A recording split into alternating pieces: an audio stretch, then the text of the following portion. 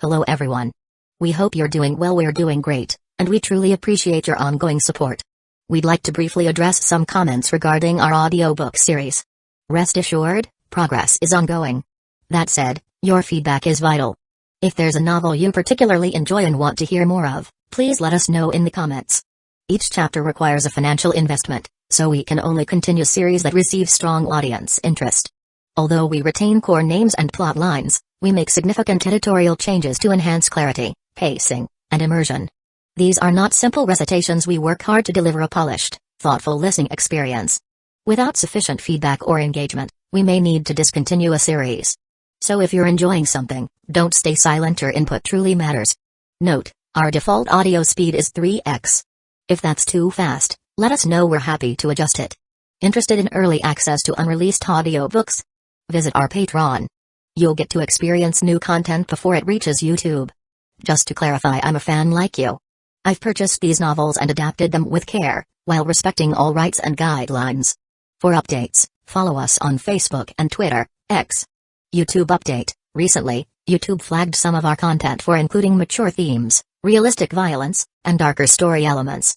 As a result, we've decided to stop uploading anything that violates YouTube's guidelines. If you'd like access to the full, uncut versions including the more intense or mature content, you can find them on our Patreon page, where we upload everything first. Available now on Patreon: Shattered Innocence transmigrated into a novel as an extra. Transmigrating over 10,000 years late, I was forced to become a mighty presence. I, the celestial dragon, rule the heavens through the double gate, reigning supreme in countless worlds with peace taming, Tower of God sequence strength, cultivation when you take things to the extreme. Naruto is an Uchiha with cyst. WTF, the centuries-old ancestor in our family take concubine again. Plus 18, Ichi, reincarnated in Bleach as a wizard. Thanks for listening and happy listening. Acquaintances greeted each other, lamenting the hardships of the apocalypse. Some discovered that their old friends were no longer around, and couldn't help but feel a pang of sadness. However, at this moment, most people were focused on finding Lin Bulang. Which one is Lin Bulang? Stop looking, he hasn't arrived yet. Didn't he say noon? Why is he late? You're confused. He's a big shot. Does he have a habit of arriving early? Not at this moment. Shenchaku stepped forward, cleared her throat, and said loudly, "Everyone quiet down. My man will be here soon. Please line up and don't crowd." Everyone was stunned. Lin Bulang's woman? Didn't it change again? Wasn't it someone else last time? You're confused. He's a big shot. What's wrong with changing girlfriends? Why do I feel it's not the same? Look at her, so pale and thin. She's far from that little girl last time. Could it be that Lin Bulang's family is out of supplies too? Stop arguing. Let's just listen to her and line up. The crowd quickly dispersed, as if they were at a shopping fair, each occupying a small space to store the supplies they intended to trade.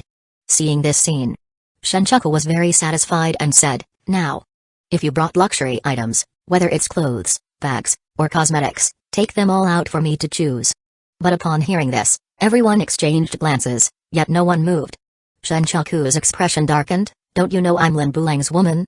When Lin Bulang arrives, even he has to listen to me."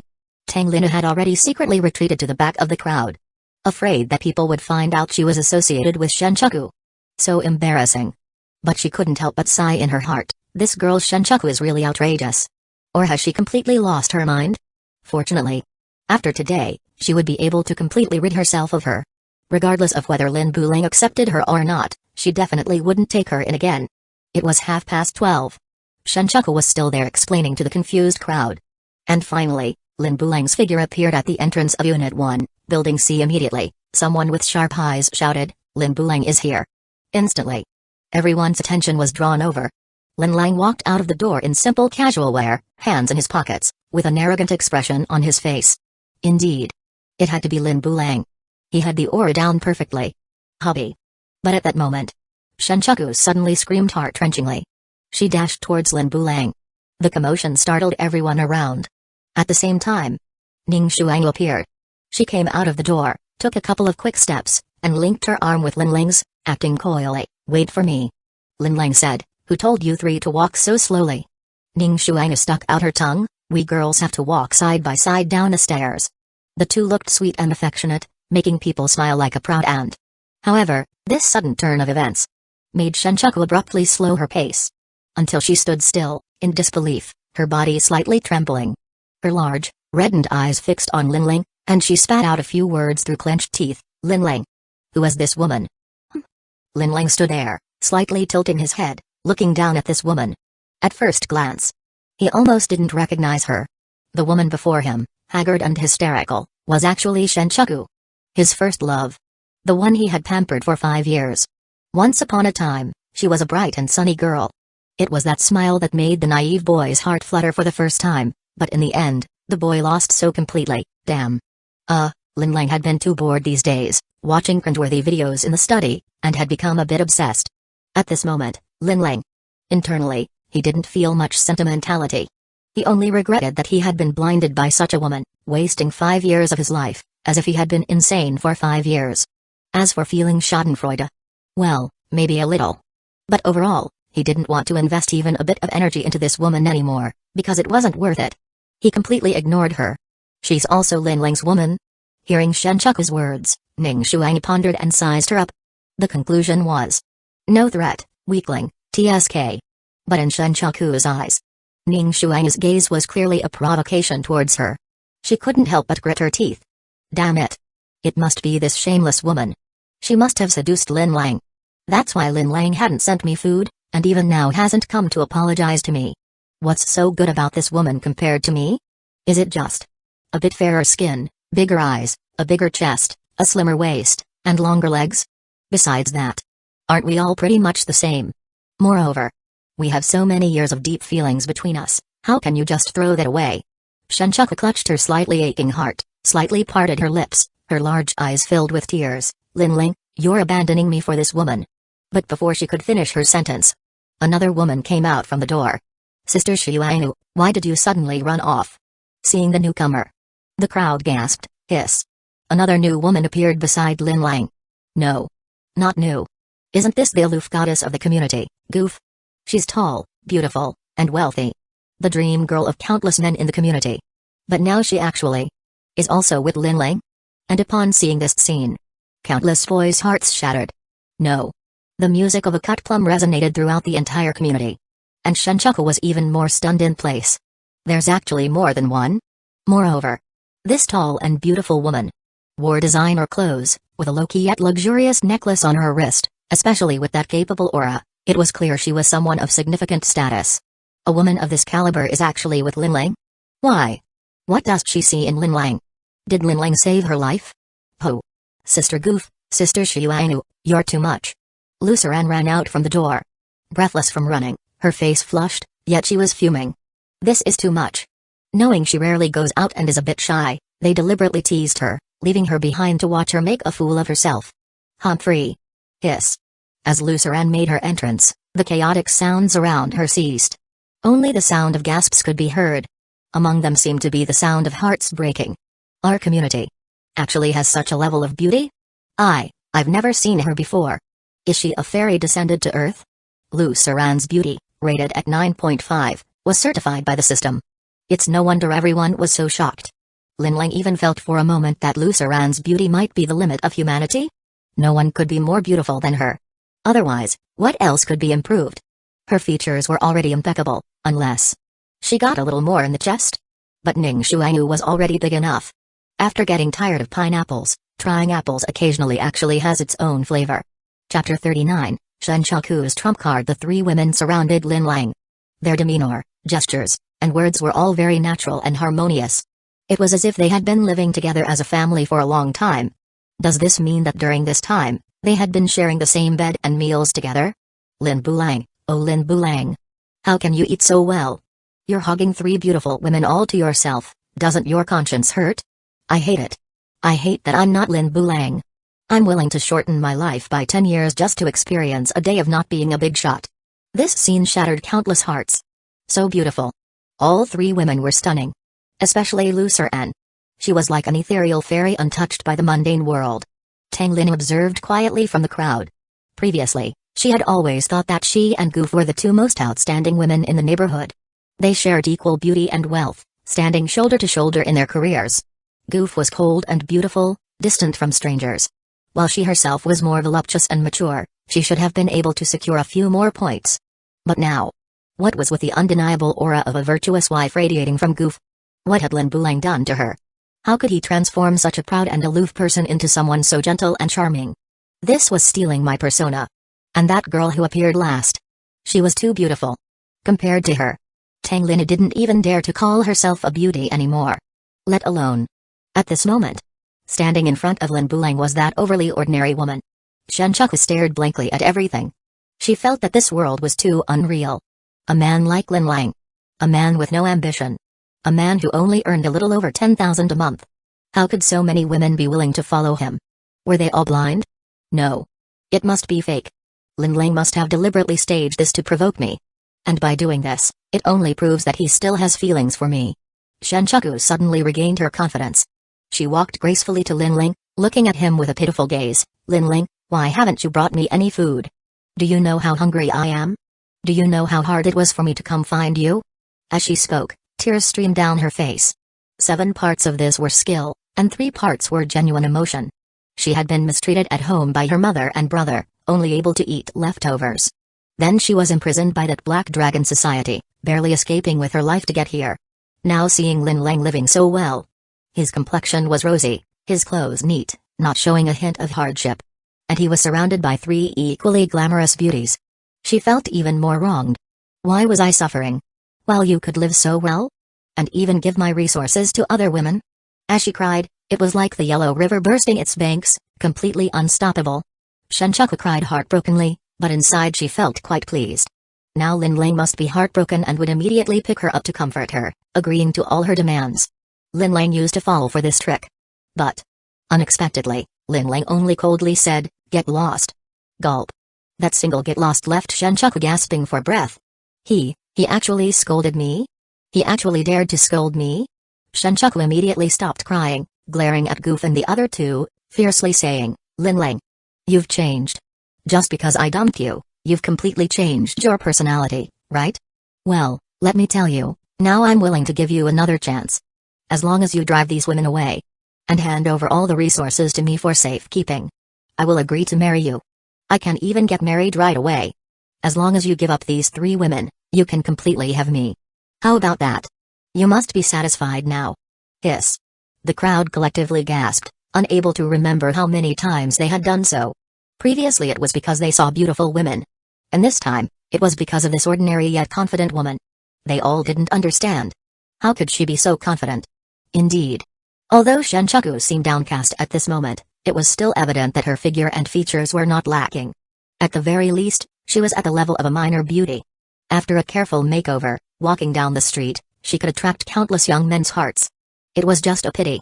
Her current opponents were 3 top-tier beauties. A cold yet gentle Goof. A graceful Ning Xiuangu. A stunningly beautiful Lu Suran. Compared to them, it was like the difference between a light bulb and a luminous pearl. No. It should be the difference between a broken light bulb and 3 exquisite luminous pearls. How to choose? It's really hard to choose. Should I choose the 3 of them? Or should I slap Shenchaku twice first, then choose the 3 of them? It's truly a dilemma. Goof, Ning Xiuangu, and Lu Suran all looked at Lin Lang in unison. Their eyes were filled with resentment. As if to say, were you this hungry before? Look at what kind of woman you've attracted. Lin Lang felt embarrassed. Just then, someone broke the silence. Big shot, when will the resource trading begin?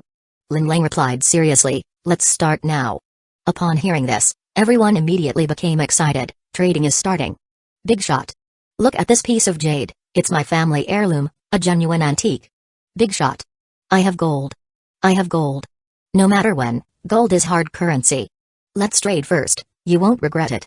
Excuse me, please step aside, don't block the way. Everyone clamored and rushed forward. It was like a market day in the village. The community finally became lively again. Lin Lang felt a bit speechless, so he said, everyone, don't crowd around, go back to your previous positions, and show your items. Anyone with resources can trade with each other. So everyone dispersed again. Returning to the previous street vendor mode. Lin Lang and the others began to pick and choose.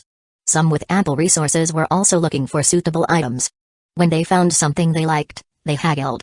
It seemed to have completely turned into a marketplace. Meanwhile, the person everyone ignored.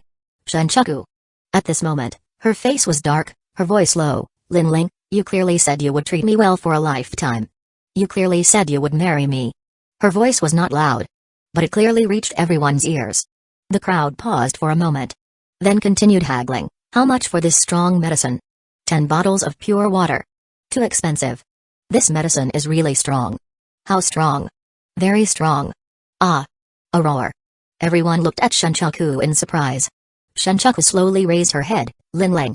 You betrayed me. You forced me to do this. Since I'm not living happily, then you all shouldn't expect to live well either. Everyone stared at her in horror.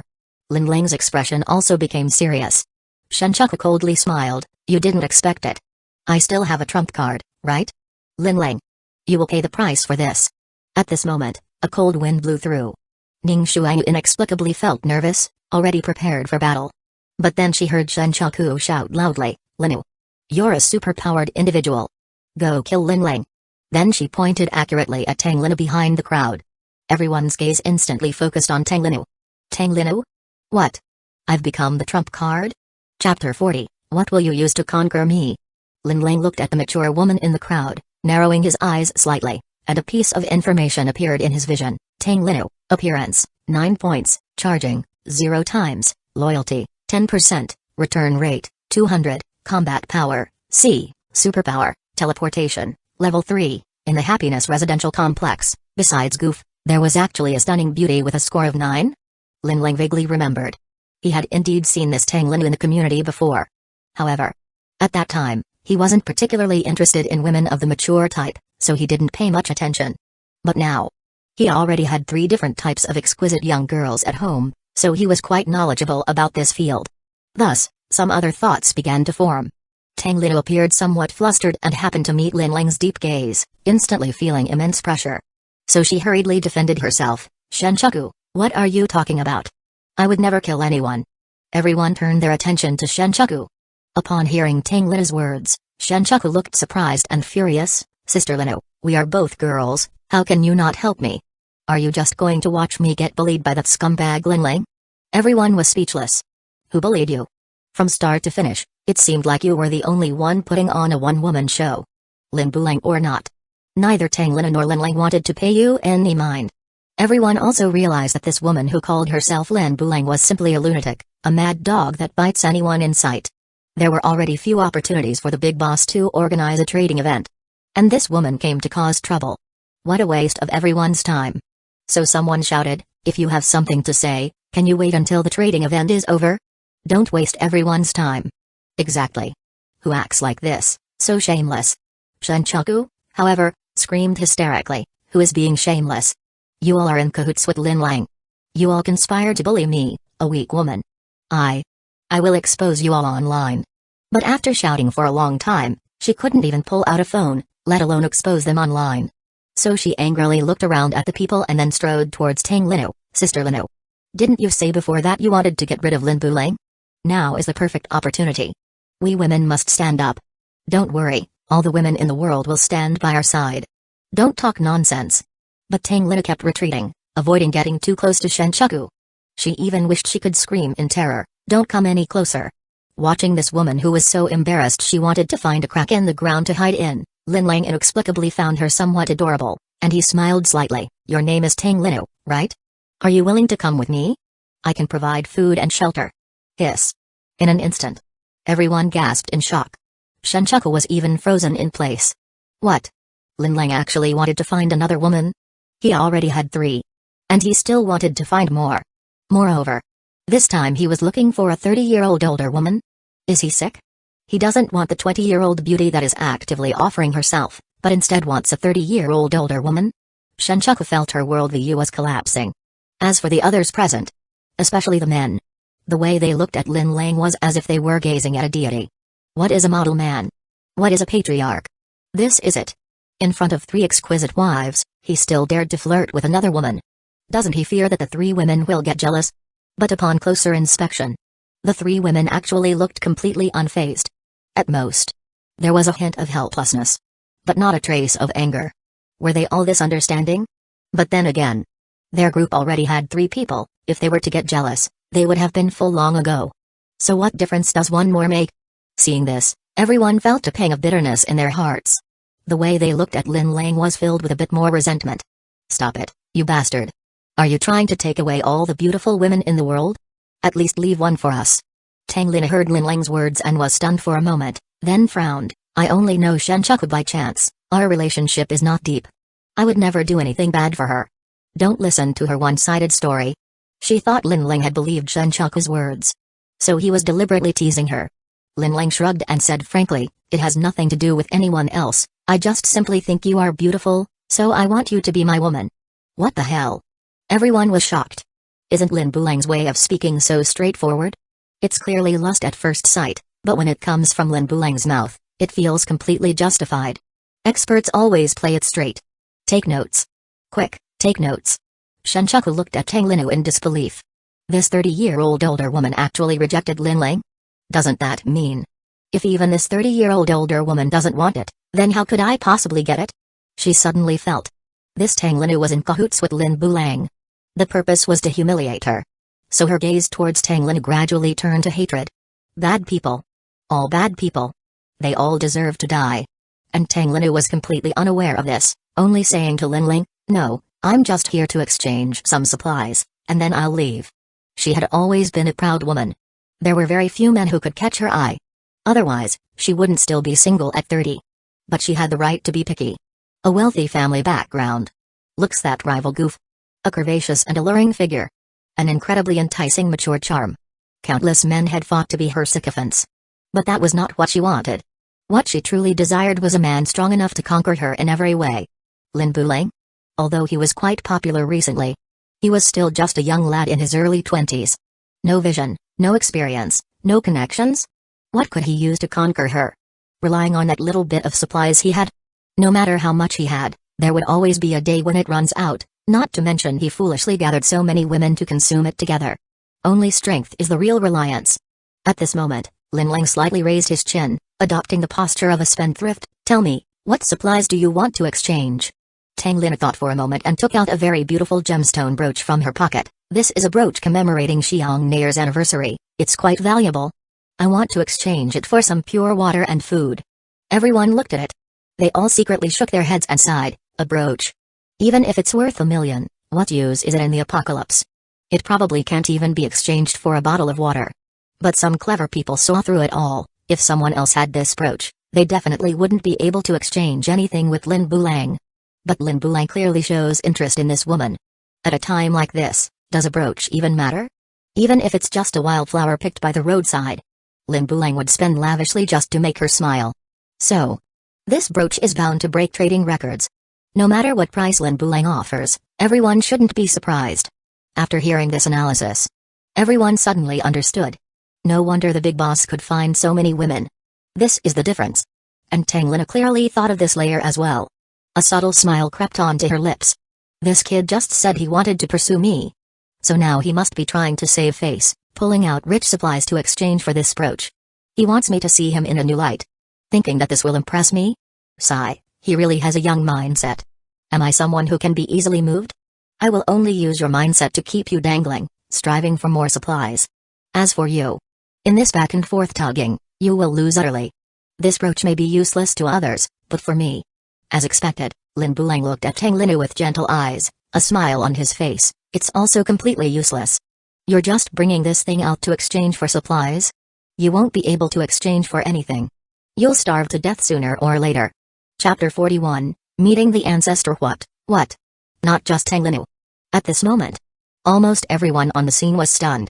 The way they looked at Lin Lang was as if they were gazing at an indescribable existence. It was simply unfathomable. What kind of man was he? How could he, at such a critical moment, say such a blunt truth to a woman? PFFT. Ning Shuayu was the first to crack, bursting into laughter. Then Goof also covered her mouth. Luceran, however, seemed a bit at a loss, her habit of feeling embarrassed for others kicking in again. Under the gaze of everyone, Tang Lin stood frozen, her face shifting from red to white, then from white to red, until it turned ashen. The dazzling gemstone brooch in her hand, at that moment, became a joke along with its owner. And Lin Lang merely looked at her coldly. Is it worth a fortune just to buy a woman's smile? Puffing oneself up to look good? Does he really think I'm a 3-year-old child? There are many ways to showcase one's strength, why must he choose one that harms himself while benefiting others? No matter how many resources he gives away, Lin Lang didn't care. because he wasn't lacking in resources. But if he gave away resources and still got called a fool, then he would truly be a fool. Being nice to Goof and the other two at least earned him loyalty and increased the return rate. What could he gain by being nice to Tenglinu? Nothing at all. At this moment, Shenchaku took the opportunity to walk over to Tenglinu's side, fanning the flames. See, Linlang is just that kind of bastard. In his eyes, all women are merely tools. I'm a victim, you're a victim, and so are the three of them. Tenglinu listened. She bit her lip, but didn't say a word. Only stared intently at Linlang and his group, her beautiful eyes reflecting a different kind of light. Is it really like this? That would be wonderful. A capable man should be like this, right? Unfettered by romantic entanglements, solely focused on his career. This young man actually has such a mindset. Had she really misjudged him? Linlang. At this moment, someone called out to Linlang, I have a superpower fruit here, can I trade it for some resources? Superpower fruit? Hearing those three words, the noisy crowd around them fell silent, all attention drawn to this spot. The person took out a purple fruit from their pocket. Translucent and glistening, surrounded by a mist, it was undoubtedly a superpower fruit. Purple? Linlang recalled that someone had mentioned this purple superpower fruit in the group chat before. It seemed to correspond to the ability of flight. Linlang pondered and asked, what resources do you want? The person tentatively replied, 50 bottles of purified water, is that okay? Linlang said, 30. Deal. After the price was settled, Linlang turned to look at Ning Xiuanu. Ning Xiuanu, looking helpless, reached into her pocket and indeed pulled out 30 bottles of purified water in one go. This scene left Goof and Lu Sarant stunned. Is Xiuanu's sister performing magic? The person received the purified water, handed over the purple superpower fruit to Linlang, and hurriedly left. Water is the source of life. Especially in this apocalypse, it had become more precious than gold. Having so much water all at once felt like someone had suddenly become rich overnight. It was hard to guarantee that no one would set their sights on him. As it turned out, this was indeed the case. The crowd looked at the person's departing figure, their gazes filled with heat. 30 bottles of purified water. Is this superpower fruit really that valuable? Of course. Eating it grants you superpower, who wouldn't be tempted? Then why doesn't that person eat it themselves? Because they're a smart person. In this apocalypse, resources are the most important. Without resources, what good is awakening superpower? You'd still starve. That said, in reality, most people, upon finding a superpower fruit, would instinctively eat it, rather than trading it for resources. After all, the temptation of superpower was simply too great. Shenchaku looked at the purple fruit in Linlang's hand, unable to resist licking her lips, her gaze turning greedy. Is that the superpower fruit? Eating it grants superpower. She recalled that night. She and her mother, Wang Qiuya, had escaped from the Black Dragon Society to the Happiness Residential Complex, only to encounter a ferocious beast in the community. To survive, she had pushed Wang Qiuya to the ground, feeding her to the ferocious beast to buy herself time. After that, Tenglinu had suddenly appeared, grabbed her hand, and teleported her inside. That was the power of a superpowered individual. She couldn't help but fantasize. If she also obtained such a fruit and awakened superpower, what would happen? Would Linlang beg her to be with him? And by then, she could monopolize all of Linlang's resources and keep him by her side like a dog, playing with him at will. Thinking of this, a sinister smile gradually appeared on her face. Tenglinu stared at the fruit, her expression shifting between dark and light. She had also eaten a similar purple fruit to awaken her teleportation ability. That was one of her sources of pride. And now, Linlang actually had such a fruit too. Didn't that mean her advantage was about to disappear? Linlang did not directly eat the superpower fruit. Instead, he first took a bottle of purified water from Ning Xiuanu and washed the fruit clean. Watching the purified water flow onto the ground, people couldn't help but swallow hard. Oh my god. This is outrageous. We're all parched, and this guy is washing a fruit? It was hard to tell whether to call him meticulous or wasteful. They practically wished they could rush over and catch it with their mouths. After Linlang washed the fruit clean, he didn't eat it himself but casually handed it to Lu Sarant beside him. You eat it. Now, Goof had already eaten the intuition fruit and the wood fruit. Ning Xiuanu had also eaten the physical fruit and the intuition fruit. They both possessed two types of superpower at the same time. And just as Ning Xiuanu had said before, having more superpower wasn't necessarily better, a mix could hinder progress. Therefore, Linlang chose to give this fruit to Lu Sarant. Lu Sarant held the fruit but felt a bit nervous, glancing at Goof and Ning Xiuanu. Me? Isn't that inappropriate? Goof and Ning Xiuanu smiled and urged, be good, eat it. Seeing this scene, Everyone was dumbfounded. Such a precious fruit, just given away so casually? Lin Lang is actually this good to his women? Isn't that obvious? Look at those 3 goddesses, which one isn't pampered and delicate? Doesn't that say it all? I thought he was so rude to Tang Linnu. I assumed he treated all women like that. Looks like the boss is only nice to his own women. I'm so envious. Boss, do you need a man? I can be both aggressive and submissive. And Shenchaku, watching all of this from the side, felt as if the sky was falling. That was a superpower fruit. Eating it could awaken superpower. Why wouldn't Lin Lang eat it himself but give it to someone else? Could it be he really had fallen for those women? Even willing to give them such a precious thing? No. This can't be. Lin Lang can only love me. Even if he wants to give, it should be to me. Shenchaku gritted her teeth, clenching her fists tightly.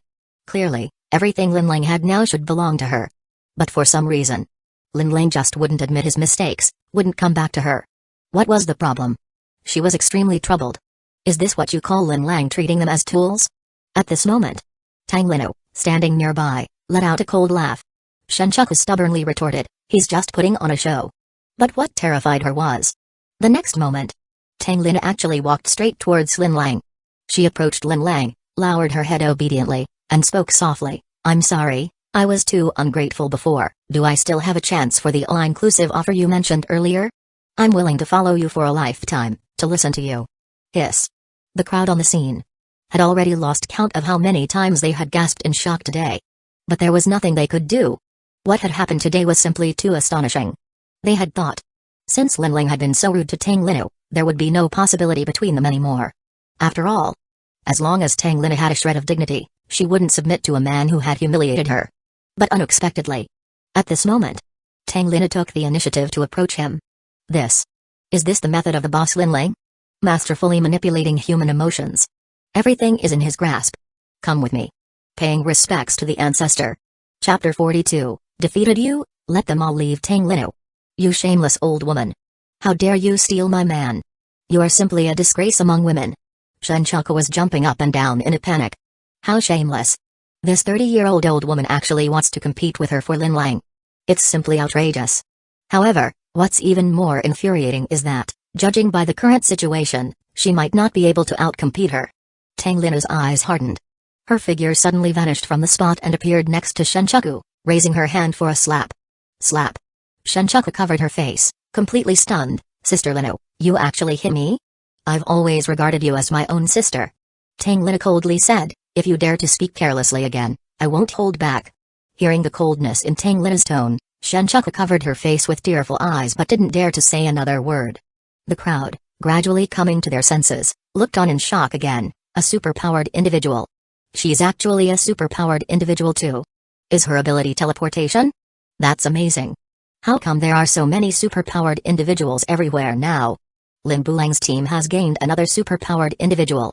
However, Lin Lang and the others were not surprised. After all, they had all awakened their intuition ability and could use psychic power to observe the superpower core within superpowered individuals. Using psychic power to observe the surroundings had already become a habit for Lin Lang. Even before he went downstairs, he already knew. Among the hundreds of people present, there were at least 20 superpowered individuals. Most of them had obtained their superpower fruits while clearing weeds earlier. Tang Linnu should be considered one of the more powerful ones. Lin Lang looked at this woman, a slight smile curling at the corners of his mouth. Able to bend and stretch. Timely damage control. This woman's level of intelligence was indeed comparable to Goof. The slap she gave Shenchaku not only made her stance clear but also showcased her value. It was truly a twofold gain. And with her attitude of admitting her mistake so readily, Lin Lang naturally had no reason not to forgive her. So he said, all right. Thank you. Tang Linnu performed a classical bow and naturally walked over to Lin Lang's group of women. She first smiled at Goof. Goof, it's been a long time. I didn't expect you to have found such an excellent man ahead of me. Don't blame your sister for being tempted to. Goof, who was usually friendly to newcomers, did not smile at this moment. She seemed to have returned to her usual aloof demeanor and simply said, it's fine to be tempted, but it's best not to have any improper thoughts. He's not like those other men outside, he's not someone you can easily toy with. It seemed the two had some history. Ning Shuangyu and Blue Suran also noticed this. But they naturally stood on Goof's side first, looking at Tang Linnu with hostile eyes. Tang Linnu, however, didn't mind and politely greeted them, hello. Ning Shuangyu nodded. Lucera timidly responded, "Hello." Shenchuka watched helplessly as another woman joined Lin Lang's side. And that woman was actually brought by her. She suddenly felt deceived by the whole world. Especially when she saw Tang Lin's smug expression, her heart felt even worse. But there was no way she could lower herself and apologize to Lin Lang like Tang Lin did. She hadn't done anything wrong. The one in the wrong was Lin Lang. Why should she apologize? Impossible. Lin Lang. One day, you will come to me and admit your mistake. Shenchuku's eyes were filled with tears, but her tone was incredibly firm. Lin Lang, however, completely ignored her. Today, he had received a superpower fruit. And also gained a Tang Linu. It was not a wasted trip. He was already eager to return and test it out. Testing the superpower fruit, not Tang Linu. But just as he was about to take the women back home, a sudden change occurred. Stop. A man stepped out from the crowd. Lin Lang halted, turned to look at the man. Zhuang Baqian, combat power, C+, superpower, steelization, level 3. This was a tall young man. He looked quite handsome and sunny. But the deliberately aloof expression on his face made it seem as if everyone owed him 500 million. And his C+ level combat power was the highest among this group of people. Although in Lin Lang's eyes, he was still just a small fry. But this person seemed very confident. He extended a hand, pointing at Lin Lang, and declared, "I want to challenge you." Lin Bulang. The crowd erupted in an uproar.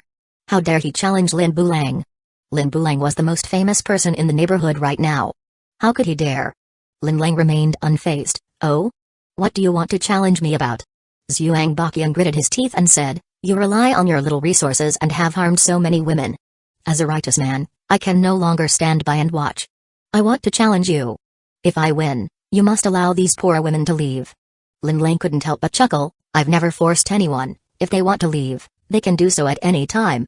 Zhuang Baqian's face immediately brightened, and he turned to Goof. "Ms. Goof, did you hear that? You can't leave right now. Don't worry. I'm not exaggerating when I say I'm a particularly powerful superpowered individual. If he goes back on his word, I will teach him a lesson." Upon hearing this, Tang Linu was the first to giggle. "Goof, it seems this guy is after you." Goof's expression darkened. "I don't know you, and I don't need you to meddle." Zhuang Baqian's eyes widened. "Goddess F. You don't know me? I'm Zhuang Baqian. Actually, I've had a crush on you for many years.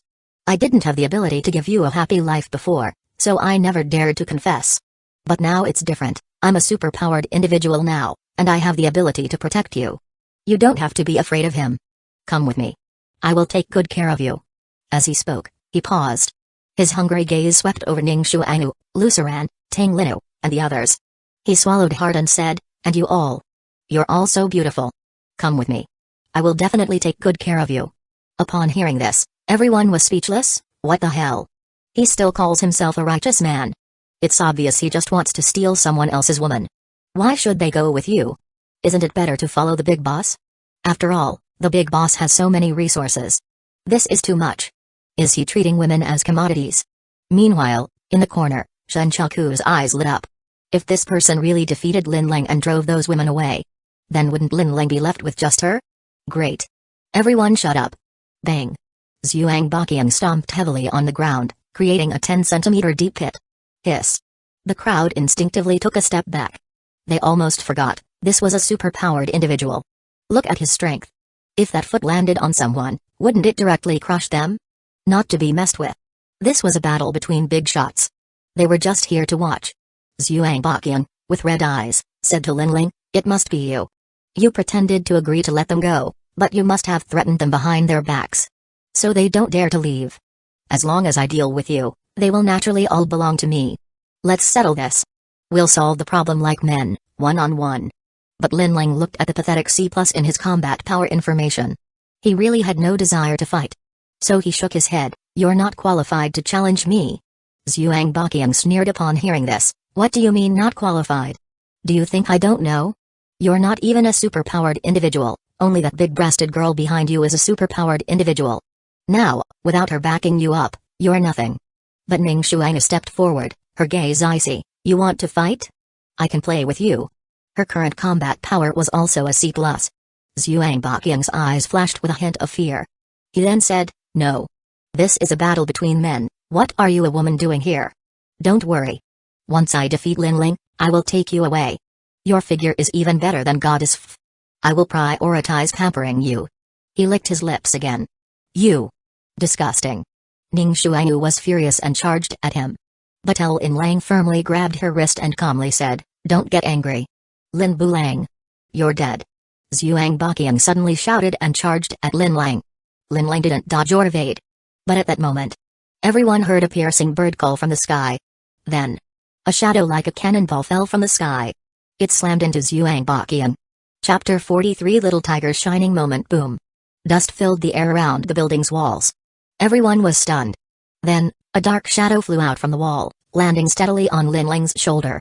With sleek, black feathers, a cat-like head, and large, golden eyes, it stared curiously at the crowd. It was an owl. But ordinary owls weren't this big, and they certainly couldn't knock an adult flying. Therefore, this must be a ferocious beast. Not just the onlookers. Even Goof and the others were extremely surprised. They only knew that Lin Lang liked to stay alone in his study, but they didn't know what he did in there. So he was raising a ferocious beast in there? What a strange and mysterious man. On the other side, the dust settled. A gleaming Iron Man was embedded in the wall. Everyone looked on in astonishment. The Iron Man broke free, landing with a clang, half kneeling on the ground. Unfair. We agreed to a one-on-one fight, you little punk actually brought back up. And used a sneak attack? He's not dead. Everyone exclaimed. As expected of a superhuman. If an ordinary person had suffered such a violent impact, they would have been reduced to a pulp. And this was Zhuang Baqian's superpower, steel transformation. He could transform his body into impenetrable steel for a certain period, with amazing defensive capabilities. Lin Lang said calmly, "You can't even beat my pet, so what right do you have to challenge me?"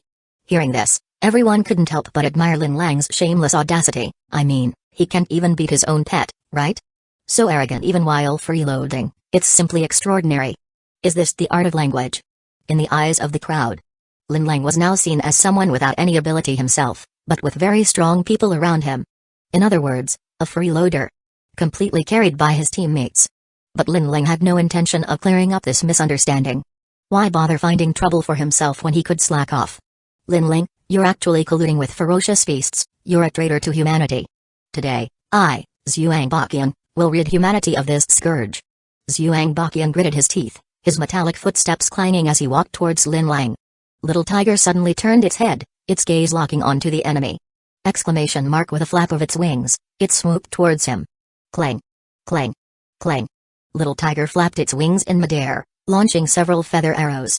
All the arrows hit their target, but were deflected by Zhuang Baqian's steel body, sparking a shower of sparks. Little Tiger, combat power, C, ability, Iron Feather opening parenthesis level 2 closing parenthesis. These days, Lin Lang had been feeding Little Tiger large quantities of mid-grade physique fruit. And the effects were remarkable. Its combat power had soared from E to C. It had also awakened a superpower called Iron Feather. It could launch its feathers as projectiles, with considerable power. Lin Lang was just a little worried that Little Tiger might go bald if it used this superpower too much. Child's play.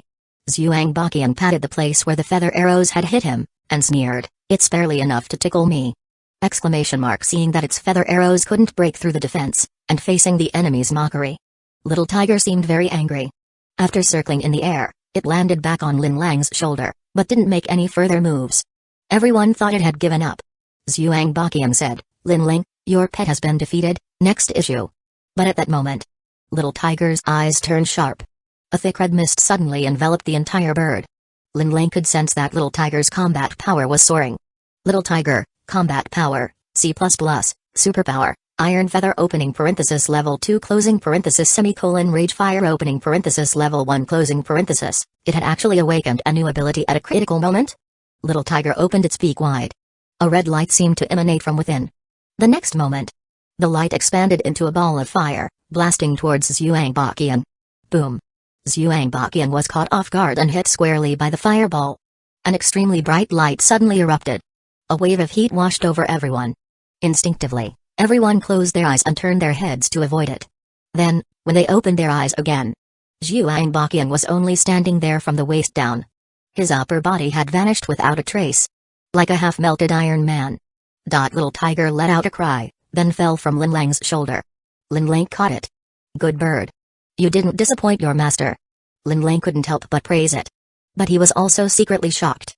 It had to be said that compared to humans, ferocious beasts had too many advantages. Innate powerful bodies. Innate ability to absorb red mist to cultivate. They could awaken various powerful superpowers without relying on superpower fruit. They were the darlings of the apocalyptic era. Exclamation mark! Little tiger let out a weak cry in Lin Lang's hand, then closed its eyes and fell asleep. Its combat power also dropped back to C+ level. It seemed that it had just been in a berserk state. But even so, it was still the undisputed strongest combat power around Lin Lang. Zhuang Baqiang's body fell to the ground. With a loud clang, Lin Lang had been thinking about whether he could sell his body for scrap metal. Then he saw the metallic sheen on his body quickly disappear, reverting to flesh and blood flowing out, staining a large area. Looks like I can't sell it after all. DD dead. Everyone felt their scalps tingle. Although they had witnessed death many times during this period. But few had died so tragically. Not even a whole corpse, let alone a last word.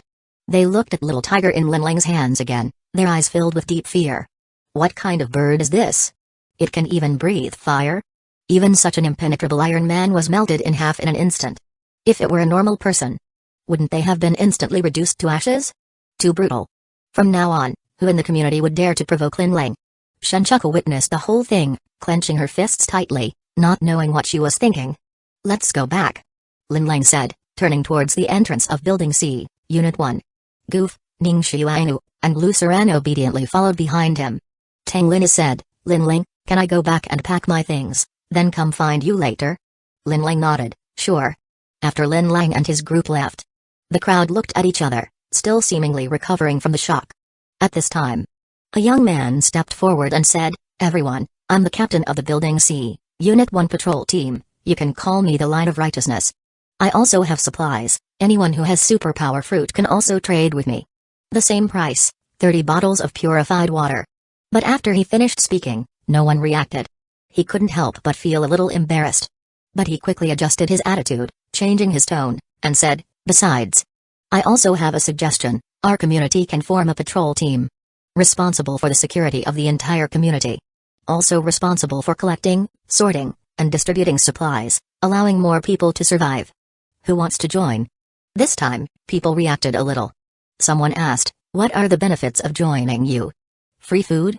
The Light of Righteousness and his team had collected a lot of rescue supplies during the previous weeding operation. Coupled with the assistance of that mysterious big shot. They should be the people in the community with the most abundant supplies besides Lin Lang. The Light of Righteousness nodded, patrol team members can receive a supply package every 3 days. Immediately, someone raised their hand, I'll join. Me too. Seeing that there were quite a few people, the Light of Righteousness quickly added, our patrol team only accepts superpowered individuals. Suddenly, many people fell silent. But some still stood up, I'll do it. I'm willing to do something meaningful for the community. Linu, wait for me. At the entrance of Building B, Unit 1, Shenchuku caught up with Tang Linu. Tang Linu turned around, frowning, why are you following me? We're done. Shenchuku grabbed Tang Linu's hand, looking pitiful, Linu, I was wrong today. But, you saved my life, if you don't care about me anymore, how am I supposed to live? Tang Linu remained silent, but she felt inexplicably reluctant. Finally, she said, anyway, I'm going to Lin Lang's place, I'll leave this house to you. There are still some supplies inside, enough for you to last for a while. But remember, this is the last time I'm helping you. Don't bother me again from now on. Chapter 45, Charging Tang Linu. Lin Lang retracted his psychic power suppression. The little mouse instantly woke up, completely unaware of what had just happened, and continued to forage for food. Is it really only capable of suppression? Although this ability was already quite monstrous, Lin Lang still felt unsatisfied. He continued to ponder. If he were to continuously strengthen the psychic power, could he erase a person's entire consciousness in an instant, turning them into a pure idiot? Or perhaps evolve into abilities like mental pollution or thought branding? But just thinking about it, Lin Lang suddenly felt a bit of pain in his head, as if something terrifying was being stirred invisibly. He decided not to overthink it. At that moment, Tang Linu arrived. She walked in and greeted everyone with familiarity. But Goof seemed unwilling to share the same roof with her, silently heading downstairs. Ning Xuanyu and Lu Saran followed her. On the way, Lu Saran couldn't help but ask, Goof, do you have some kind of grudge against Tang Linu? Goof replied indifferently, it's nothing much, I just can't stand her attitude of being able to connect with everyone. Essentially, both she and Tang Linu were proud women. But Goof's pride manifested in her disdain for excessive interaction with anyone. while Tang Lin's pride was reflected in her belief that she could understand and control anyone. But if she intends to use such tricks against Linling, then she can only wish for the best. A rare glimmer of schadenfreude appeared in Goof's eyes. Luceran pondered. But when she looked at Ning Xiuanu, she found her still in a daze, seemingly lost in thought. Was she contemplating the task she mentioned today, the one that required her to leave Linling? But what exactly was that task? Luceran was curious. Yet thinking of what Linling had said, allowing anyone to have their own secrets. She suppressed that impulse. Tang Lin returned not just to pack her things, but also to carefully dress up. She styled her thick long hair into an updo, secured with a simple hairpin, revealing her slightly made-up beautiful face and her long, fair neck. She wore a black bodycon dress that hugged her slender waist, exposing her delicate shoulders, and the two ample peaks were almost visible. A pair of long, toned legs clad in black stockings, taut, proportionate, and smooth. Her delicate feet were in black high heels. Languid, mature, sexy. Brother, do I look pretty dressed like this? She stood in front of Lin Lang, her eyes sparkling seductively. Not bad. Lin Lang sat on the sofa, his gaze unabashedly roaming over her, giving an honest evaluation. This surprised Tang Lin a bit. After all, boys of Lin Lang's age were usually shy and introverted, rarely daring to look directly at her, let alone give such a candid assessment. But then she thought, this guy had 3 stunning beauties living with him at home, so he wasn't just a simple boy. She felt relieved. Then, with a playful smile, she asked, so, between me and Goof, who do you prefer? Lin Lang remained calm. I'm not someone who pays much attention to appearances. Tang Lin, speechless. Just look at the 3 women you have, each one a gem. And you say you don't care about appearances? That's like someone claiming they aren't interested in money. Hypocritical. But she couldn't let the conversation die, so she pressed on. Then what do you care about? Lin Lang replied, I care about experiences. After saying that, he disregarded her startled expression, picked her up around the waist, and strode into the bedroom. Ah. Brother, can't you be a little gentler with your sister? Tang Lin, appearance, 9 points, charging, 3 times, loyalty, 20%, return rate, 300, combat power, C, superpower, teleportation, level 3, midnight. Exhausted, Tang Lin had already fallen into a deep sleep. A few strands of hair were damp with glistening sweat, sticking to her smooth forehead. Lin Lang withdrew from beneath her and went to the study. Lin Lang, combat power, S++, physical body, 5 enhancements, superpower, intuition, level 10, spirit wood, level 6, in the study. Lin Lang stood there, slightly closing his eyes, trying to mobilize the power within him based on his subconscious guidance. After a long while, he grasped that glimmer of brilliance. Then he suddenly opened his eyes. Bang! Bang! Bang! A series of explosions echoed from within him. Muscles and meridians rapidly expanded. In an instant, his figure grew a full circle. He looked like a muscular, bulging human sculpture. In this state, his flesh and skin were as solid as rock, with terrifying defense, capable of withstanding modern artillery fire. His strength also multiplied, making it no exaggeration to say he could lift mountains. Even his reflexes and speed were significantly enhanced. At this moment, he was practically a human tank, a combat machine. Is this the effect of 5 enhancements? Lin Lang admired his exaggerated biceps. He felt that he could now brawl with S-class ferocious beasts. But such a fighting style was too foolish. It didn't suit his temperament. So he let out a long breath, and his figure quickly returned to its usual tall and slender form. This ability can be temporarily named Invincible form. In this state, Lin Lang's combat power could even temporarily reach SS+. Saying invincible was not an exaggeration at all. But the principle of balance applies. Such immense power naturally comes with a huge energy cost. The energy consumed to maintain the invincible state for 1 minute was roughly equivalent to a mid-grade superpower fruit. At this moment, in this world, perhaps only Lin Lang could withstand such consumption. Moreover, after 5 enhancements, his physical body seemed to have a deeper connection with the external red mist. Lin Lang stood by the window, his gaze piercing through the deep night, staring at a thick mass of red mist in the distance. With a thought, that mass of red mist instantly transformed into the shape of a fist. He frowned. Boom. The incredibly dense red mist fist fell from the sky, smashing down onto the ground. Instantly, dirt and stones flew. A clear fist imprint was left on the ground. Controlling red mist, long-range attack. Lin Lang pondered. An invincible form, and controlling red mist. These 2 abilities seemed plain. Compared to flashy superpowers like fire-breathing or flying, they appeared rather simple. But simplicity is profound. Within them, There was something that made Lin Lang feel a sense of awe. Now, even without other superpowers, relying solely on these two abilities, he could still roam freely in this era. Later that night, Lin Lang tried to meditate and absorb the external red mist. He discovered that his speed of absorbing red mist had greatly increased. There was even a sense of supply not meeting demand. If this continues, it won't be impossible to absorb all the red mist in the world, Lin Lang thought to himself. And the shimmering superpower core in his Danshan also faintly showed signs of transformation. At 9 in the morning, Tang Lin woke up from the big bed, and the first person she saw was not Lin Lang, but the serious-looking goof. Next to her stood a conflicted-looking Luceran. Tang Lin was slightly taken aback, but quickly reacted, smiling at them. "Sisters, you woke up so early. Alas, forgive me for not being an early riser. After all, I fought with my little husband until the deep of night, and I'm just too tired." Goof snorted coldly. "You've only done it once. I've been with Lin Lang countless times. I don't know what there is to brag about." Tang Lin proudly replied, "What does it matter how many times? I dare say, when little husband is with you, he has never been as happy as he was last night." Goof's expression darkened. "Nonsense." Tang Lin smiled mischievously. "You'll know soon enough whether it's nonsense or not." Meanwhile, in the study, Ning Shuangyu was reluctantly telling Lin Lang, "Lin Lang, I might have to leave." Lin Lang, upon hearing this, remained unfazed. He simply asked calmly, "Oh? Where are you going?" Chapter 46, What a Family. After the lesson from his ex-girlfriend Shen Chaku, Lin Lang can now calmly accept the sudden departure of anyone around him. Moreover, Ning Shuangyu is a top-tier agent who has awakened her superpower. The organization has invested tremendous effort in training her, so they will definitely assign her important tasks. Her departure was something Lin Lang had anticipated, so he was not surprised. Ning Shuangyu let out a light sigh. "Actually, I came to Happiness Residential Complex this time not only to deliver rescue supplies but also for another mission." Lin Lang merely nodded, not probing further. Ning Shuangyu paused for a moment and continued, "It may sound unbelievable, but in reality, before the red mist descended, the authorities received a mysterious letter.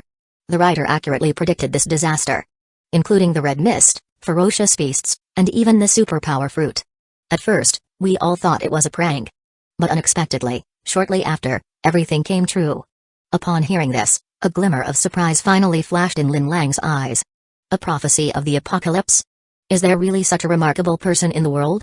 Is it divine foresight? Or a conspiracy? Or perhaps, is it like the stories in those online novels about the reincarnation of a child of destiny? Ning Shuangyu was unaware of his wild thoughts and continued to speak. "In any case, this person knows a lot of crucial information. They can help us resolve this crisis." After investigation, we found that this letter was sent from Happiness Residential Complex, and the sender's name is the Ancient Monster. So, my other task is to find this ancient monster and bring him back. But I never expected. The ferocious beasts appearing within the Happiness Residential Complex are far too powerful, much stronger than those in other places. Even though our helicopter was armed to the highest specifications, there were also 3D-class super agents on board. In the end, we still couldn't complete the mission. I was the only one who survived the entire team. Luckily, I escaped into the building and was saved by you." At this point, Ning Shuang's gaze softened, sparkling with a glimmer of light.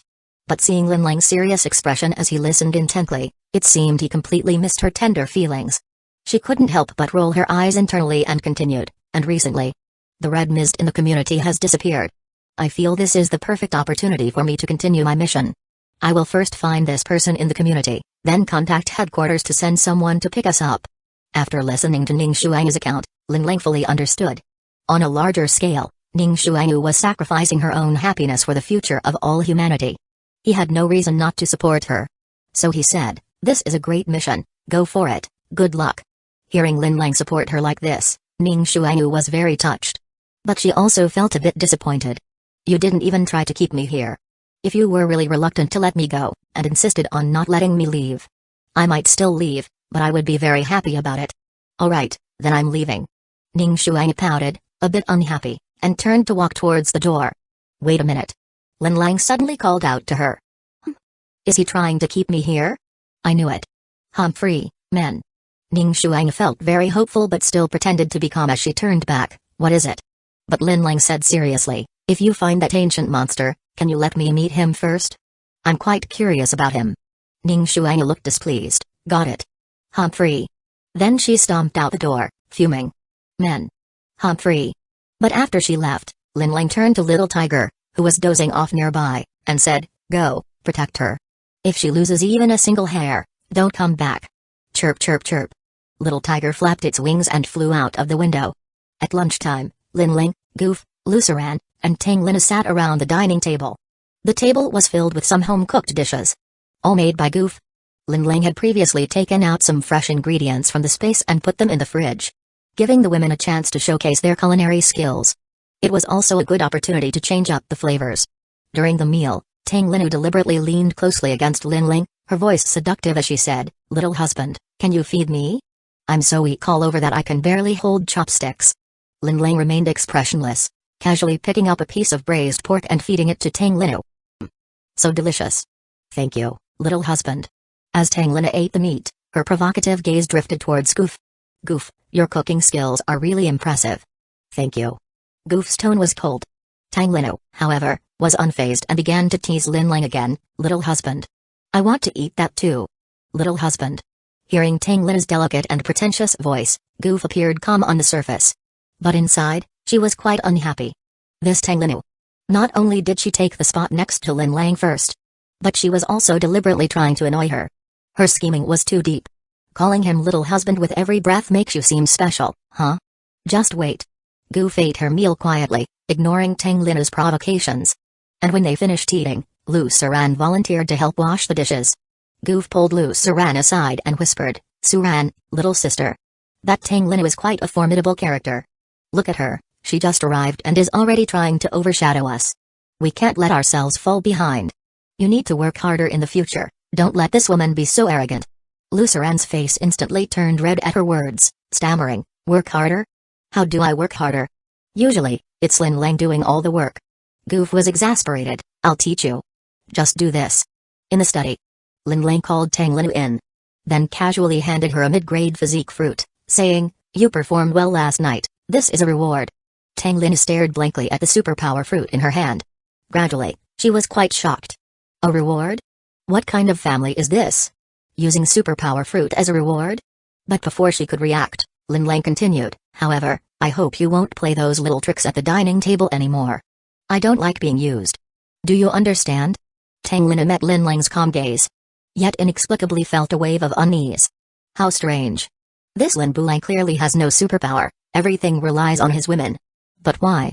He can still be so domineering? The way he speaks. It's just like an emperor. Making it impossible to refuse. Really? So lovable. Isn't this exactly what she wanted, a strong man who can conquer her? Tang Linu's breath quickened, and without realizing it, her legs went weak, and she fell into Lin Lang's arms. "I understand, little husband." Lin Lang. Great. Tang Linu took the initiative to start a battle. What can Lin Lang do? He can only respond. Chapter 47, Calmeal Ord of the Heavenly Eye. After getting Tang Linu all tidied up, Lin Lang returned to his study and picked up his phone. He wanted to see if his usually restless group friends were up to any mischief. In the Happiness Residential Complex WeChat group. The Light of Righteousness, dear residents. Our Happiness Residential Complex patrol team has officially been established.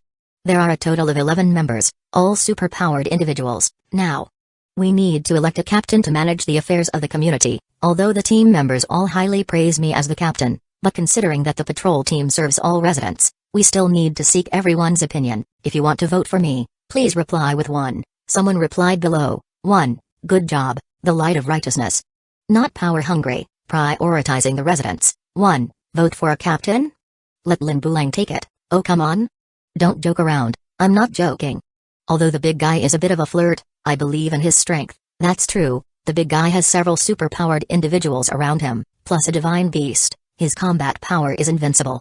With him protecting us, we can rest easy. It's all fun and games, but don't joke about the big guy, then I'll vote for the big guy too.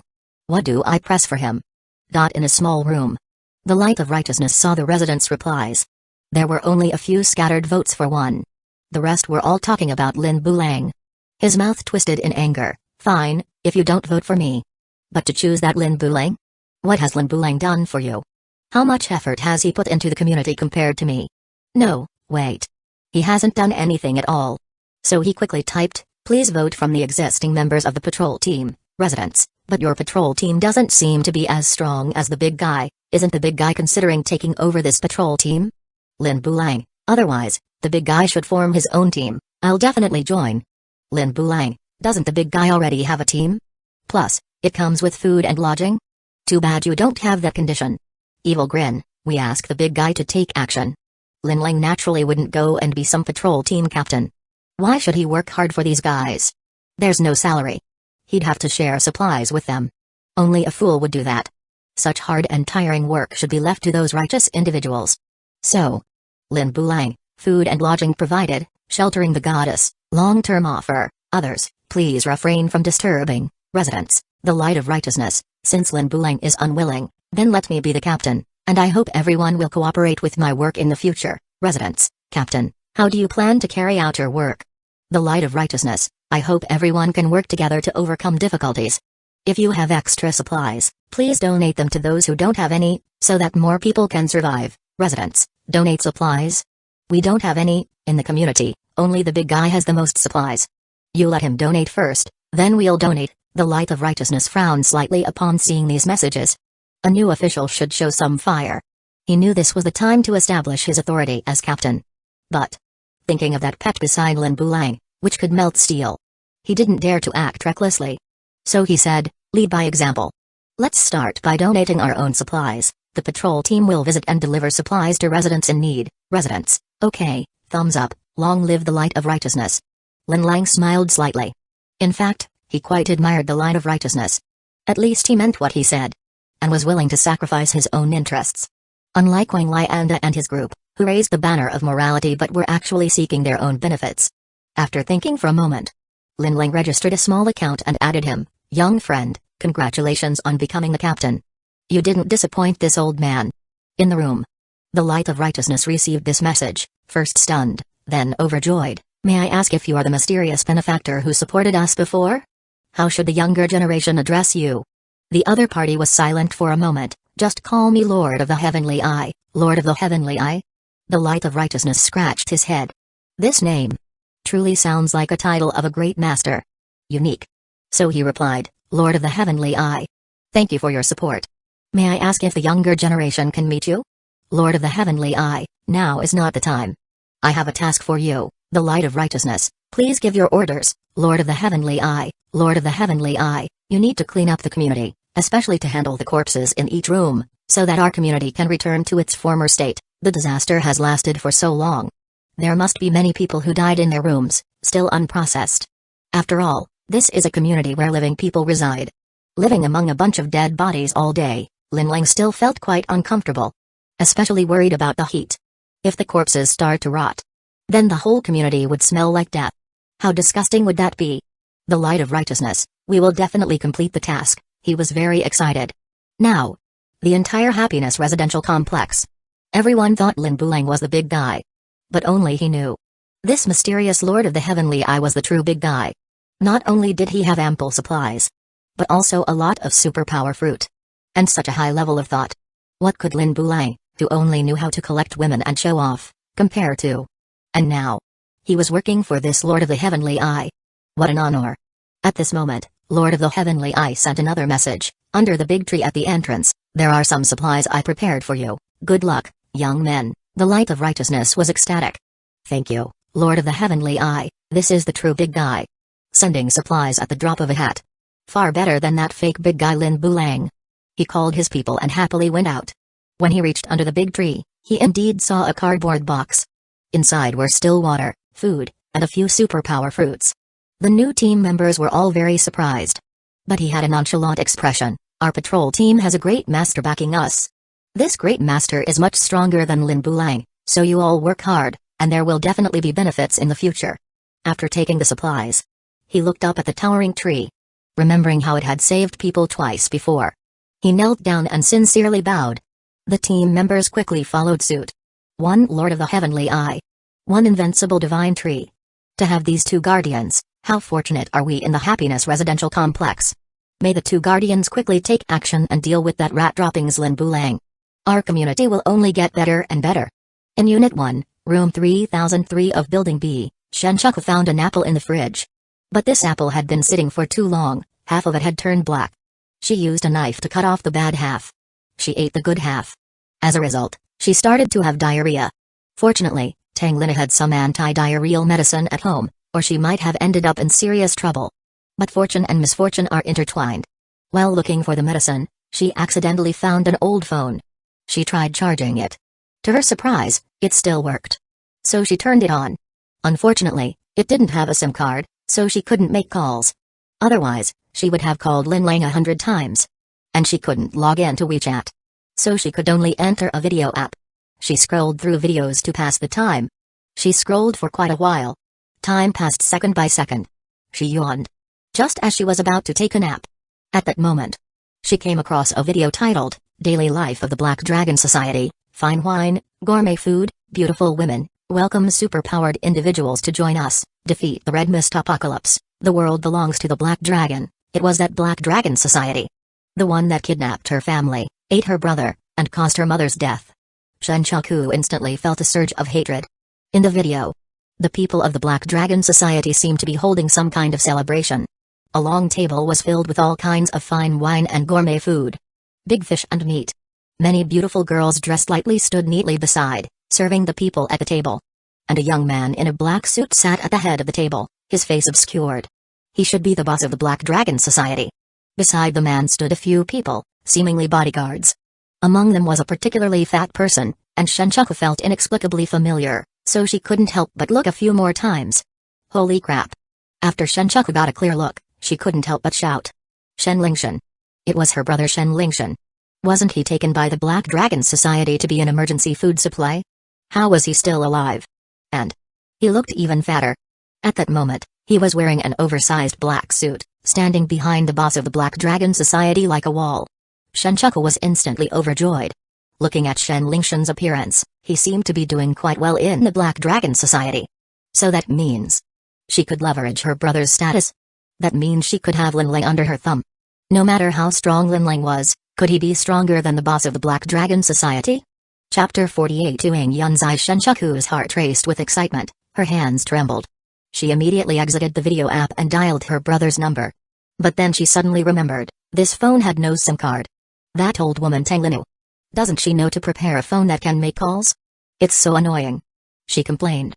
Quickly, she re-entered the video app and left a message in the comments section of the previous video. Shen Lingshan. I'm your sister Shenchaku. Hurry to Happiness Residential Complex and save me. After sending the comment, Shenchaku anxiously clutched her phone, waiting for a reply. But the message sank like a stone, creating not a single ripple. Happiness Residential Complex. The Light of Righteousness led the inspection team, going door to door to register information. When they encountered people on the brink of starvation, they delivered supplies. If they knocked for a long time and no one answered, it proved there were no living people inside. They would then break in. If the room was empty, they would collect any useful supplies to take away. If there were corpses, they would carry them downstairs and pile them near the garbage station at the back of the complex. In just a few days, they uncovered a large number of corpses. Then they set them ablaze. After all, it was a special period, and there was no need to worry about appearances. Meanwhile, Lin Lang sat comfortably at home, using his heavenly eye to supervise their work progress. It must be said, the Light of Righteousness was indeed an honest person. Such a dirty, tiring, and hard job. He still managed to lead his team to do it well. Especially, he truly achieved fair distribution of supplies, using the resources Lin Lang provided to help many who had none. This approach undoubtedly earned him high praise in the owners group. Everyone also trusted this inspection team greatly. However, the number of people willing to voluntarily donate their supplies remained very few. A few days later, the inspection team completed the preliminary population statistics. Happiness Residential Complex had a total of 6 buildings, A, B, C, D, E, and F.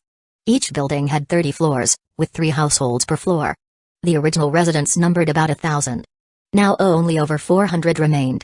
The survival rate was less than half. Most of them died of starvation, while some fell victim to the attacks of ferocious beasts bugs. A small portion, in despair, chose to take their own lives. But the dead are gone, and the living have moved on. After the inspection team cleared the corpses, they began a thorough cleaning of the complex. Their responsible attitude inspired many to voluntarily join them. Now the entire world was shrouded in red mist. Only Happiness Residential Complex could still see the clear sky. The residents here felt a deep sense of happiness. Naturally, they hoped to regain their past lives in this apocalyptic world. People continuously posted about the peaceful life in Happiness Residential Complex on the video app. Without exception, they all went viral. The ordinary life that was insignificant before the apocalypse, at this moment became a dream paradise. Those still suffering in the red mist yearned to live in Happiness Residential Complex. Linling also noticed this phenomenon. He decided to ride this wave of popularity. So he directly posted an announcement in the video app, location, Happiness Residential Complex. Seeking goddesses, all meals and accommodation provided. Interested parties send private photos, because he tagged Happiness Residential Complex. This announcement also went viral. Unfortunately, the comments section had no one signing up, only people cursing him. Are you crazy for a woman? All meals and accommodation? How much supplies do you have to boast like that? My family runs a supermarket, and even I wouldn't dare say that. At most, a loaf of bread for a night's sleep. The person above is scum. Taking advantage of others' misfortune, definitely a scammer. I don't believe it. Unless you post photos of the supplies. Netizens gave him a barrage of insults. It's understandable that moods were low during the apocalypse. The harshness of the comments was unimaginable. But Linling thought this was a minor issue. When he first posted an announcement in the Happiness Residential Complex owners group, the owners had pretty much cursed him the same way. But now, they were crying and begging Linling to support them. But this time was different. This time, Linling didn't even need to step in personally to prove his strength. Anyone living in Happiness Residential Complex who saw this video spontaneously vouched for Linling in the comments below. Brothers, do you know who you're talking to? If I were you, I would choose to apologize and then kneel to beg the big shot for support. The big shot may be a bit lecherous, but they really have supplies, I can testify. This big shot is definitely not a scammer. He has plenty of supplies. Several beautiful girls in our complex are all supported by him. You can say the big shot is bad, but you can't say the big shot is weak. Big shot. Why don't you step out of the complex and start seeing the world? Can you take me first? Lin Bulang, give me a chance. I'm fair-skinned, beautiful, sweet-voiced, delicate and easy to push down. I live in a building, Unit 1, 502. Oh, didn't you say you live in a building? Where did the noise come from? Seeing so many people come forward. And their addresses were indeed in Happiness Residential Complex. The netizens were astonished. Is this real? Where did he get so many supplies? No mistake, 1 song, 1 release, 1 content, 1 in 6, 1 9, 1 book, 1 look. Could it be all his alternate accounts? Everyone don't believe it. Let me go test the waters first. In the background, people gradually started sending private photos. Linling clicked in and took a quick glance. There were quite a few women. Unfortunately, none of them stirred his heart. His current standards were quite high. Just being pretty wasn't enough, they had to have their own unique traits. Of course. If they could be as beautiful as Luceran, that would be a different story. After all, that was already the greatest trait. As for the remaining women in Happiness Residential Complex, Linling had actually scanned them with his psychic power. Indeed, there were a few pretty girls in the complex. Although they couldn't compare to the top-tier beauties like Goof, they were still 7 or 8 points attractive. However, most of them had already been charged by someone else. So, Linling didn't consider them. On the other side, Building E, Unit 1, 101. Ning Shuang knocked on the door. The one who opened the door was a little girl eating a lollipop. Hello, little sister. Ning Shuang smiled and asked. Do you know someone with the pen name 1000-year-old monster? The little girl looked at her with suspicion. 1000-year-old monster? You know my master? What do you want with him? Ning Shuang was overjoyed. 1000-year-old monster is your master? Where is he? Can I meet him? Sure enough, heaven rewards the diligent. She had spent several days visiting almost everyone in the complex. Finally found him today. But the little girl shook her head. No. My master is in seclusion and can't see anyone. Who are you? Ning Shuang hurriedly said, I'm Ning Shuang, a special agent. Oh? A special agent? Then you should be an official person, right? The little girl looked Ning Shuang up and down and said. My master said before he went into seclusion, if any official people came looking for him, I should go in his place. Uang Lingzi, appearance, 7 points, charging, 0 times, loyalty, 5%, return rate, 100, combat power, C, in the study. Linling looked at the girl in front of him, who was about 17 or 18 years old, somewhat surprised. She had no superpower core. But she had C-level combat power. It was simply incredible. Are you the 1000-year-old monster? Linling couldn't help but ask. With such a nickname, he thought it would be an old man. That's a nickname I gave my master. I'm Uanyunzai. The little girl looked speechless. After finishing one lollipop, she took another one from her pocket, unwrapped it, and stuffed it into her mouth. Hello, Miss Yunzai. Linlang said politely. Can you tell me how much you know about this red mist crisis? Uanyunzai replied, I don't know much. I just heard my master mention that the red mist is not a crisis. On the contrary, it is a weapon for humanity to respond to crises. A weapon? Yes. The real crisis hasn't even begun yet. Uanyunzai looked quite proud. And from the corner of her eye, she caught a glimpse of Lin Lang. She was surprised and exclaimed, Innate spiritual body? Chapter 49, The old monster emerges innate spiritual body? Hearing this unfamiliar term, Lin Lang's heart stirred slightly. Uanyunzai raised her head slightly, pacing back and forth in the study, explaining as she walked, innate spiritual body refers to a physique that can absorb the spiritual energy of heaven and earth. It is also the threshold for cultivating martial arts. Just a threshold? Lin Lang was somewhat unconvinced. What about the ceiling? The ceiling is, of course, the sacred body of martial arts. As she spoke on this topic, Uanyunzai's eyes seemed to shine. The sacred body can absorb the spiritual energy of heaven and earth with extreme efficiency, something the spiritual body cannot compare to. It can also unleash one's potential, strengthening the physical body to a terrifying degree in a short time. In that state, a person, even without any martial training, can exchange blows with a martial arts master purely based on instinct. Moreover, once the sacred body reaches a certain level, it can manipulate spiritual energy to harm enemies from 100 steps away.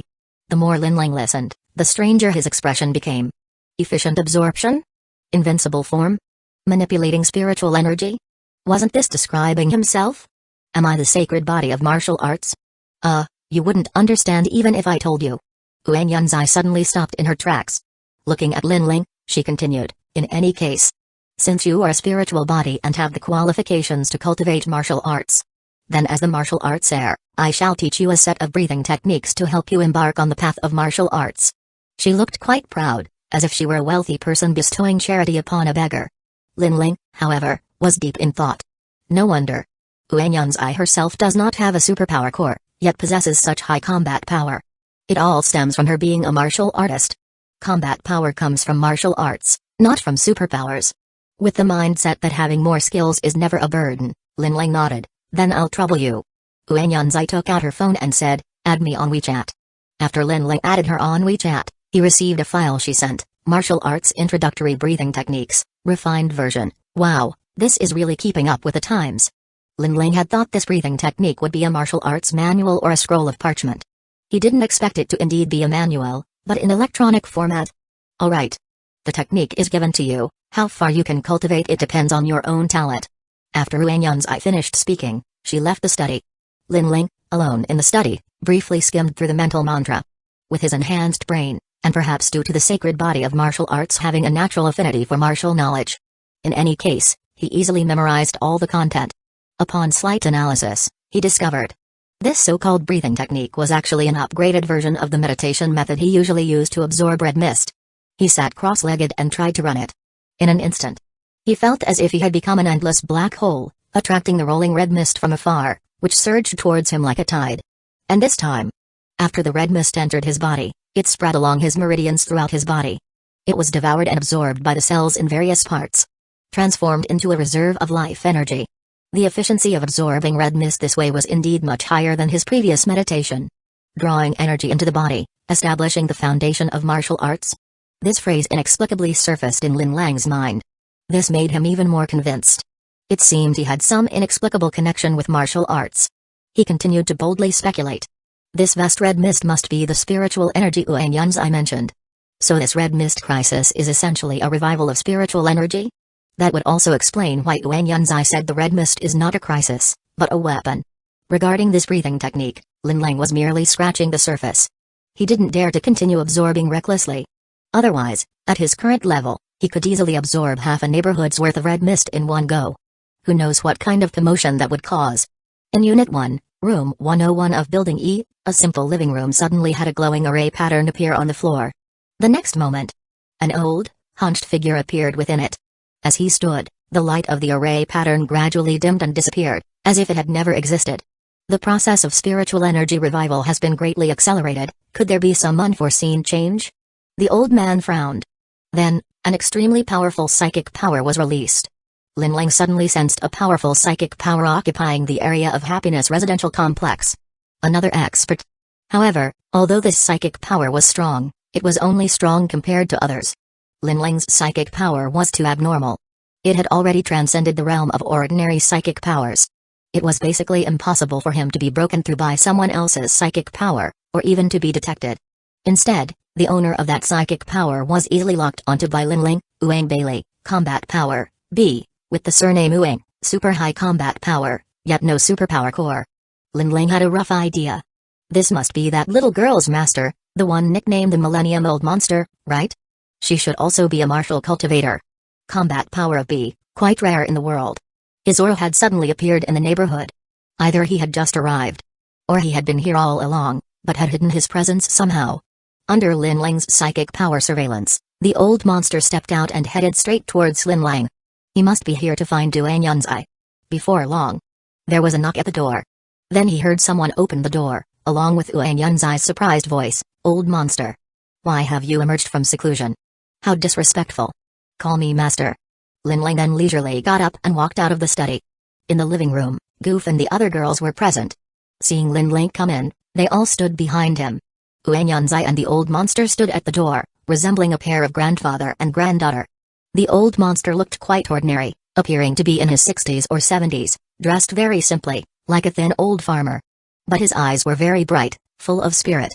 His gaze swept over everyone present, and he smiled warmly. "Everyone. I apologize for the disturbance. You all have extraordinary appearances, you must be people of great fortune. It is truly an honor for my inferior disciple to meet you all. Especially this young man, he is quite fortunate. These few girls are not only beautiful but also have extraordinary destinies. With them by your side, your life will surely be smooth sailing." This sudden compliment caught Goof and the others off guard. They felt that this old man was quite polite. Ning Xiuanu, who knew his identity, hurriedly greeted him, "Senior. I am Ning Xiuanu, Deputy Captain of the Vermilion Bird Squad of the Minayu City Special Operations Bureau. We have come to Happiness Residential Complex to seek your assistance." The old monster replied, "Little girl, I'm afraid I can't help you much. I have temporarily emerged from seclusion just to instruct my disciple on a few matters, and I must return shortly." Ah. Upon hearing this, Ning Shuang's expression darkened. Uan Yunzai, however, asked in confusion, "Old monster, what else do you need to instruct?" The old monster sighed and said, "This great calamity has unexpectedly changed. Look, the red mist here has been almost completely devoured. Such a massive amount of spiritual energy, who knows what terrifying existence it will give birth to. If some alien race is competing for the fortune of our human race, that would be troublesome. The urgent task at hand. You need to quickly spread the breathing technique and cultivate more martial artists to cope with the impending apocalyptic crisis." Everyone listened in confusion. Only Lin Ling had a subtle expression. Absorbing red mist? After all this time? Is this unforeseen change referring to me? Then you can rest assured and go back into seclusion. I am also human, not some alien. Uan Yunzai, upon hearing the old monster words, looked serious and said, "Disciple understands. That's good." After this, the old monster bowed to Ning Shuangyu and said, "Ms. Ning, I still need to go back into seclusion and truly cannot help you. However, you can take Yunzai with you. My disciple, although her talent is mediocre and her mind is dull, is of little use right now. Her appearance is also average, far inferior compared to you all." As he spoke, Uan Yunzai immediately protested, "Old monster, how can you say such things about your own disciple?" The old monster waved his hand to signal her to calm down and continued, "But all of this is because she has a seal within her. It has sealed her potential. Therefore, I hope you can help find someone with the sacred body of martial arts in this world to cultivate with her. Only then can her seal be broken, allowing her to be reborn." As he spoke, the old monster's gaze intentionally or unintentionally fell on Lin Ling, as if emphasizing to him alone, "After this, she will not only become beautiful, but the one cultivating with her will also benefit. At that time, she will be able to help you all greatly." Luceran, standing behind Lin Ling, quietly asked, "What does dual cultivation mean?" Lin Ling calmly replied, "Sleeping together." Oh. Luceran's face turned red, and she stopped speaking. "Master. Why do you say everything out loud?" Huang Yunzai shyly complained. The old monster sighed, "These few are all people of great fortune. Perhaps your potential is hidden among them. Alright, I must return to seclusion now. Farewell, young friends." After saying this, he hurriedly left, not leaving a trace behind. as if he had never been there at all. And Linlang stood in place, looking at Wang Yunzai, this little girl, with an increasingly strange expression. Giving me the breathing technique? The unforeseen change of absorbing red mist? Seeking the sacred body of martial arts? And dual cultivation? Why does it feel like this girl is coming for me? Chapter 50. Is this your man? What kind of eyes do you have? Although Wang Yunzai's attractiveness rating is only 7 points. Compared to Goof and the other women who are at least 9 points, she indeed falls short. But compared to the general public, a score of 7 is not low. She can at least be called a little beauty. If Linlang wanted to pursue her, it would be possible. Especially since that millennial-old monster had painted a picture for Linlang, saying that after dual cultivation, Yunzi would undergo a transformation, becoming as beautiful as a celestial being. If that were true, wouldn't it mean a successful bottom fishing? So, should he take in this tender young girl now? Linlang thought for a moment. Let's wait and see. After all, everything seemed too coincidental, making him sense a hint of conspiracy. Ning Shuang asked Wang Yunzai, what is your master really in seclusion for? Wang Yunzai replied, I don't know. Master only said that there is a great opportunity in the Happiness Residential Complex, but he didn't specify what it is. Ning Shuang pondered, opportunity? I haven't heard of it. But this place is indeed special, even the ferocious beasts here are stronger than elsewhere. Linlang completely agreed. In fact, the superpower fruit here seems to be more abundant than in other places. What could this opportunity be? Linlang didn't know. But today he had obtained a very crucial piece of information. This vast red mist is actually a treasure. Moreover, there are people fighting over it. This also means that the red mist is not endless but will gradually disappear. So, he must take the opportunity to absorb more. Dinner time. Once again, several beautiful women gathered together.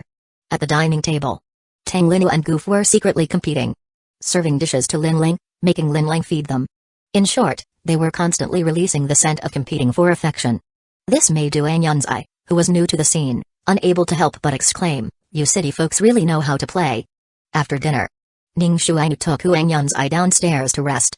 Tang Linu also took the opportunity to advise, Goof, Suran, little sister, you should go rest early too. But Goof said, sister worked hard yesterday, let her rest today. The two women argued for a while, with no conclusion, and then said, then let the husband choose for himself. On one side was the cool goddess. On the other was the charming young woman. Linlang, however, was not conflicted. Why not both of you go together? Goof's expression changed. Who would go with her?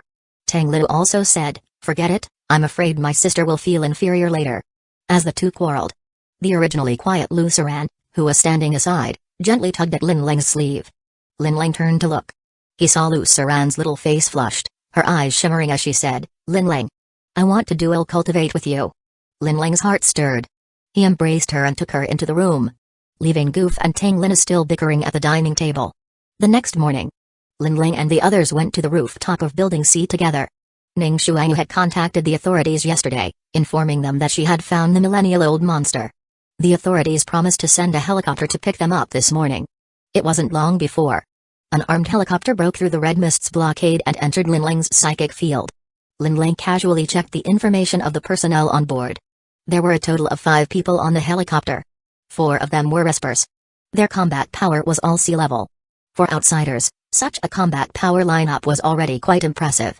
But in the Happiness Residential Complex, there were also several Espers whose combat power had reached sea level without relying on external forces. Their growth rate was clearly faster than that of the outside world. Linlang then realized, this place really seems a bit sinister. After a long time, a plane appeared again over the Happiness Residential Complex. The residents thought it was the authorities coming to deliver rescue supplies again. Everyone was very excited. They saw the helicopter hovering about 20 meters above Building C, then 3 figures jumped down from the plane in succession. They jumped down without any protective measures.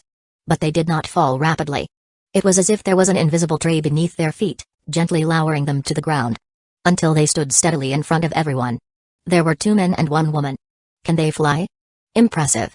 Luceran whispered, her tone filled with envy. Hanma, combat power, C, superpower, wind control, level 3, they weren't flying. Rather, this person named Hanma had the superpower. Wind control, which allows him to manipulate wind elements to achieve flight. Speaking of which, now Linlang could also fly. He just needed to use the ability of manipulating red mist to condense the red mist around his body, which would lift him into the air. The principle is the same as wind control. As soon as Hanma landed, he strode towards Ning Xiuanu, his face filled with relief, even on the verge of tears. Xiuanu. Great. You're safe. I thought I would lose you. He choked up as he reached out his hands, seemingly wanting to hug her. But Ning Xiuanu subtly dodged, naturally walking to Lin Ling's side, introducing, "These are my team members.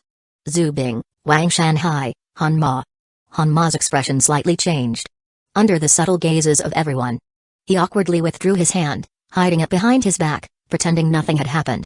The girl named Zhu Bing and the man named Wang Shanhai stepped forward to greet everyone. "Hello." Luceran, Goof, and the others nodded in response. "Hello."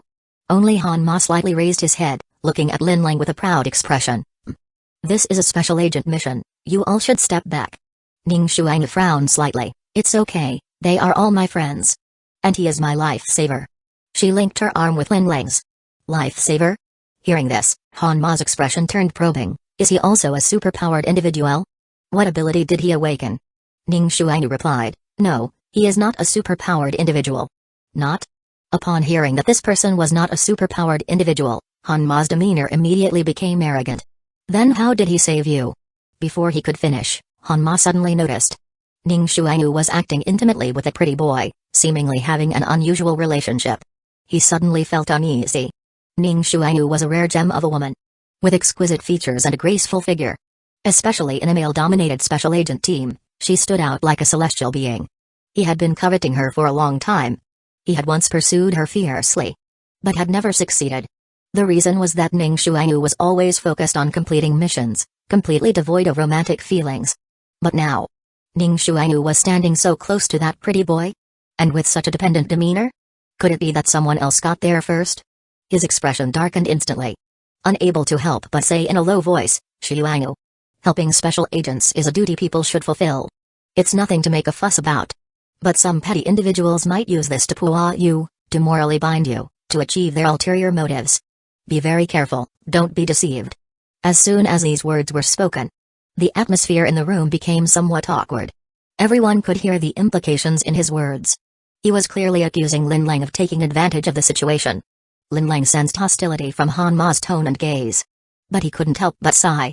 Having so many goddesses around him is quite enviable. Because there are always some ignorant clowns who confidently place themselves in the position of Lin Ling's rival. But Lin Ling just wanted to ask, "Do you deserve it?" The girl named Zhu Bing quickly ran to Ning Xiuanu's side, whispering, "Captain. Hanma got promoted. He also ate a golden element fruit and awakened the ability of wind control.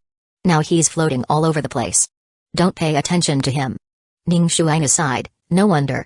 Zhu Bing then looked at Lin Ling, smiling brightly, "Hello. On behalf of all the members of the Vermilion Bird Squad, thank you for saving our captain. What should I call you?" Ning Xiuanu, however, held Lin Ling's hand, her expression proud. "He is Lin Ling, my fiancé." Not far away, Hanma heard this. His expression immediately darkened, saying, "Xiuanu. You can't say that casually. I know you're doing this to repay your lifesaver, but there are other ways to repay. You don't have to involve yourself. How about this, I'll send him some supplies, and then you'll be even." Ning Xiuanu was also speechless, directly clarifying, "He is already my man." Upon hearing this, Hanma was stunned. Everyone seemed to hear a sound of a heart breaking. After a long time, Hanma's gaze turned cold, gritting his teeth. "Xiuanu, the organization sent you to carry out a mission, not to find a man. Even if you want to find a man, it shouldn't be such a man. You're an Esper. The one you should be looking for should also be an Esper." Chapter 51, Even without superpowers, I can still defeat you. The air suddenly froze. Everyone caught a whiff of a scent called jealousy. Ning Xiuanu looked speechless. "I just enjoy being with someone without superpowers. What does it have to do with you?" Hanma, however, lamented with a heavy heart, "Ning Xiuanu. I never expected you to be so self-degrading. It's truly disappointing." At this point, it wasn't just Ning Xiuanu who was affected. Goof, Tang Linu, Luceran, and others nearby also changed their expressions. What? Self-degrading? Becoming Lin Ling's woman. All meals and accommodations covered, plus unlimited superpower fruits. You dare to call this self-degrading? Do you know how many people want to degrade but don't even have the qualifications? Goof's tone was icy. "No matter what your status is, speak more politely. Sister Xiuanu and Lin Ling are not someone you can insult." Tang Linu also looked disdainful. "Just because you ate a superpower fruit, you think you're something special?" Luceran stood behind Lin Ling, silent but equally indignant. Linling, however, remained unfazed. After all, he had seen plenty of such clowns and was already used to it. Moreover, the intensity of the attack was just average. It wasn't enough to break his defenses. But Hanma merely cast a contemptuous glance at Tang Linu, long hair, short knowledge. The world of espers is not something you mere mortals can understand. As soon as these words were spoken, many women in the audience, including the female agent Zhu Bing, were displeased. Ning Shuang's expression darkened. Hanma, apologize for what you just said. Hanma, however, impatiently replied, enough, don't waste time on these mortals. At this moment, Lucerant secretly whispered in Linling's ear, Linling. This Hanma is a bad guy. He wants to force Sister Shuang after she returns. He just thought in his heart, since Ning Shuang has already been with someone, she's not a pure woman anymore, so he doesn't need to pretend to be a gentleman. Why not just take what he wants first and then talk? Linling frowned, did you use mind reading? Lucerant stuck out her tongue, I could tell he's not a good person just by looking at him. He's probably scheming something bad, so. Linling's gaze gradually turned cold. Dare to have such thoughts about his woman? That person no longer deserves to live. So you mean, you superpowered individuals are really impressive? At this moment, not far away, the previously silent Huang Yunzai spoke up.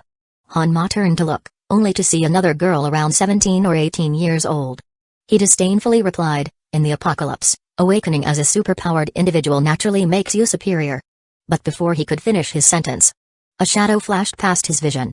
The next moment, a powerful pressure approached. Hanma's face changed dramatically, and he hurriedly used his wind control ability to condense the surrounding air, forming a wind shield.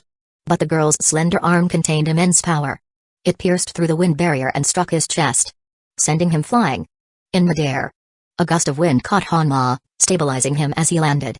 The arrogance on his face vanished, replaced by surprise. You're also an esper? Huang Yunzai didn't answer. She exerted force under her feet, and her whole body shot out like an arrow.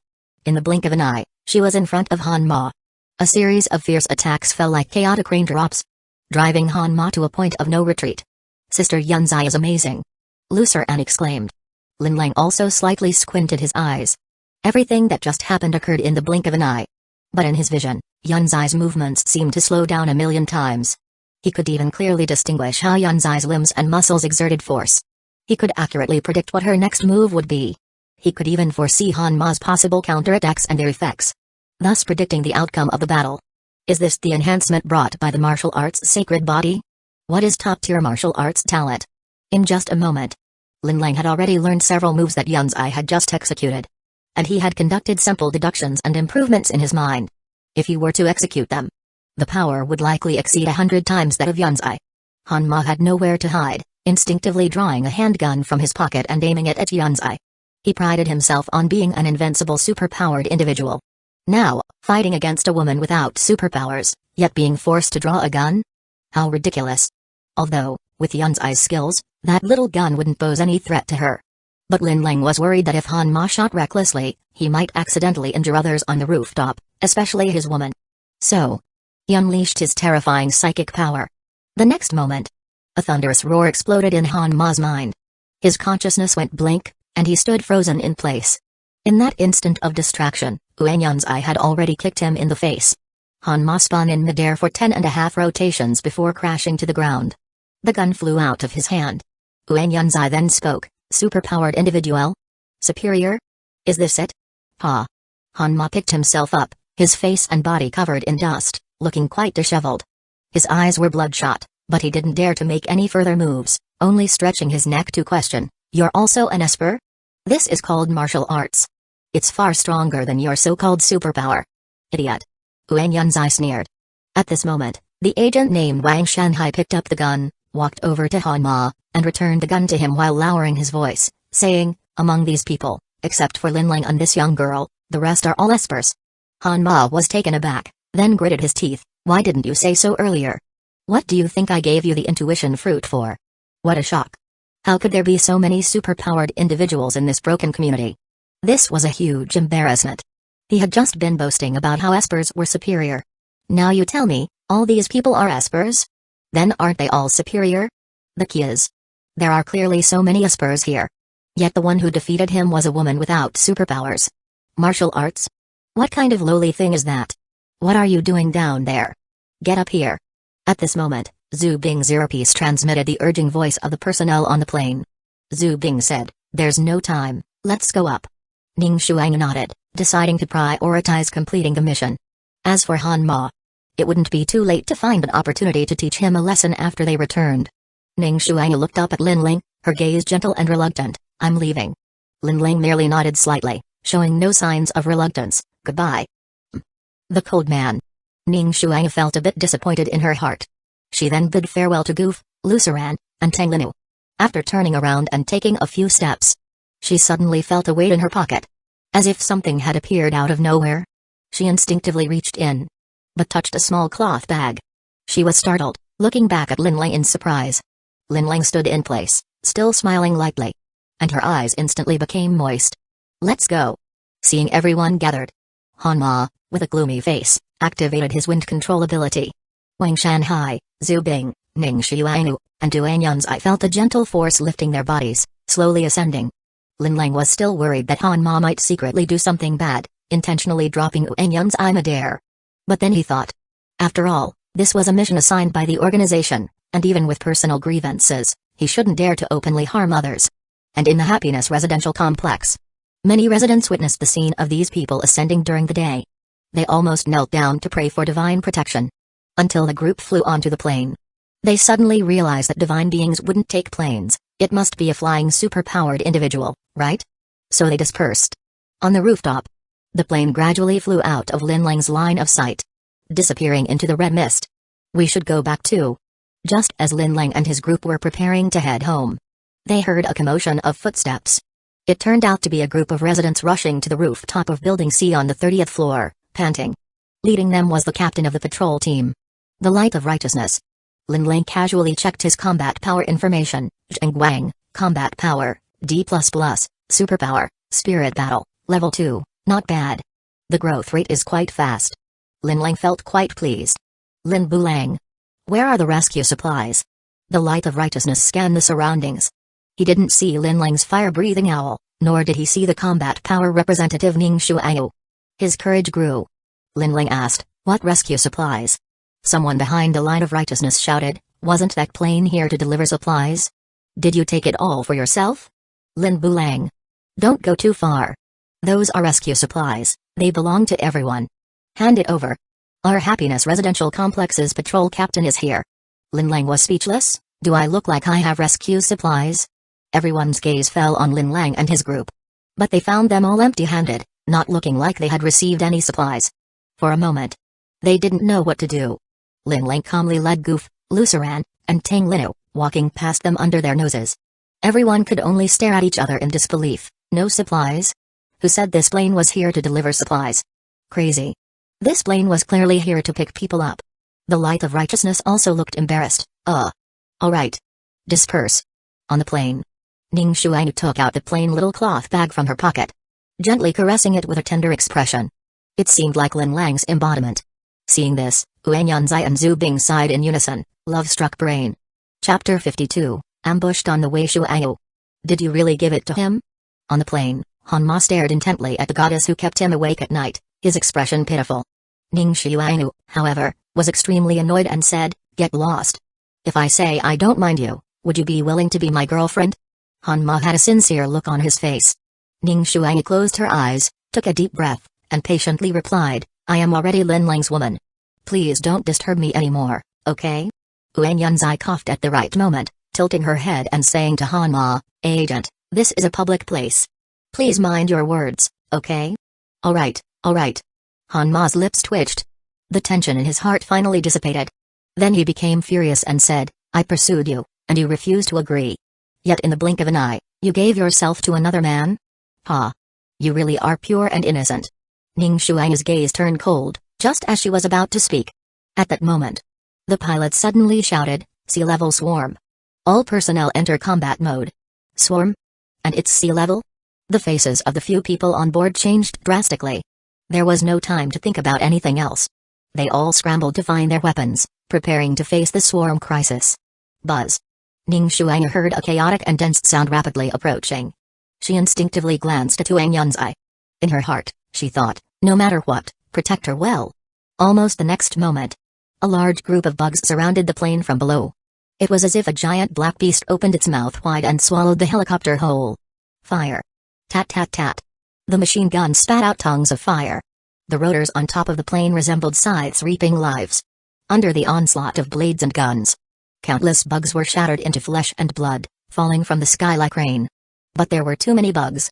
The dead were just a drop in the bucket.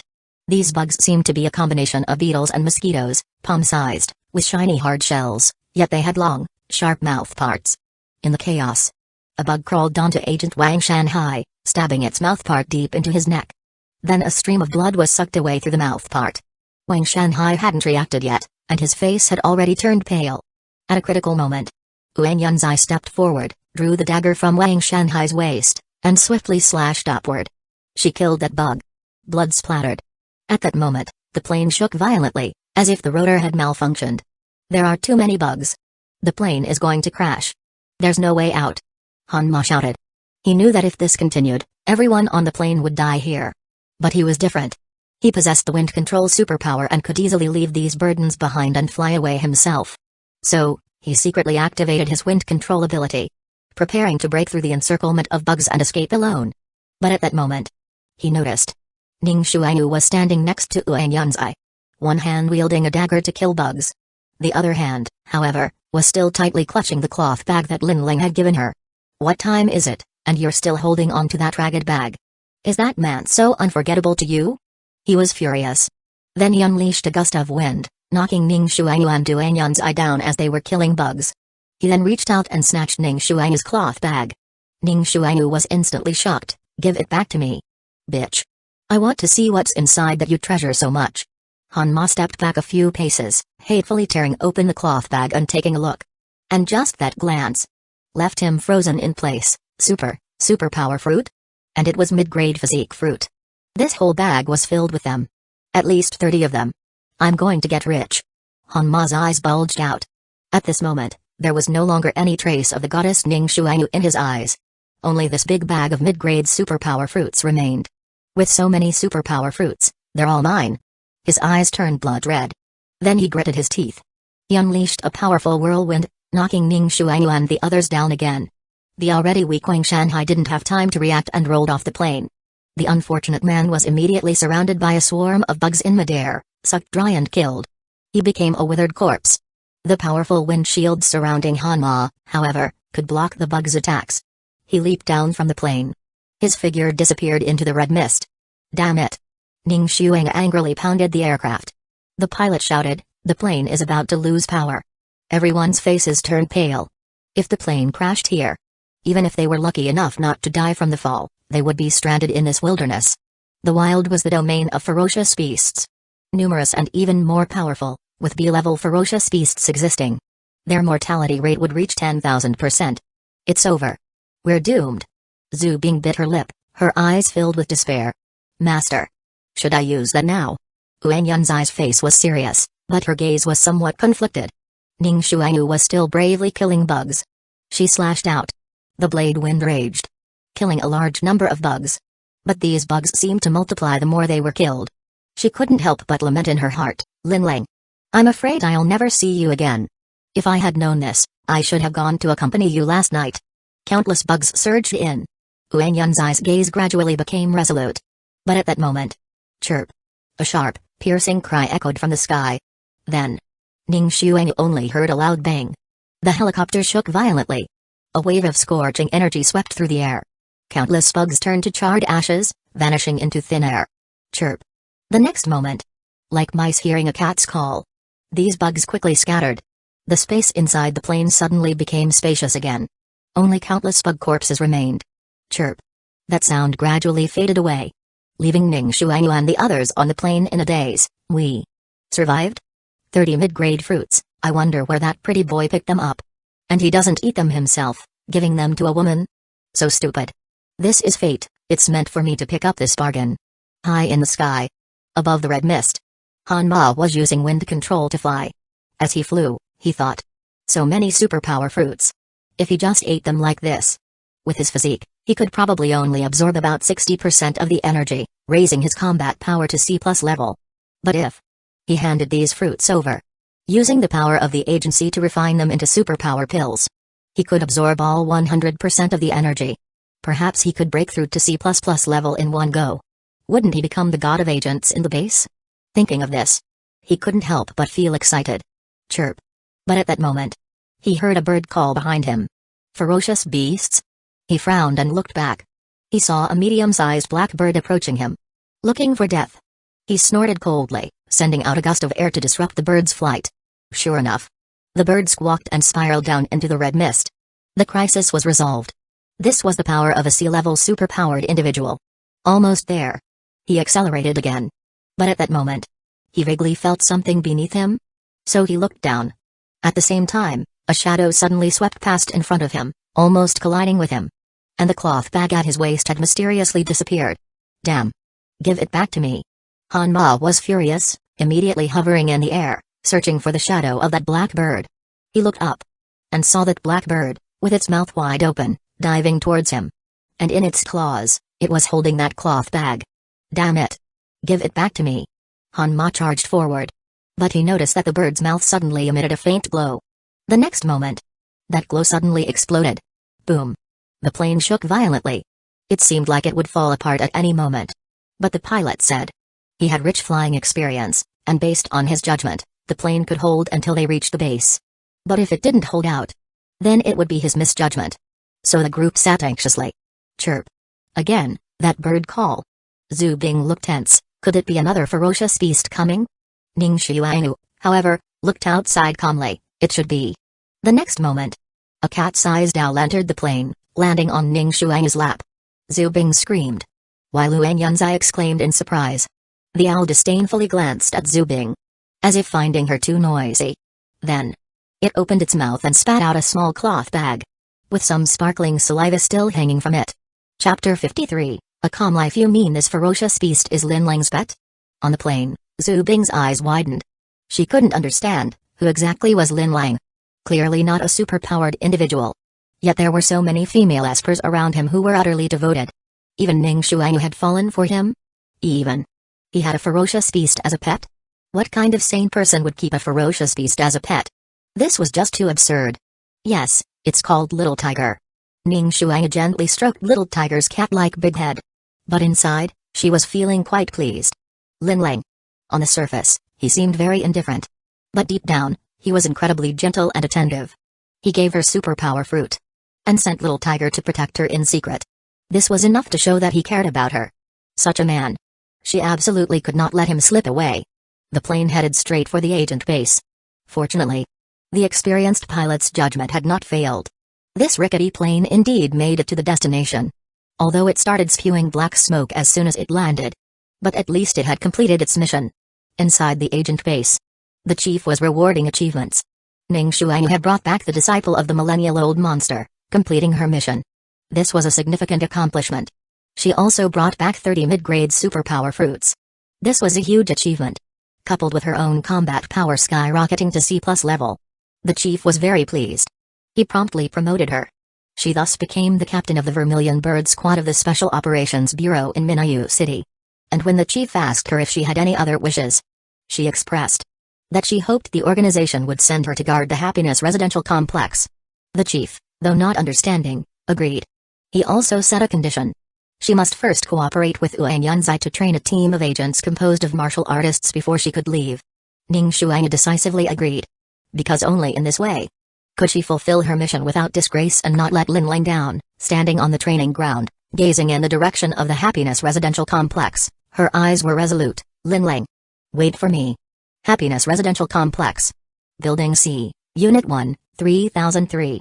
Shenchaku had been binge-watching videos about the Black Dragon Society these days, trying to find information about Shen Lingshan.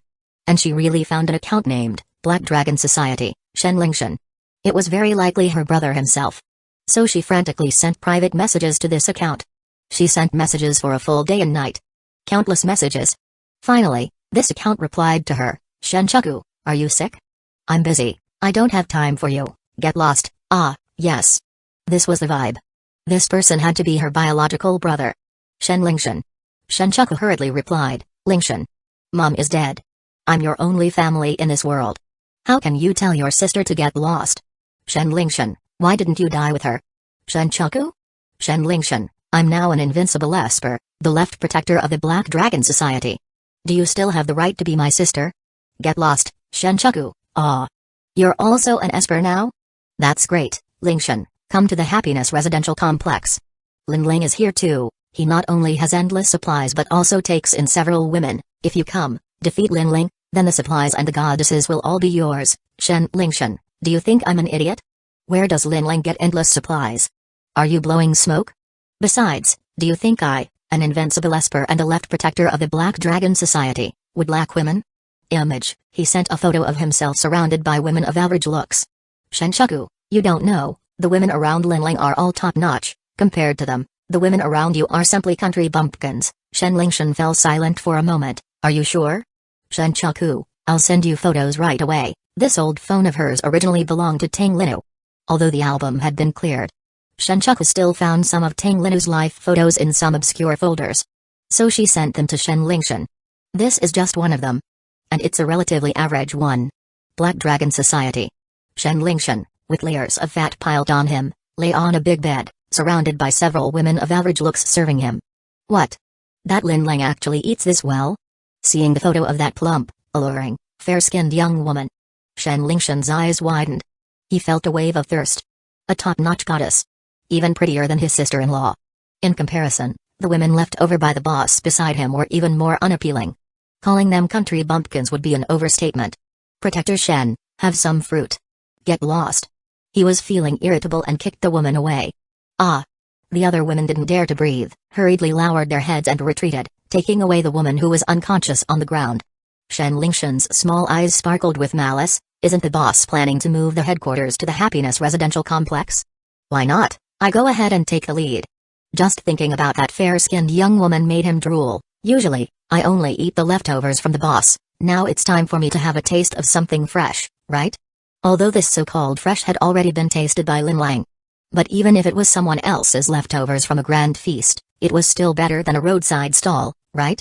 So he sent a message to Shenchaku, investigate how many Espers are currently at the Happiness Residential Complex, what their abilities are, the more detail the better. Shenchaku, no problem, at that time, Linling will be mine, the women will be yours, and the supplies will be split evenly. Shen Lingshan, okay, he agreed readily, but after putting down his phone, he smirked, split the supplies. You really dare to say that? Ding. Ning Shuang consumed 1 bottle of iodine solution, returned 1,000 bottles, already stored in the host's space, Happiness Residential Complex. Building C, Unit 1, 2202.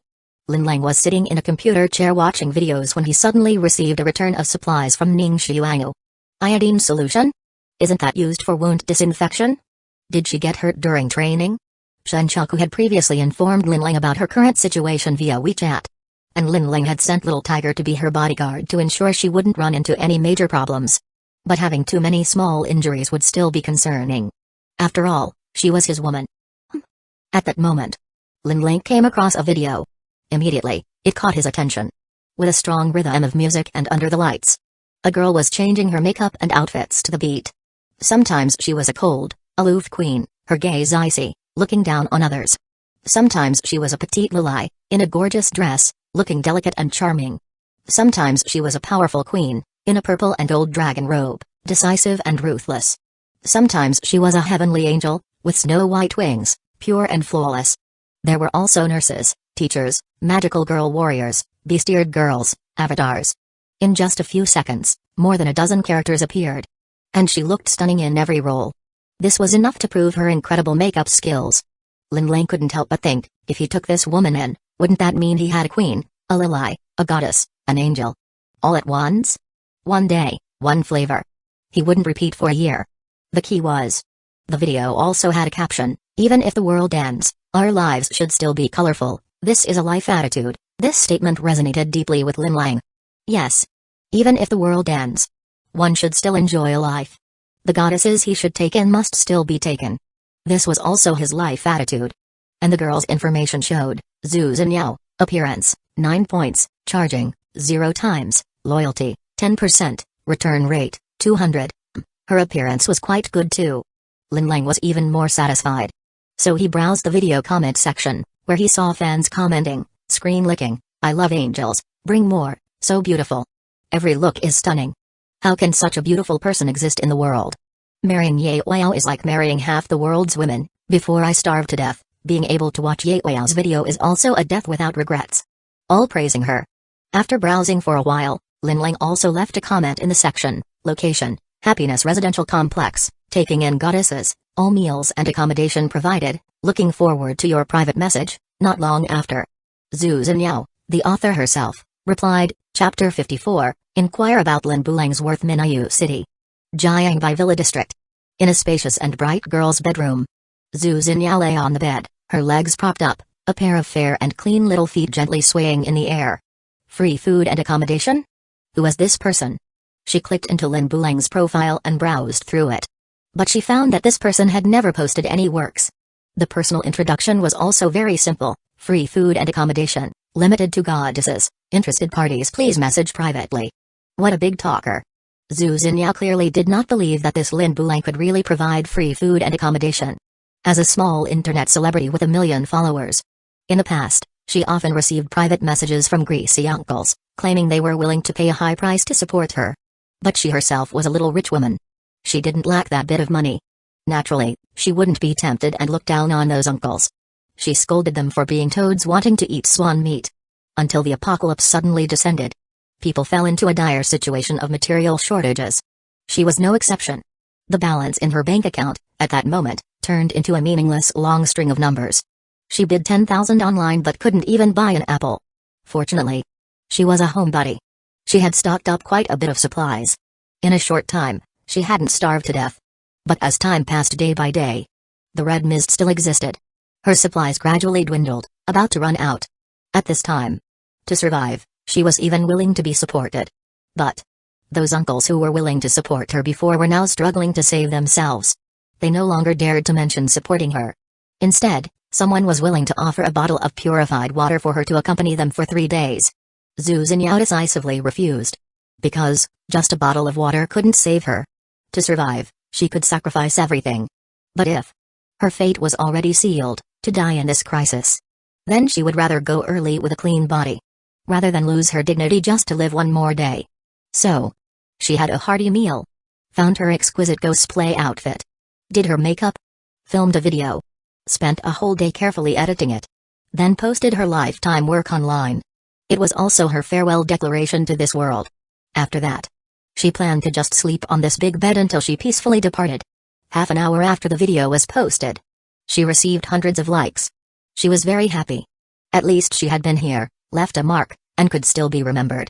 But just as she was happily reading fan comments, she unexpectedly discovered a comment from Lin Bulang about free food and accommodation. Definitely a scammer. Unless he has foresight and has stocked up a lot of supplies, otherwise why would he say free food and accommodation? Moreover, even if he really has a lot of supplies, he definitely wouldn't share them with outsiders. Probably just using this as a gimmick to scam. Once he gets a girl, he'll just kick her out. It must be like this. But what if?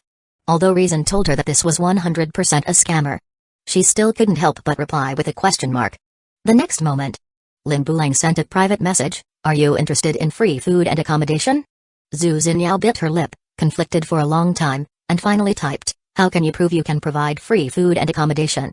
Lin Bulang, pictures pictures pictures. A whole bunch of pictures. All kinds of supplies.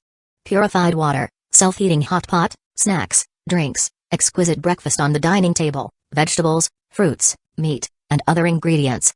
Even though she wasn't very hungry right now, Zhu Zinyao couldn't help but swallow. But her cautious nature made her ask a few more questions. Can you guarantee I can eat enough? I have a big appetite. How can you ensure that you won't kick me out later just because I eat a lot? Lin Bulang, look at your lack of ambition. No matter how much you eat, it won't be more than Little Tiger, right? You can also go ask under the video of Happiness Residential Complex, how valuable the name Lin Bulang is. Zhu Zinyao didn't know who Little Tiger was. But she had heard of Happiness Residential Complex. After all, it was the only place in the world that hadn't been submerged by the red mist. Claimed to be humanity's last sanctuary. So she exited the chat with Lin Bulang and looked for a video of Happiness Residential Complex. In the comments section, she asked, "Excuse me, do you know who Lin Bulang is?" Just a few seconds. Someone replied, "Lin Bulang? A downright villain. Most of the supplies in our community are monopolized by him alone. Bro, you're really brave, not afraid of being found by the big boss. Afraid of what? This is my little account. He can't find me. Ha ha ha. Lin Bulang is a big pervert. Several top goddesses in our community have been harmed by him. They are imprisoned indoors, living a miserable life day by day. Sigh. Really envy. Aw no, really pity them. Why are you asking about the big boss? Do you want to sign up for free food and accommodation? Don't dream. The big boss has high standards for women. You outsiders, don't cut in line. We're still queuing up in our community. This sister seems to have a high appearance, maybe the big boss will really take her in. The more Zhu Xinyao read, the more she felt like she was dreaming. People's evaluations of Lin Bulang were mixed. But a few key points were undeniable. 1. Lin Bulang really had a lot of supplies. 2. Lin Bulang had already provided free food and accommodation to other women. 3. The women in the same community were all looking forward to being chosen by Lin Bulang. Seeing the replies below increasing rapidly, Zhu Xinyao hurriedly deleted her question. She had already made a judgment in her heart. Lin Bulang was a trustworthy person. So, she quickly found Lin Bulang's account and sent him a private message. I am willing to be your woman. But how should I go find you? She checked the map. The Jiangbai Villa district where she was located was about 10 kilometers away from Happiness Residential Complex. If it were in the past, this distance would definitely not be far. But now, outside was all red mist, and within the red mist were ferocious beasts. Not to mention 10 kilometers, even 100 meters, she wouldn't dare to take the risk. Lin Bulang, I can come pick you up, but there's a condition. Zhu Xinyao, what condition? Lin Bulang, you dress up as an avatar. Zhu Xinyao? What kind of kink is this? Why does she have to dress up as an avatar? Lin Bulang, going out is risky, blue is my lucky color today, you wouldn't want me to have an accident on the way, right? Zhu Xinyao, okay. Lin Bulang, tonight, don't be late. Putting down her phone. Zhu Xinyao let out a long breath. Was she saved? Just when she didn't want to live anymore, a supply big boss actively found her and even offered her free food and accommodation? This feeling was like winning 10 million. More than excitement. It was unreal. Happiness Residential Complex. After dinner, Goof, Tang Linu, and Lu Suran all issued a challenge to Lin Lang. But Lin Lang turned them all down. After all, he already had an appointment tonight. After nightfall, all was quiet. The girls went downstairs to sleep. While Lin Lang stood in the study, first using the ability of Spirit Wood to summon a few branches from outside the window, forming an aerial bridge. He stepped onto the bridge and walked outside. Then, with a thought, he secretly activated the ability of manipulating red mist. In an instant, a stream of red mist flew in from outside the community, swirling around him like ribbons, wrapping his body tightly. Then, the red mist floated up, taking him into the sky. Under the deep night sky, no one noticed a figure flying far away. In midair, Lin Lang looked around, surrounded by thick blood red mist, as if he were in a sea of blood. Yet he stood on it, as if standing on solid ground. So he sat cross-legged, calmly practicing the martial arts breathing technique passed to him by Wang Yunzai. In an instant, the surrounding red mist surged wildly, rushing into his body one after another, nourishing every cell in his body, equivalent to refining his physical body from the inside out once again. The overflow was stored in his superpower core. The originally golden bead gradually transformed into blood red. Lin Lang, combat power, SS, physical body, 5 enhancements, superpower, intuition, level 10, spirit wood, level 7, combat power has been upgraded. SS level. Lin Lang finally opened his eyes, but found that the surroundings were clear and bright. No trace of red mist in sight. He had also drained the red mist from this place. I'm full. Time to find the avatar. He controlled the red mist, like Sun Wukong riding the cloud, steadily flying towards Jiangbai Villa district. Chapter 55, Immortal and Indestructible. Lin Lang was flying in midair over the villa area in Jiangbai. He unleashed his vast psychic power. Under the obstruction of the blood mist, even his incredibly powerful psychic power could only cover about 300 meters. Like a drone, he navigated through the boundless primitive forest, searching for a tiny target. Fortunately, the villa area wasn't particularly large. Before long, he detected Zhu Xinyao's information in a 3-story villa, which was mostly engulfed by greenery, revealing only a small pointed tip. Zhu Xinyao, appearance, 9 points, charging, 0 times, loyalty, 20%, return rate, 300. He landed at the villa's entrance. As if he had consumed a water-repelling pearl. The plants along the way actively parted, leaving him a spacious path. As he reached out his hand, The gnarled branches on the door seemed to wriggle like bugs, quickly retreating in all directions. Linlang had, of course, not eaten a water-repelling pearl. This was merely the result of his spirit wood ability. In fact, he no longer needed to consciously control the plants. His thoughts could slightly influence the surrounding flora, making them act according to his will spontaneously. He then activated his spirit control ability. Drawing a simple wisp from the thick fog around, he slipped it through the crack of the door. Then it wrapped around the doorknob and gently pulled. Click. The door opened. Linlang stepped inside this dimly lit space. At this moment, on the top floor of the small villa, in a brightly lit girl's bedroom, a blue humanoid creature was sitting on the windowsill, peering through the gaps of the ivy, gazing at the flowing mist outside. When will he come? Will he not come at all? Ah! She suddenly slapped her forehead, frustrated. I didn't even tell him the detailed address. How will he find it? Even if he comes, he won't find the house number. Just then, she heard the sound of a door opening downstairs. Click. This faint sound, almost imperceptible, was more chilling than a ghost's wail on this eerily quiet night. What came in? She had clearly locked all the doors and windows downstairs. Her heart raced. A multitude of terrifying images flooded her mind. She hurriedly picked up a Sailor Moon wand from beside her feet, gripping it tightly. Then she stared at the bedroom door. Outside the door, a steady footstep echoed as it climbed the stairs, gradually approaching. She grew increasingly tense. Finally. Knock knock knock. I am Lin Bulang. Upon hearing this, Zhu Xinyao froze in place. Huh? Someone knocked and spoke. Is there a person outside? No, wait. It's Lin Bulang? He's here. He really came? Thud. The wand fell to the ground. In a mix of disbelief and anticipation, Zhu Xinyao dashed to the door and pulled it open. There stood a tall and handsome young man at the entrance. Dressed in simple casual wear. A faint smile graced his face. Hi, Avatar. The man's teasing gaze roamed over her. Yet Zhu Xinyao felt no anger. Instead, she was overwhelmed with joy. She leaped into his arms, sobbing uncontrollably. The newcomer was clearly a stranger, but she felt an intense sense of familiarity from him. Since the apocalypse began, she hadn't seen a real person hiding alone in this gradually overrun little bedroom, quietly awaiting death. What a torment this was for her psyche. She thought she had become numb. But now, seeing a kindred spirit, especially a strong man she could rely on, her long-suppressed emotions could no longer be contained and erupted. Woo woo woo. She cried her heart out. Linlang gently patted her back, saying, Avatar, can we take care of business first before crying? Woo woo? Huh? She looked up in confusion, her big, red, watery eyes filled with doubt and a hint of reproach. Listen to yourself. Is this human talk? I'm still crying here. You don't even comfort me and only think about sleeping with me? But she also understood. He had already arrived. As the saying goes, since he's here, not sleeping is not an option. So she composed herself and choked out, wait a moment, I'll go take off my makeup. With that, she pulled away from his embrace. Her golden pupils blinked, wagging a slender blue tail, preparing to head to the bathroom to wash up. But Linlang suddenly grabbed her tail. With a mysterious smile, no. I just want to see how Avatar's tail is attached. Zhu Xinyao? How infuriating. You can't grab the tail. That place. Don't move, let me study how your tail is attached.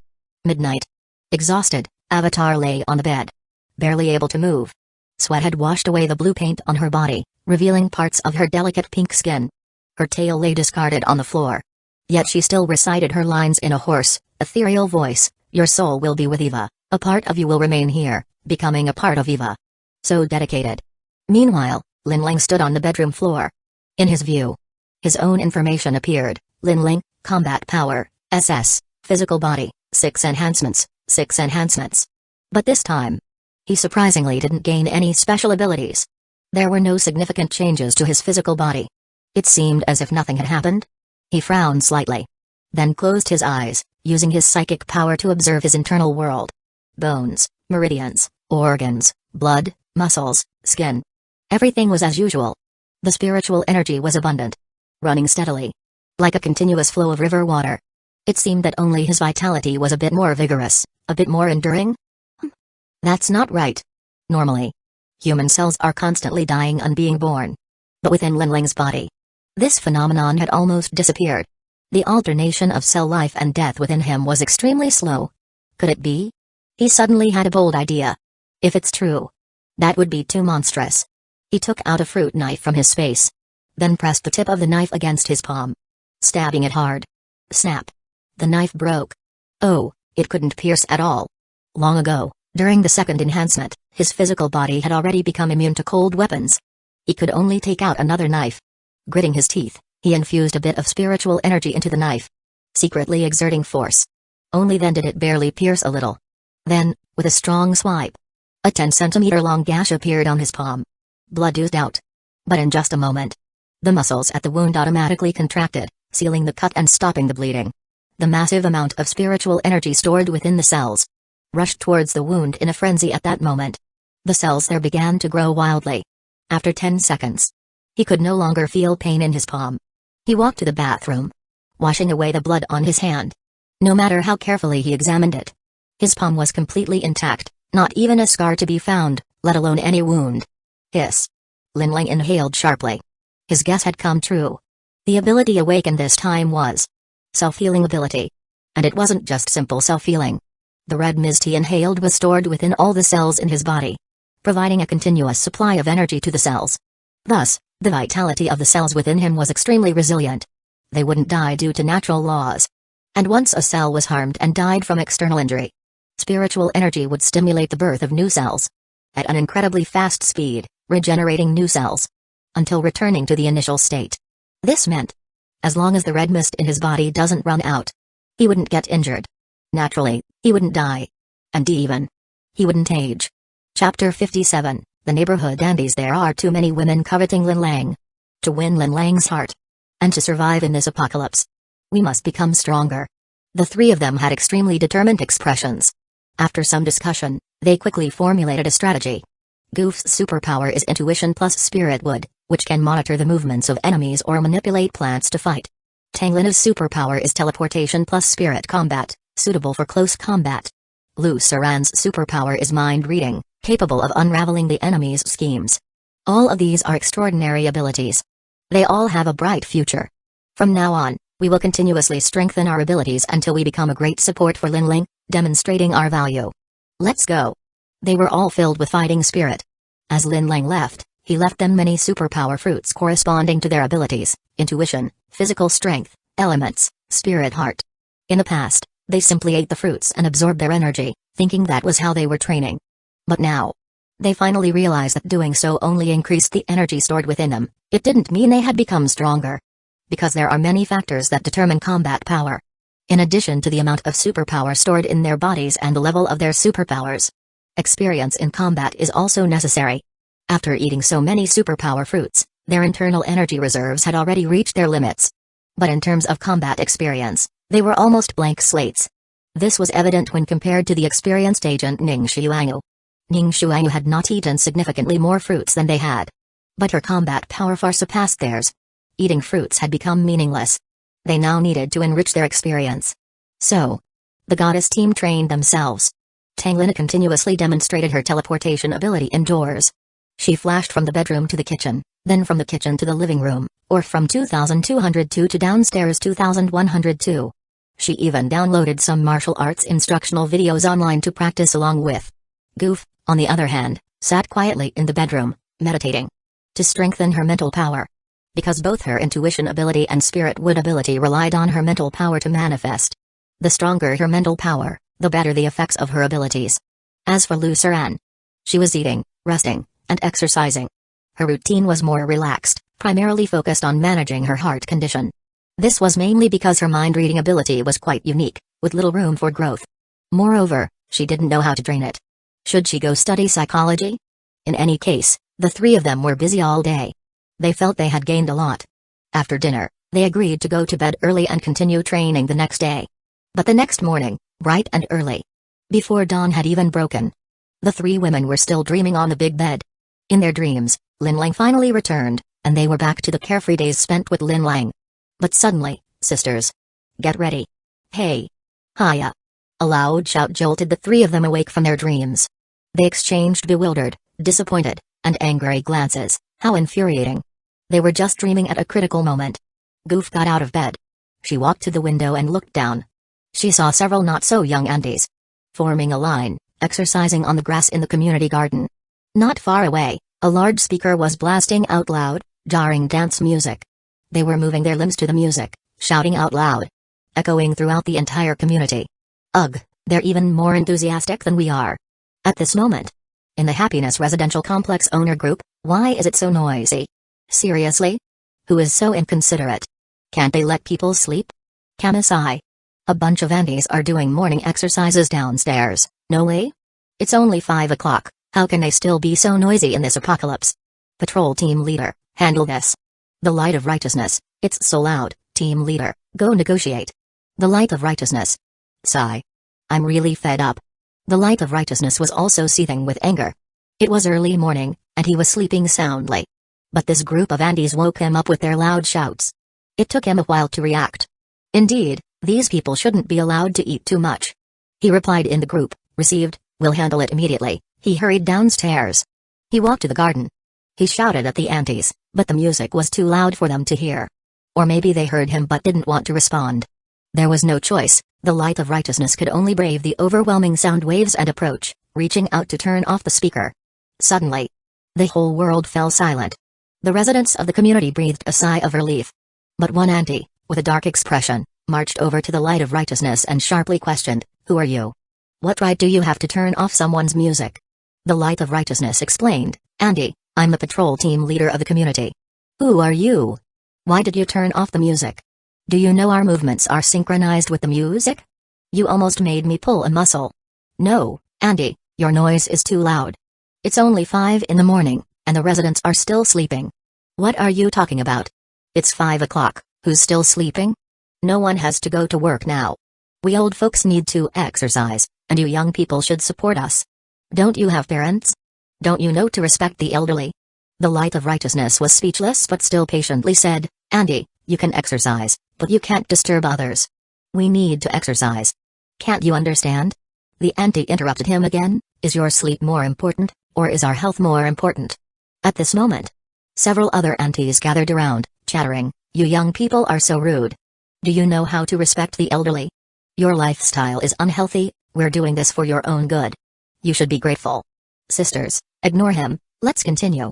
One twisted, contorted face after another, spitting words at the Light of Righteousness. Boom, boom, boom. At this moment, someone turned the speaker back on. Amidst the loud music, the Light of Righteousness could only flee in defeat. Meanwhile, the aunties happily began to dance.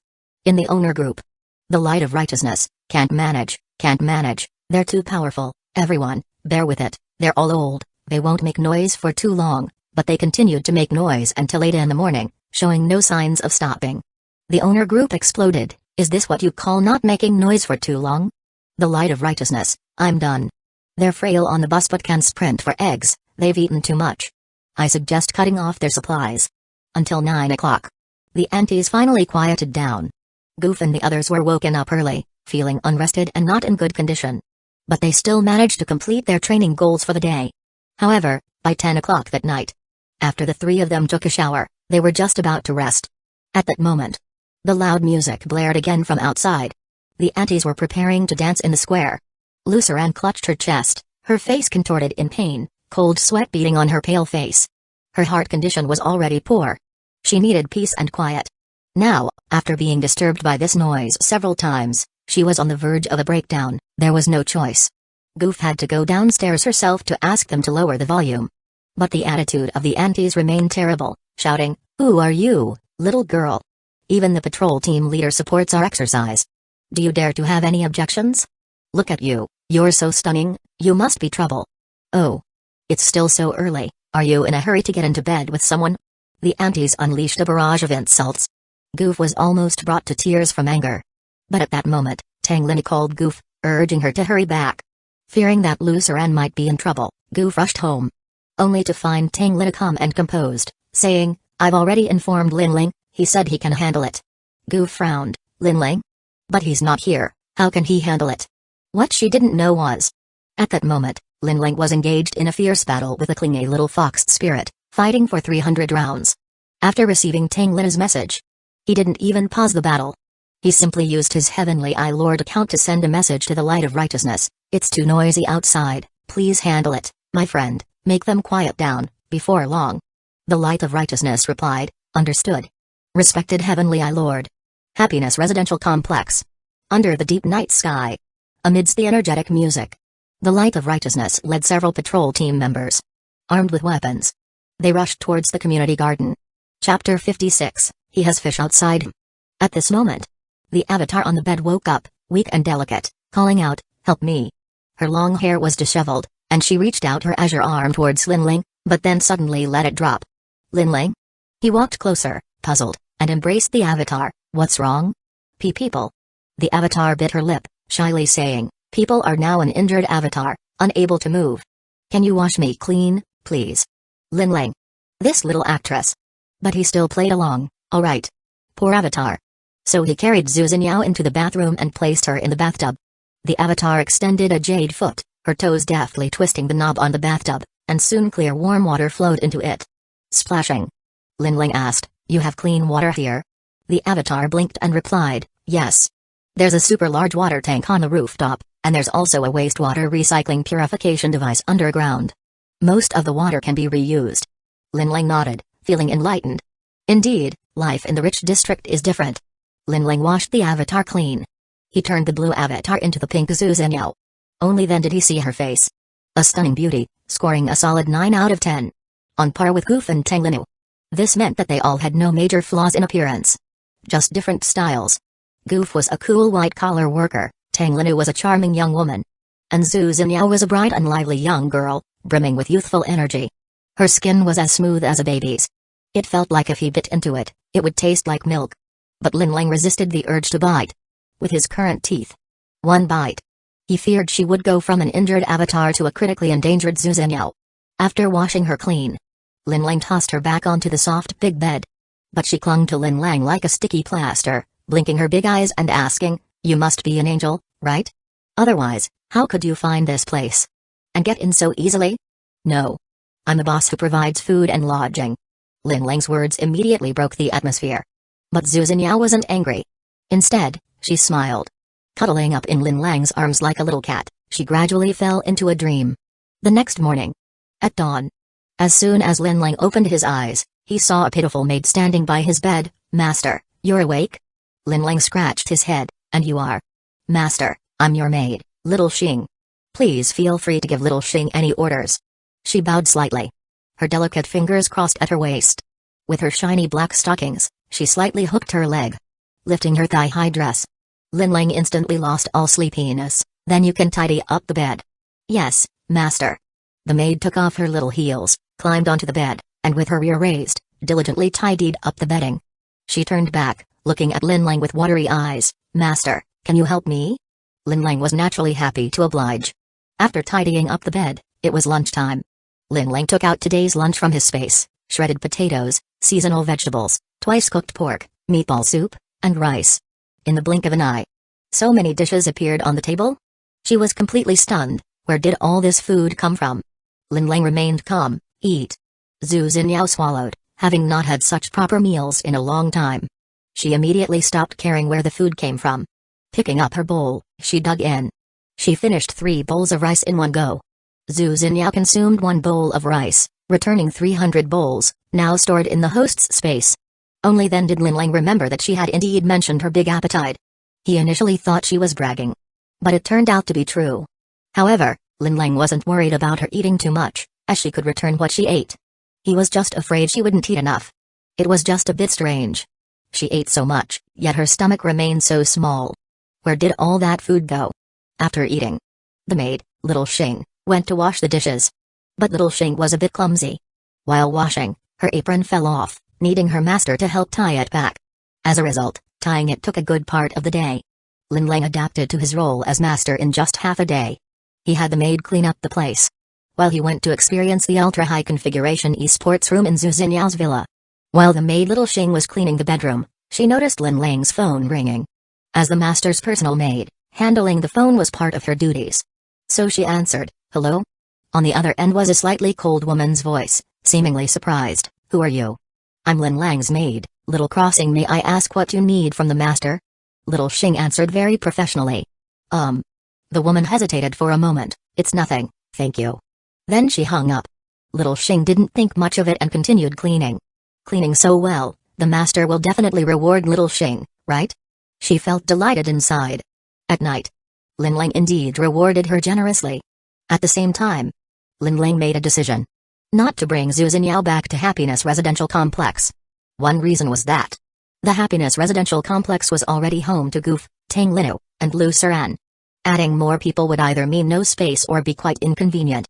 Moreover, Zhu Xinyao had too much luggage. Just her countless cosplay costumes and props would probably fill a large truck.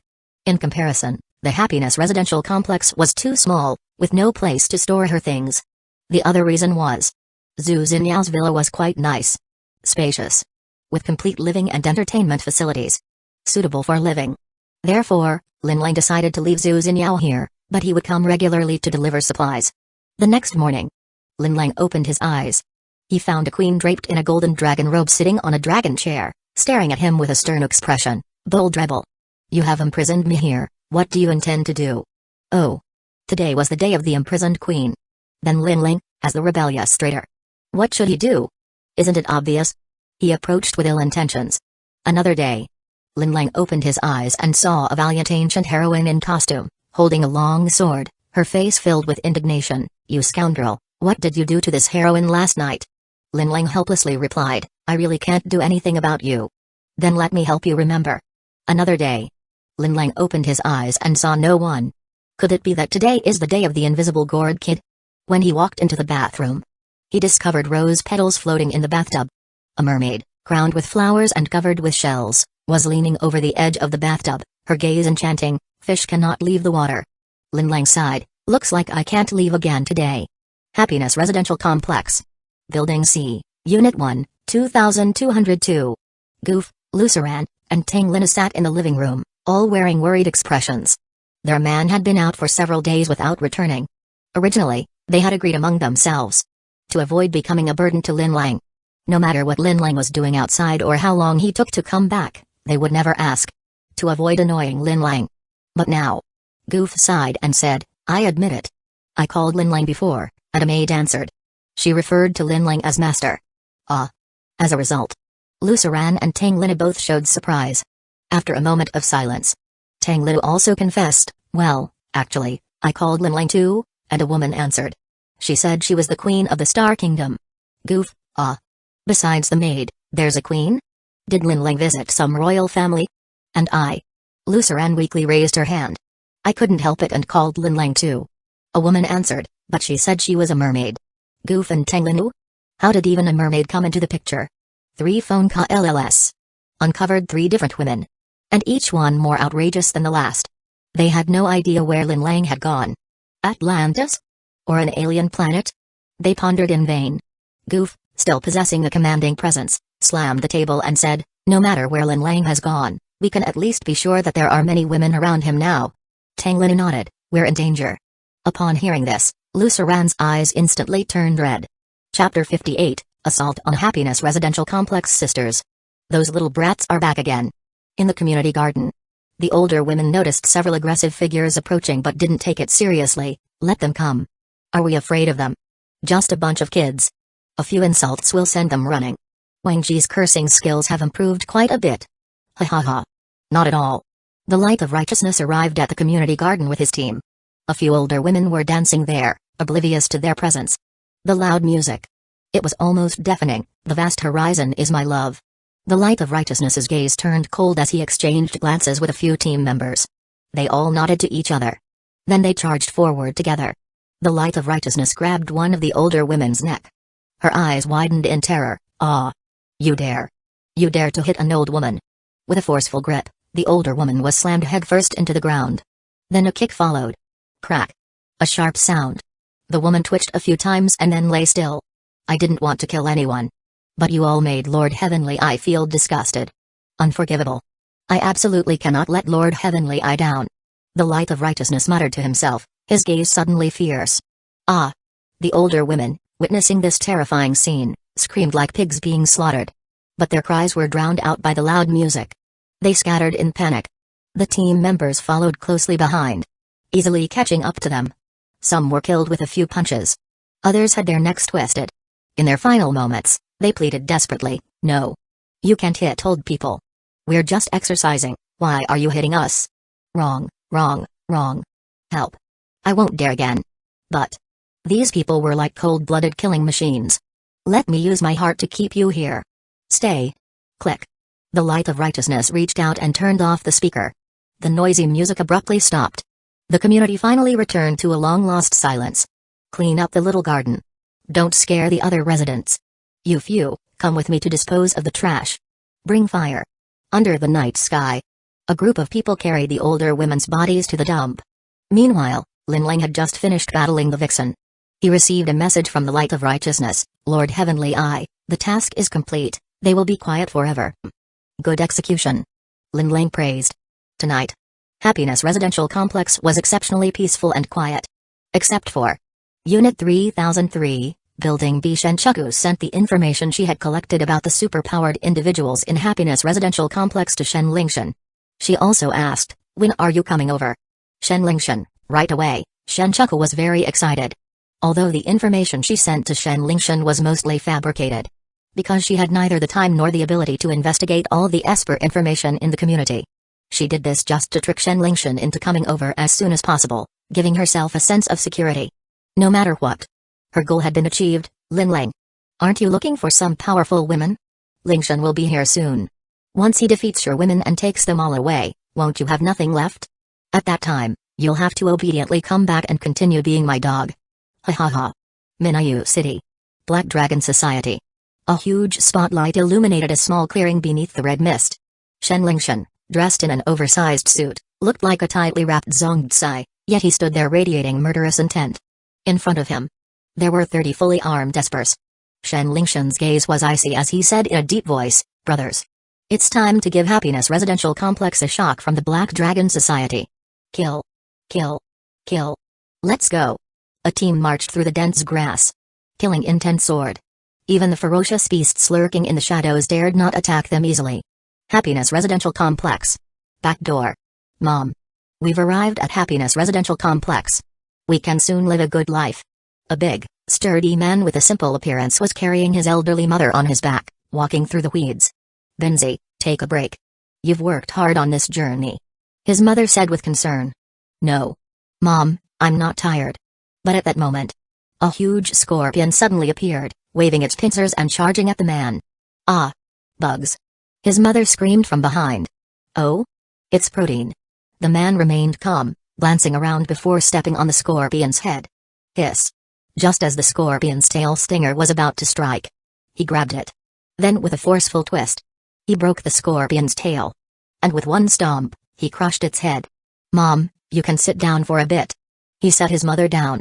From his pocket, he took out a small bag of cookie crumbs. And a small bottle of water. He fed them to his mother.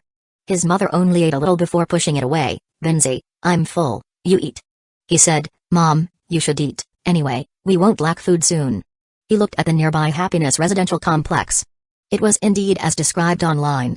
The red mist was rare, almost non-existent. So, the claim that they could fairly distribute resources might also be true. He walked over to the dead scorpion, squatted down, and tore off some scorpion meat, chewing it with big bites. Seeing this, his mother was horrified. Benzi, you keep eating these bugs, won't you get sick? He replied, Mom, don't worry. I'm a super-powered individual, immune to all diseases. Look, I've been eating all the way, and I'm still fine, right? His mother fell silent, but her eyes were filled with concern. After eating his fill, he walked back to his mother, bent down. Mom, let's go in. His mother placed her hand on his shoulder. But at that moment, he heard a loud bang. Boom. Then, some warm, sticky substance splattered on his face. He froze instantly. Clearly, his mother was still exerting force, climbing onto his back. But she made no sound. Mom. He turned to look. His mother's head was gone, leaving only half a body, blood and flesh mingled. Thud. His mother's body fell to the ground. Blood flowed endlessly. Ha. Gotcha. Not far away, a group of people emerged from the grass. They formed a crescent formation, gradually surrounding the man. One of the bald men, holding a shotgun, had smoke still rising from the barrel. Shen Lingshan's gaze was indifferent. Kill him. So the bald man raised his gun again, aiming at the man. But at that moment, ding!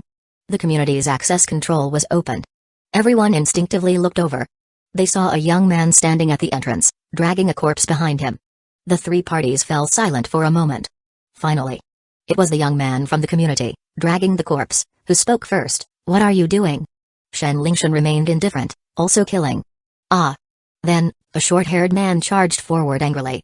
But unexpectedly, the young man grabbed the short-haired man's neck and slammed him to the ground. Crack! He shattered. Seeing this scene, Shen Lingshan narrowed his eyes slightly. "Who are you?" The young man calmly replied, "Captain of the Happiness Residential Complex Patrol Team, the Light of Righteousness." Chapter 59, Discoveries in the Villa District are the bad guys, right? The Happiness Residential Complex does not welcome you. Lord Heavenly, I won't allow people like you to stay here either. The Light of Righteousness looked around at the group of ill-intentioned members of the Black Dragon Society and spoke. "Captain, what's wrong?" At this moment, several patrol team members rushed over.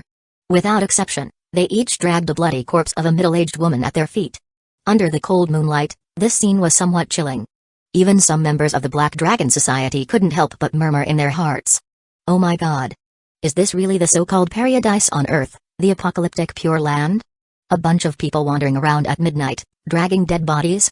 What kind of paradise is this? It's clearly worse than hell. But just then, the man suddenly moved. He exerted force with his feet, like a swift tiger, leaping several meters forward to grab the hunting rifle aimed at him. The bald man holding the gun had just been distracted by the Line of Righteousness and the others. Before he could react, he was pulled back by a tremendous force, stumbling. The man then headbutted him in the face. Ah! And the man had already seized the hunting rifle, aiming it at the bald head, pulling the trigger. Bang! The bald head exploded, and he fell down. The whole process took less than 3 seconds. Kill. This shot became the signal for the battle to begin. Let them all come. The Light of Righteousness calmly issued the order. Oh. A few quickly sent messages in the patrol team's group. Back door, enemy attack. Bang. A sharp earth spike exploded from under the Light of Righteousness's feet, but fortunately, he reacted quickly and leaped to avoid it. Whoosh. Another sound of something slicing through the air. He turned in shock, and from the corner of his eye, he saw a bone spike fly past his ear, deeply embedding itself in the surrounding wall. All Esper? His heart sank, and he hurriedly retreated, creating distance. Bang. The man shot at one person nearby. But that person's figure flickered and became ethereal, the bullet passing through him without causing any harm. But during this time, the man had already retreated to the Light of Righteousness's side, speaking in a deep voice, "They killed my mother." Just that one sentence made it clear that there was a deep-seated enmity between them. The enemy of my enemy is my friend. The Light of Righteousness tacitly allowed the man to join his team and asked, "I am the Light of Righteousness, may I ask how to address you?" Zhang Daban. The Light of Righteousness nodded, standing at the door, confronting the Black Dragon Society while waiting for reinforcements. On the Black Dragon Society's side, there were a total of 30 Esper. 2 had already died, leaving 28. Meanwhile, on the patrol team side, there were only 5 people present, with the others still on their way to provide support. But even if the entire patrol team arrived, there would only be 12 or 13 people. In terms of numbers, they were ultimately at a disadvantage. However, the big boss behind the patrol team, Lord Heavenly Eye, had provided a large amount of resources for the patrol team, which had resulted in their considerable combat power. The outcome of the battle was still uncertain. In the Jiangbai Villa district. Today, Zhu Xinyao was a charming 9-tailed fox. But she had already been subdued by Lin Lang. On the big bed, she was curled up, fast asleep. That large fluffy tail was resting on Lin Lang, giving him a strange ticklish sensation. Lin Lang gently woke her up. "Little fox, wake up." She whimpered. Lin Lang then tugged at her tail. Oh. This special experience made her body tremble, but she still acted spoiled, saying, "I can't anymore. Let me rest a bit." Lin Lang said, "I'm going back." Ah. Zhu Xinyao suddenly woke up, looking at him in surprise. "You're leaving?" Lin Lang had no choice. He had already stayed here for so many days. Every day was filled with music and revelry. It truly made him reluctant to leave. But Lin Lang was rational after all. He had several other women, he couldn't just leave them behind in the Happiness Residential Complex, could he? While he was still in a sage state. If he didn't hurry and slip away, he feared that she would create some excitement early tomorrow morning, and he might not want to leave again. "Why do you have to go? Aren't you happy here?" Zhu Xinyao blinked her big watery eyes, looking hurt. This was truly a disaster-inducing vixen. This woman was amazing. She was perfect in every role. Lin Lang, however, did not answer, only ruffled her hair and said, "I will come back." "Oh.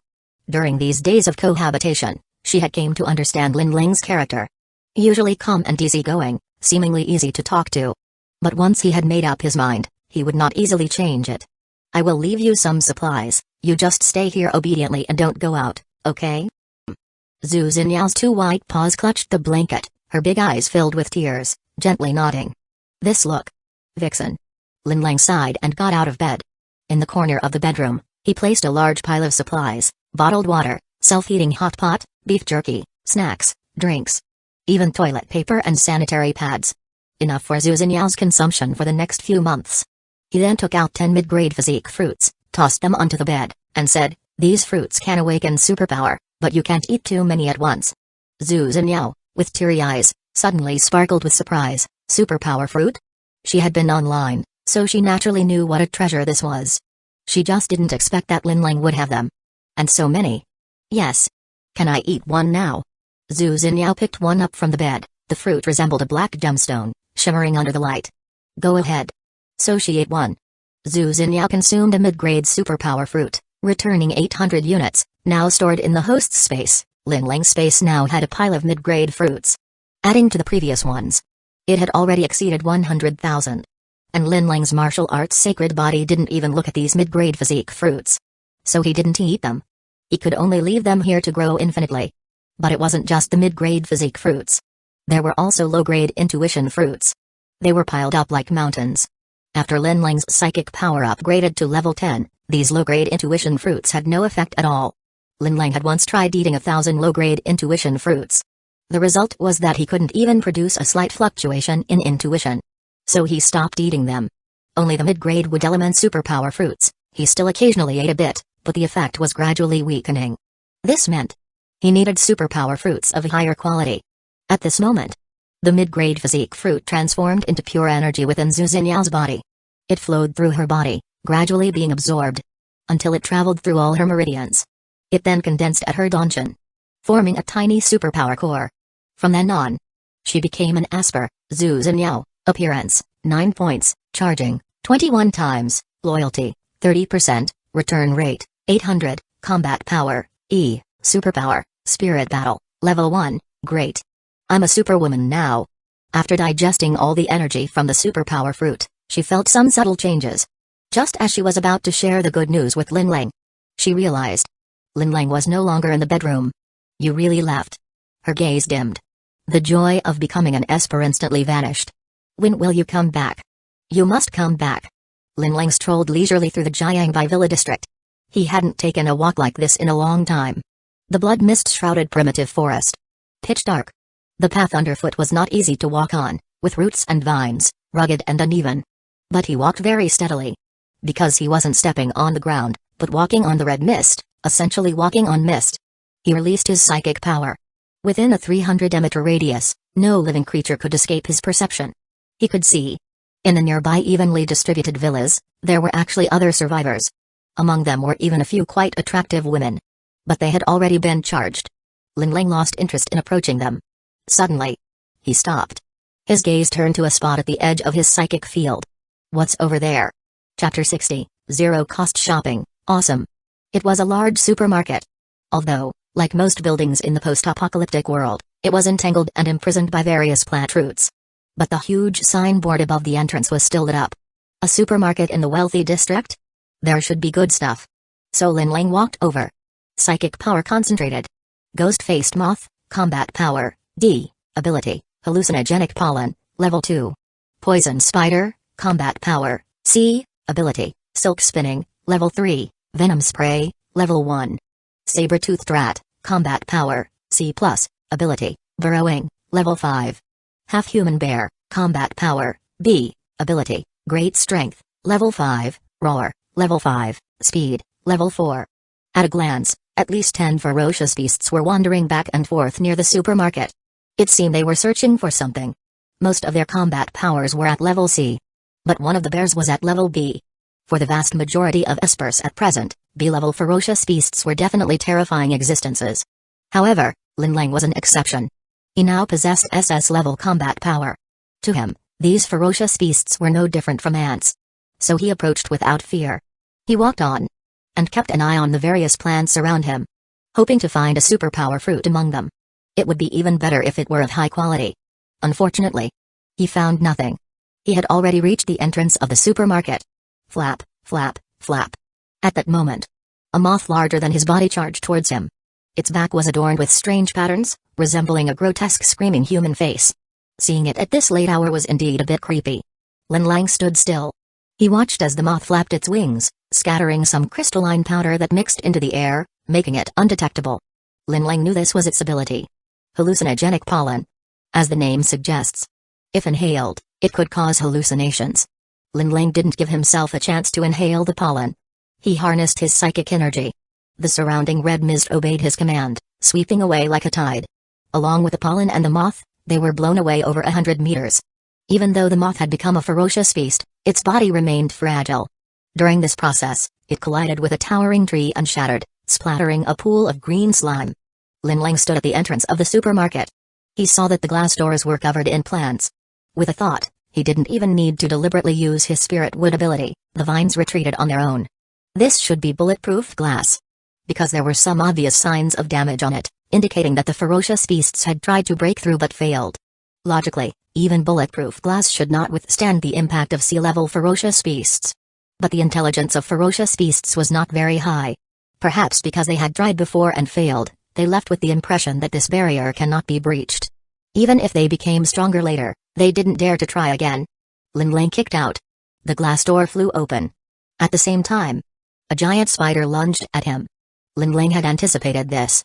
Behind him, a stream of red mist condensed into a sharp spear. With a whoosh, it shot out. It hit its target precisely. Bang! The spider exploded like an overinflated balloon. Venom splattered everywhere. Lin Lang formed a shield with red mist in front of him, keeping himself safe. However, the spider's venom dripped onto the ground. It emitted wisps of green smoke, hissing. Before long, it corroded a large pit into the marble floor. Lin Lang frowned and carefully stepped over it, entering the supermarket. Inside the supermarket, it was very spacious. Although the main door was intact. Inside, it was a mess, overgrown with weeds, clearly having been ransacked. It must have been done by rat-like ferocious beasts. Because there were several huge holes in the corners. This also meant that all food items in the supermarket were basically gone. Completely ravaged by the rats. Lin Lang first walked to the toy section. He didn't even know why. Maybe it was instinct, or perhaps he still had a childlike heart. Anyway, he collected all the toys from the shelves, except for the dirty and broken ones, into his space. In an instant, rows of shelves were emptied. Lin Lang suddenly realized that this feeling of zero-cost shopping was quite exhilarating. So he couldn't stop. He then walked to the home appliance section. Air conditioners, refrigerators, televisions, washing machines, water purifiers, robotic vacuums. He didn't care whether they were useful or not, he collected them all into his space. After all, the space had unlimited capacity. Time was also frozen. He wasn't worried about not fitting them in or breaking them. He swept through everything. Then he moved to the electronics section. Computers, tablets, phones, smart speakers. All taken. Beauty section. Lipsticks, eyeshadows, perfumes, powders, nail polishes.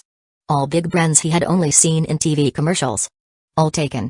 Lin Lang walked from the first floor to the third floor, from the east side to the west side. Anything intact. No matter what it was or how to use it. He looted everything. After all, if left here, no one would come, and over time, these rats would ravage it. Wouldn't that be a waste? After that, Lin Lang checked the supermarket's warehouse. But most of it was stock of snacks and daily necessities. These things Lin Lang didn't lack, so he was too lazy to collect them. There was also a cold storage in the supermarket. Lin Lang broke in violently, took a look around. But startled a whole nest of rats. They squeaked, running wildly all over the place. It was enough to make Lin Lang's scalp tingle, and he hurriedly retreated. He also closed the heavy iron door. The cold storage naturally stored meat, vegetables, fruits, and other fresh items. Lin Lang needed those. But since it had already been invaded by rats, it meant that everything inside was no longer clean. After doing all this, after a busy night in the supermarket, Lin Lang finally walked out. At this point, the sky was bright. Did I really spend so much time? Lin Lang was a bit surprised. Happy times are indeed fleeting. Lin Lang suppressed his urge to look for more supermarkets for zero-cost shopping. He decided to return to the Happiness residential complex first. But just then, he heard a furious roar. The ground trembled. Before long. Behind Linling, a giant white bear, as big as a truck, leaped out from the dense forest. Its shadow covered Linling's figure. With its mouth wide open. A sharp bear claw the size of a bathtub raised high. With one swipe, even a rock would shatter into pieces. But Linling calmly turned around. With a slight smirk at the corner of his mouth, "Here you come, little brother." Boom. To the left of the white bear, a mass of red mist transformed into a gigantic fist, delivering a hook punch. Instantly sending the white bear flying. It crashed through countless plants with a loud crash. Roar. The white bear quickly got back on its feet, shaking its head, seemingly shaken by the impact. Linling then noticed. This creature called the half-human bear actually had skin on its back as smooth as a human's. No fur? Do bears go bald too? Linling wondered. Roar. The half-human bear suddenly lunged again. And Linling lightly leaped, gliding with the red mist, his figure floated several meters away. The half-human bear missed. Looking up, it saw Linling standing not far away. So it lunged again. And missed again. After several attempts, the half-human bear finally realized that Linling was toying with it. It immediately became furious, roaring loudly. It even stood up, its front paws off the ground, pounding its chest in a frenzy. Linling chuckled, "Are you a bear or a gorilla?" But the half-human bear suddenly turned its back to Linling, exposing its bare skin to him.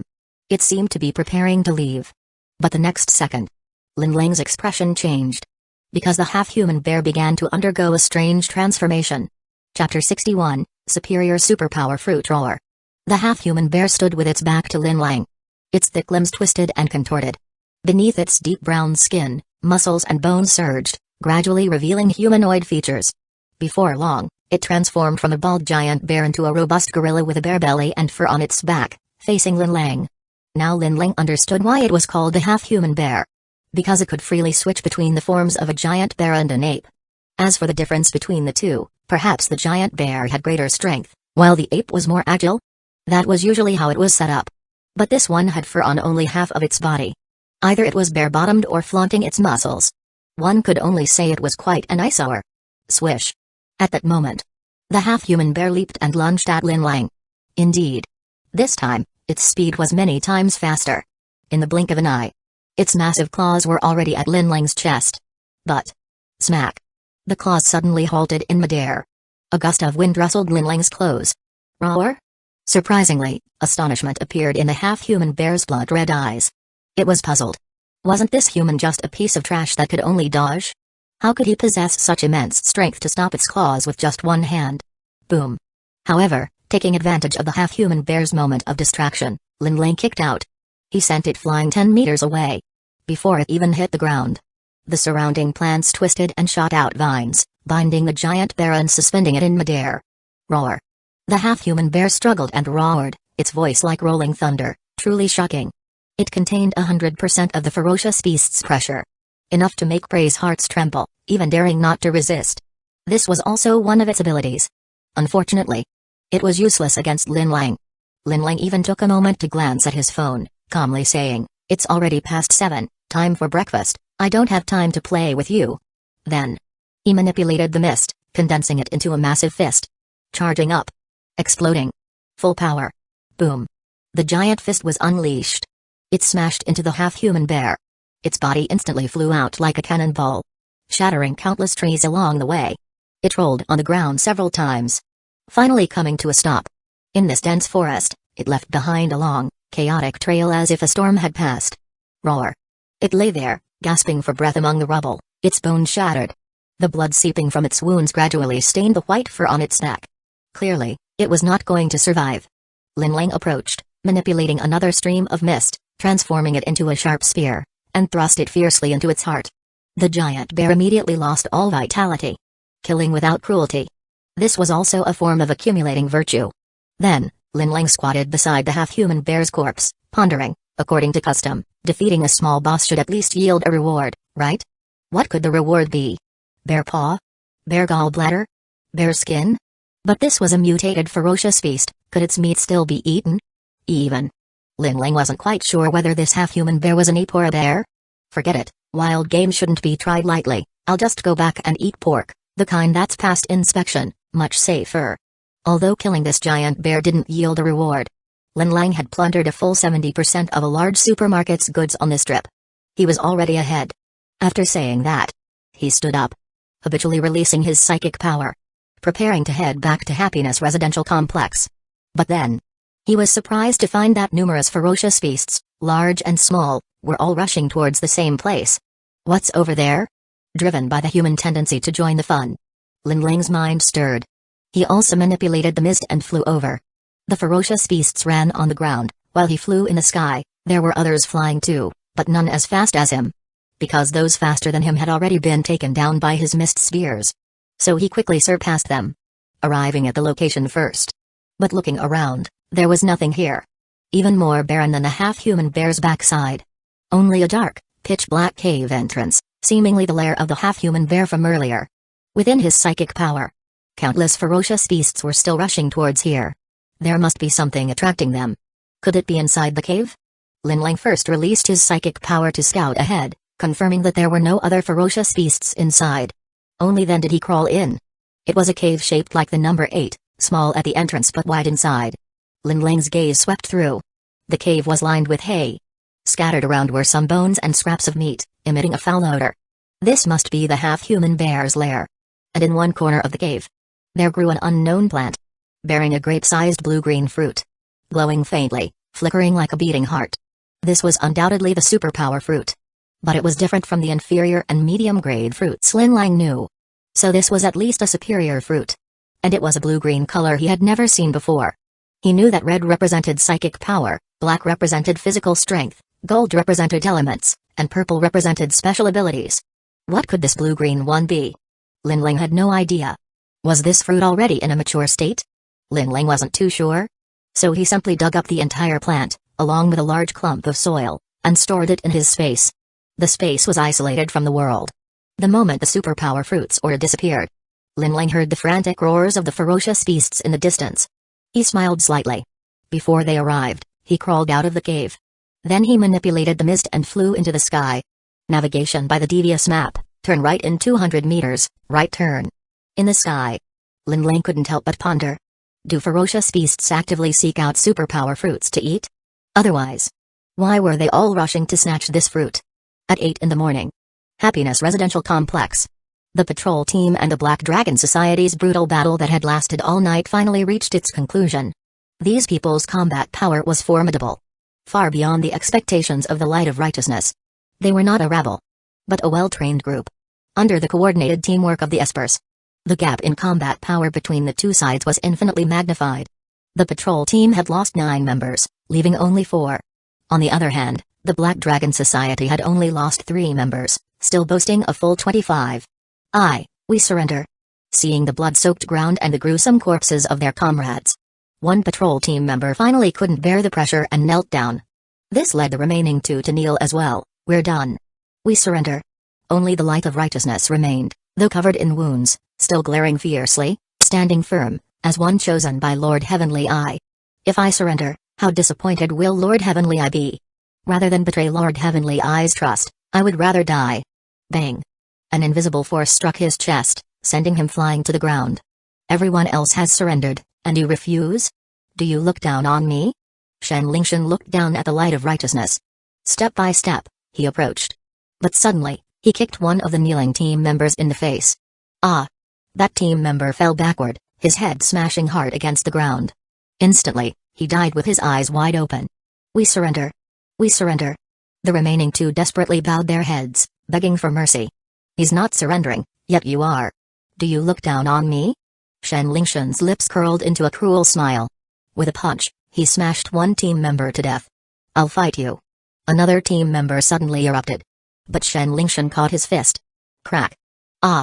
His wrist was crushed. Shen Lingshan took a deep breath. His body swelled up like a balloon. Then he held his breath, extended his large hand, and grabbed the team member's head. Amidst the team members' wails and curses. Bang. Red and white splattered all over him. Hee. Shen Lingshan deflated like a punctured balloon. His evil little eyes turned towards the Light of Righteousness. It's your turn. The Light of Righteousness no longer had the strength to stand. Straining to look up, he could only see the figure of the demon Shen Lingshan drawing closer. The shadow of death loomed over him. Finally, he used all his strength to shout, Lord Heavenly Eye. Save me. Chapter 62, Black Dragon Society? Just a new property management, Shen Lingshan and the members of the Black Dragon Society all turned their heads in confusion, looking around. They thought the Light of Righteousness had really called in some reinforcements. But the surroundings were as quiet as a chicken. In the next moment, a handful of mud and sand was thrown into Shen Lingshan's eyes. Ah! My eyes! Shen Lingshan hurriedly stepped back a few paces, covering his eyes and shouting. Taking advantage of this opportunity, Zhang Dabin rushed over, grabbed the Light of Righteousness, and threw him onto his back. Then he ran like the wind into the Happiness Residential Complex. A few Esper attacks landed on him, but he endured it all. Summoning all his strength, he ran faster than a rabbit. Damn it! Kill them! Kill them! Shen Lingshan suddenly slipped on something, and with a thud, he fell to the ground. Yet he continued to roar, kicking his chubby legs wildly. He looked just like a child throwing a tantrum. Yes. Several members of the Black Dragon Society hurriedly chased after him. Zhang Dabin carried the Light of Righteousness until he reached a dark corner he deemed safe. Only then did he set him down. Thanks, Brother Dabin. The Light of Righteousness was already on the verge of death. But he still pulled out a phone with a shattered screen. He unlocked it. Found WeChat. Entered the Happiness Residential Complex owner group. He sent a voice message, "Sorry, the patrol team has been wiped out, everyone be careful." After finishing, he seemed to finally complete his mission, letting out a long sigh, his body going completely limp. "Lord Heavenly I couldn't stop them." "I let you down?" Zhang Dabin asked. "Who is Lord Heavenly I? If he is so powerful, why didn't he came to save you?" The Light of Righteousness's eyes shone with admiration. "Lord Heavenly I. He is the big shot here. Much more impressive than that Lin Bulang. He is omnipotent." Before he could finish speaking, he died. Lord Heavenly I. Zhang Dabin remembered this name. Then he peeked out to see that the members of the Black Dragon Society hadn't found them yet. So he picked up the phone and dashed into a nearby building. Building B, Unit 1. He took the elevator to the top floor, then to the rooftop. Sitting on the rooftop, he gazed at the distant red mist, as if it were an endless wall, enclosing the Happiness Residential Complex within. It also separated him from his mother. Ding dong. At that moment, his phone rang. Happiness Residential Complex owner group, wiped out? What does that mean? The Light of Righteousness, what happened to you guys? The Light of Righteousness, did you get taken down by the old ladies? No way. You patrol team couldn't even handle a few old ladies? Useless.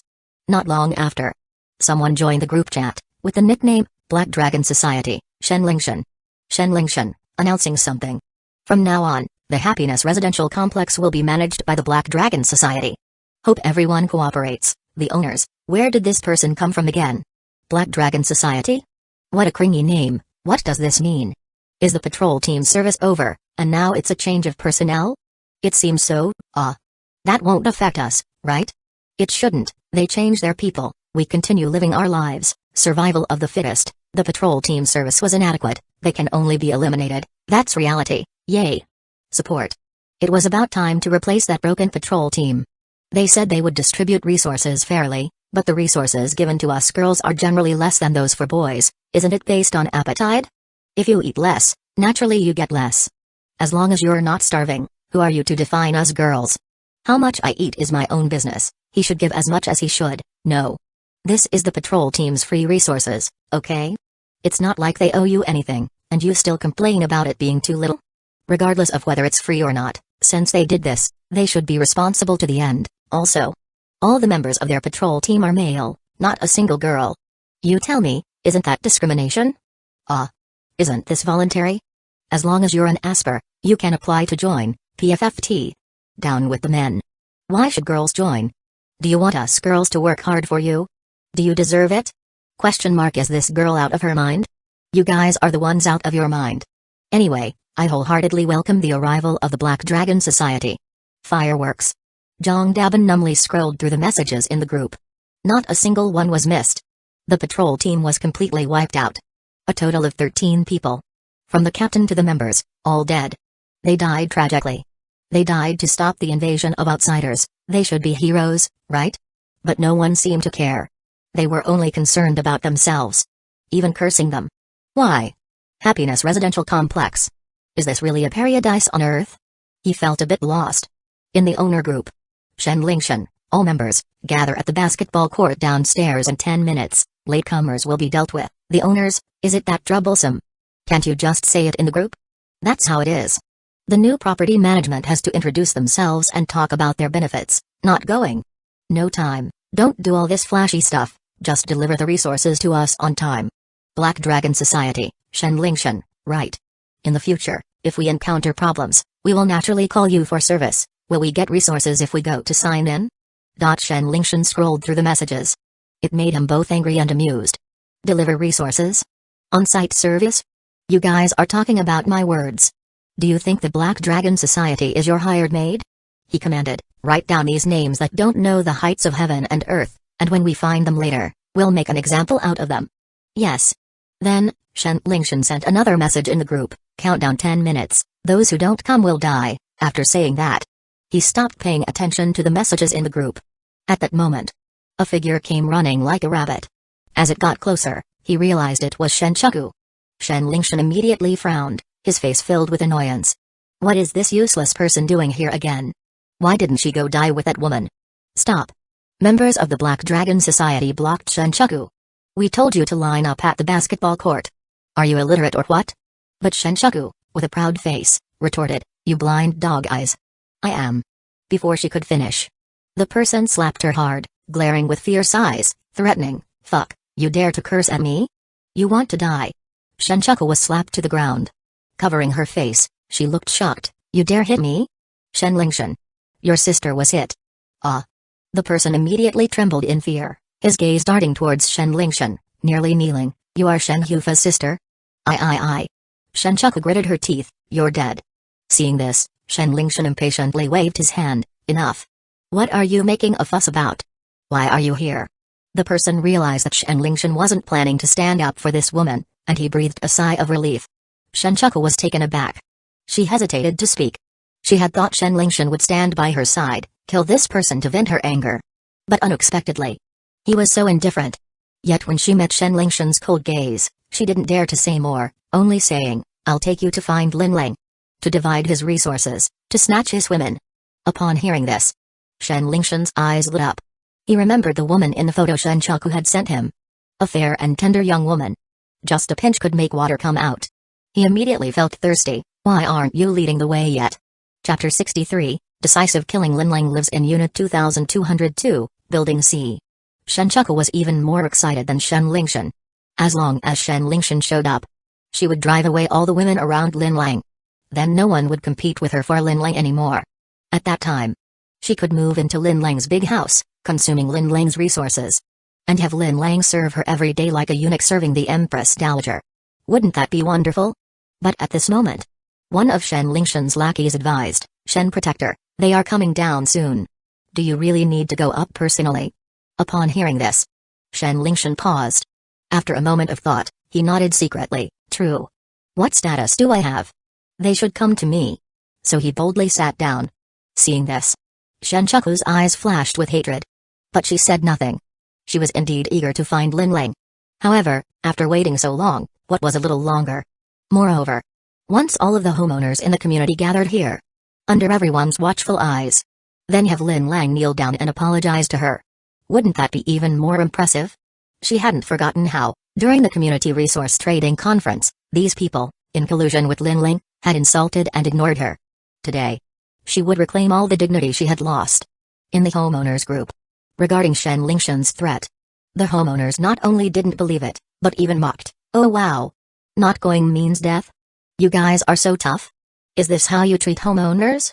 Hey, even the patrol team wouldn't dare to talk to homeowners like that. Remember, you are just outsiders. We are the masters of happiness residential complex. Speak more politely. But after this, Black Dragon Society, Shenlingshan, didn't show up again. Everyone thought he was feeling guilty.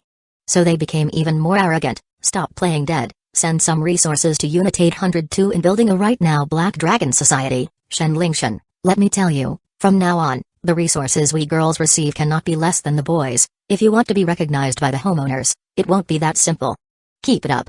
When the time set by Shenlingshan arrived, out of hundreds of homeowners in the community, only 2 showed up. Standing alone on the basketball court. It was quite pathetic. One of the older women looked impatient. Didn't they say we could get eggs if we came? Where do we get them? You young people are so inefficient. The other girl wearing glasses said arrogantly, I'm here to supervise you. From now on, The resources we girls receive must be more than the boys. Don't ask why. Just know it's what the patrol team owes us. Shen Lingshan's face darkened. Kill them. Understood. Before the older woman could react. Bang. A gunshot rang out. The older woman immediately fell to the ground, motionless. A pool of dark red blood gradually spread beneath her. Seeing this, the girl with glasses froze for a moment, then let out a scream, "Ah! SHH!" But a man covered in tattoos stepped forward, holding her in his arms. "Be quiet." In the next moment, countless sharp spikes emerged from the tattooed man's body, like a porcupine. The girl's eyes widened in shock. The spikes on the tattooed man retracted. The girl softly collapsed to the ground. The tattooed man then gently moved his neck, his face cold. Damn. Several homeowners at the window witnessed the scene just now. They were all stunned. Hastily, they messaged in the group, "Someone was killed. The two who just went down were killed, damn. Someone was killed? Is this for real? Was that a gunshot just now? I thought it was someone setting off firecrackers last night. Who are they anyway? How dare they kill someone? Where's the patrol team? Come protect the homeowners. The light of righteousness, where are you? The light of righteousness, why is everyone from the patrol team missing? Did the patrol team all die?" At this moment, the homeowners suddenly remembered that the light of righteousness had previously informed them. The patrol team had been wiped out. And now, Black Dragon Society, Shen Lingshan, my patience is limited. I'll give you 5 more minutes. If you don't come down, my people will go up. Homeowners, the ones who just went down were killed by you. How do we know if we go down, you won't kill us too? Exactly, Black Dragon Society, Shen Lingshan, I killed them because they disrespected me. If you obey, nothing will happen to you. Hearing this, the homeowners felt slightly reassured. After all, in their perception, they were just ordinary citizens. No matter how fierce the external competition was, it shouldn't affect their little lives. Then let's go down, they won't be unreasonable, that's fine. If they come to our door, it could be troublesome, but they just killed someone, it's because those 2 women brought it upon themselves. They thought Black Dragon Society was like the previous patrol team. Don't worry. They won't kill everyone, actually, this isn't bad. After all, it's the apocalypse, we need decisive heroes like Black Dragon Society to lead us. At least they're better than the patrol team. So, the homeowners gradually went downstairs. Standing on the basketball court, chattering, they were too afraid. Shen Lingshan called for a small notebook. It had several WeChat nicknames written on it: Lonely Wolf, Past Like Wind, King of Building Materials, Cow-Eating Peony. He called out these names one by one. Then killed them. Amidst the wails and splattering blood, the homeowners were stunned. Some even wet their pants. Damn. Killing someone over a disagreement. What kind of property management company is this? But not everyone was a coward. Some stood up and bravely questioned Shen Lingshan. Didn't you say you wouldn't kill anyone if we came down? Shen Lingshan calmly replied, good question. These people didn't know their place, daring to me in the WeChat group. I, Shen Lingshan, the left guardian of Black Dragon Society, an invincible superpower user, am not someone they can casually. That's the reason for killing them. Do you understand? Then, with a glance, the people from Black Dragon Society instantly understood, and they killed the person who had just questioned him. Everyone gasped. This is treating human life like grass. Killing more than a dozen people without even blinking. Shen Lingshan said, alright, everyone don't be afraid, those who should die are already dead, and the rest can live. Now, if you have any thoughts, feel free to speak up. After a long wait. Silence. Shen Lingshan's face darkened, not speaking? Then that means you look down on me, and you should die. Immediately someone said, those people deserve to die. The master is right. Then the rest followed suit, yes. Those people dared to disrespect the master, they all deserve to die. Not a bit unjust. The master is right. Your authority cannot be violated. Their flattery made Shen Lingshan feel very pleased. But at this moment, he suddenly thought of something, looked at the crowd, and shouted sternly, where's Lin Lang? Where's Lin Lang? The crowd immediately fell silent. Beside, Shen Chuku hurriedly added, it's the one called Lin Bulang. Lin Ling, Tang Linu, you all come out. But the crowd looked around and couldn't find Lin Bulang. They couldn't help but discuss, does this lord have a grudge against Lin Bulang too? Not surprising. That Lin Bulang is too annoying. Perfect. Let's take this opportunity to kill Lin Bulang. With all his resources, wouldn't it flow to us? Shen Chuku couldn't find Lin Ling, so she said seriously, Lin Lang and the others didn't come. Since they won't come down, we'll go up. But Shen Lingshan's gaze turned cold, unaware of their own death. Let's go. Just then, a homeowner in the crowd shouted, "My lord. There are several women with awakened superpowers around Lin Bulang. You must be careful. If Lin Lang were here, he might recognize that this person was the one who wanted to trade heart disease medicine with Lin Lang at the rooftop trading conference. WeChat nickname, Fian Yang, you are not allowed to look." "Oh?" But Shen Lingshan turned around, looking at him with a cold smile. "Do you think this lord doesn't know this information and needs you to speak up? You clearly look down on this lord. Kill him." "Ah." In Unit 2202, Building C, Goof had calmly browsed through all the messages in the group, understanding the current situation. Then she said to Tang Linu and Luceran, "The patrol team is gone. Those people have killed many, and they might come knocking soon."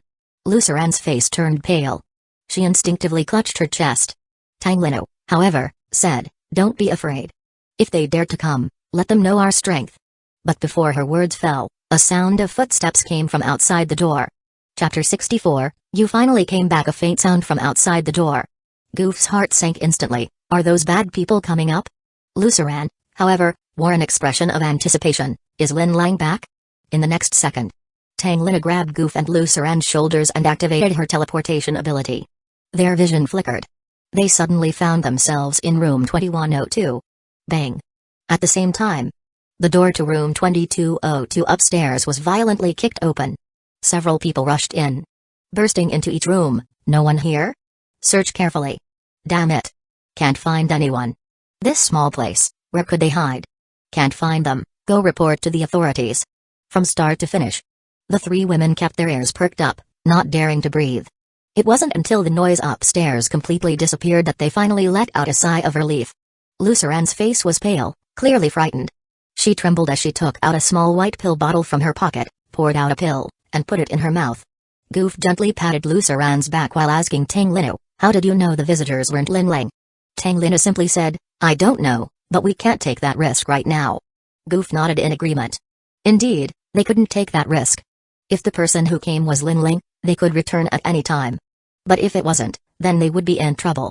After taking the pill, Luceran's complexion improved significantly, but she couldn't help but murmur, "When will Lin Lang come back?" Goof and Tang Linu both said, "He will come back." Clearly, Lin Lang had never shown his strength in front of them. Yet in their hearts, they inexplicably felt this emotion. Lin Lang is omnipotent. As long as he is here, there is nothing to worry about. Perhaps, this is a woman's sixth sense? At that moment, a sinister laugh came from behind them. "Hee, found you." They turned around in shock. They saw a man's head poking through the ceiling, staring at them intently. Ah! The scene was too horrifying. So much so that Luceran instinctively screamed. But the man's figure flickered and became ethereal. As if walking in water. He emerged from the concrete ceiling and lightly landed on the ground. Goof's gaze darkened, and with a flick of her finger, a sharp branch instantly shot in from the window, aiming for the man's back. The attack was fierce. The power was considerable. This was already a mature killing move. But the man's figure flickered again, seemingly becoming as insubstantial as air. The branch passed straight through his body. He was unharmed. Seeing this, Tang Lina realized the situation was dire. So she teleported Goof and Luceran to the next floor. But that ghostly man, whose body could become ethereal, relentlessly followed them. Tang Lina teleported more than a dozen times. From the 22nd floor all the way down to the 7th floor. During this time, there were also random jumps up, down, left, and right. But the ethereal man could always pinpoint her location. It was as if he had GPS installed on her. Finally, Tang Lina's stamina began to wane. If she were teleporting alone, perhaps she could hold on a little longer.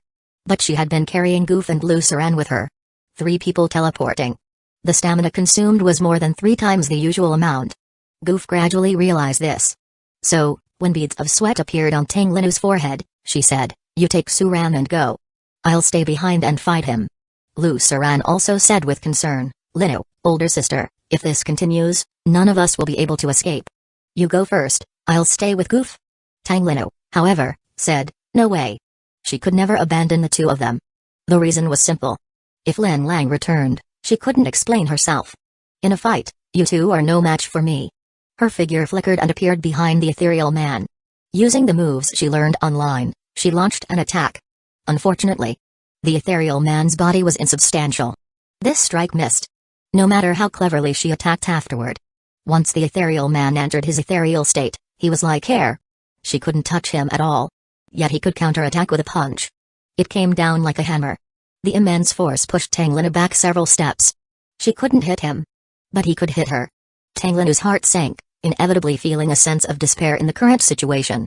The ethereal man pushed Tang Linna back with a punch but did not stop there. He charged forward. Another flurry of punches was thrown. In terms of skill, the ethereal man might not be as good as Tang Linna, who had awakened her spiritual combat ability. But relying solely on his brute strength and fearlessness of injury, he attacked like a madman. Tang Linna was exhausted from defending and could only keep retreating. Goof was anxious. She wished she could rush in to help. But she wasn't good at close combat, going in would only complicate things. Goof. At that moment, Lu Saran tugged at Goof's sleeve and whispered, "His ethereal ability consumes a lot of energy. The more attacks he dodges while in that state, the greater the consumption." Upon hearing this, Goof pondered, so, as long as Tang Linna keeps this up, she will eventually exhaust his stamina? Then they could defeat him? But the current state of the ethereal man was clearly stronger than Tang Linna. Could she hold on until then? Or perhaps... Suddenly, Goof's eyes lit up. The more attacks he dodges, the greater the consumption? Then let's accelerate his exhaustion. Immediately, she focused her mind and activated her wood spirit ability.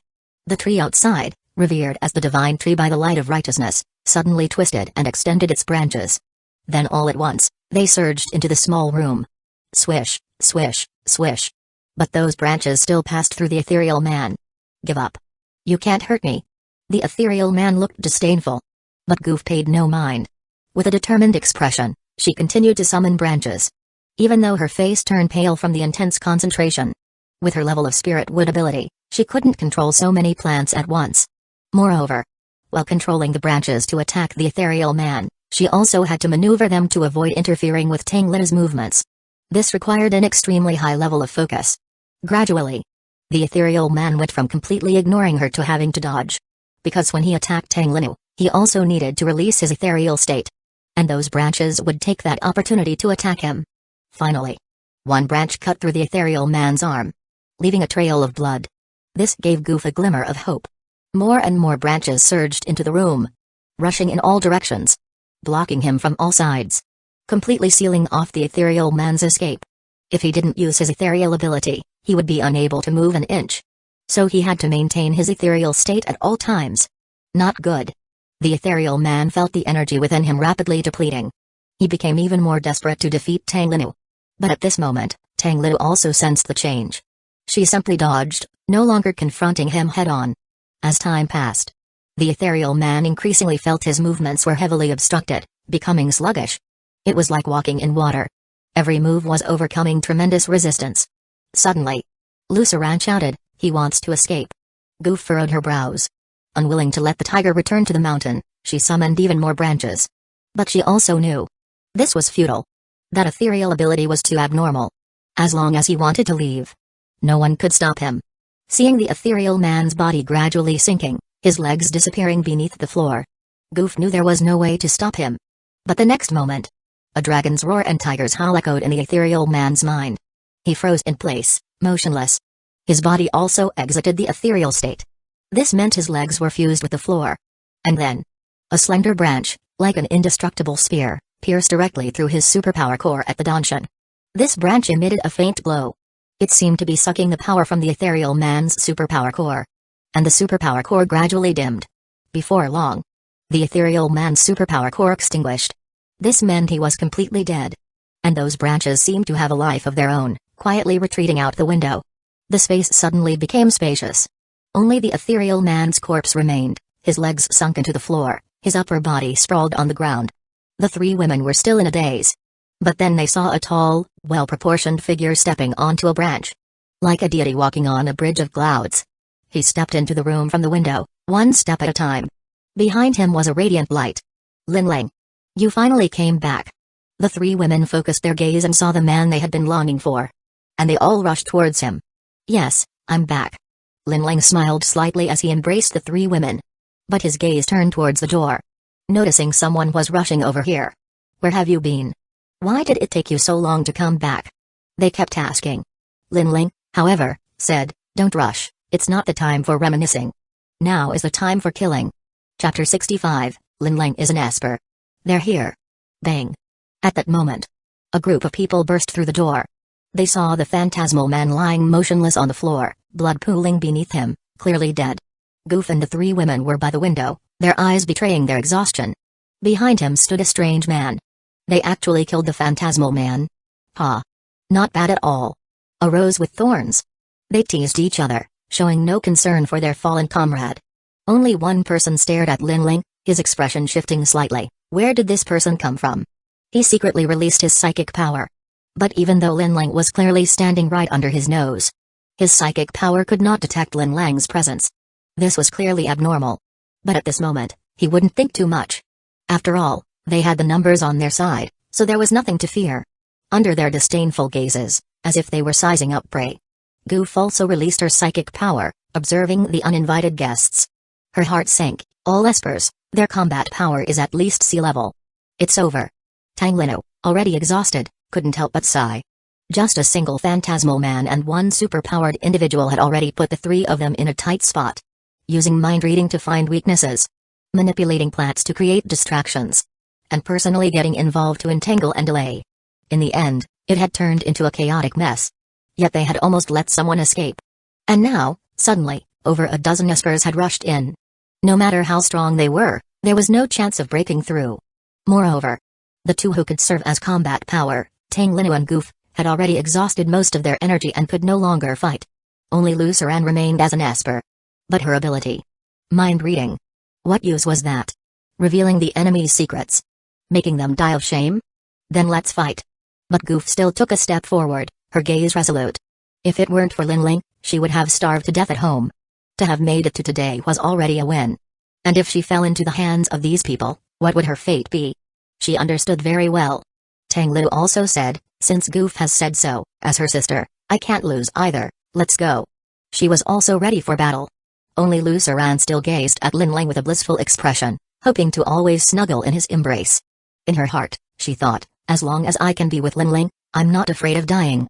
Meanwhile, Lin Ling remained calm. He was unaware of the fascinating psychological activities of Goof and the others at this moment. And he didn't care.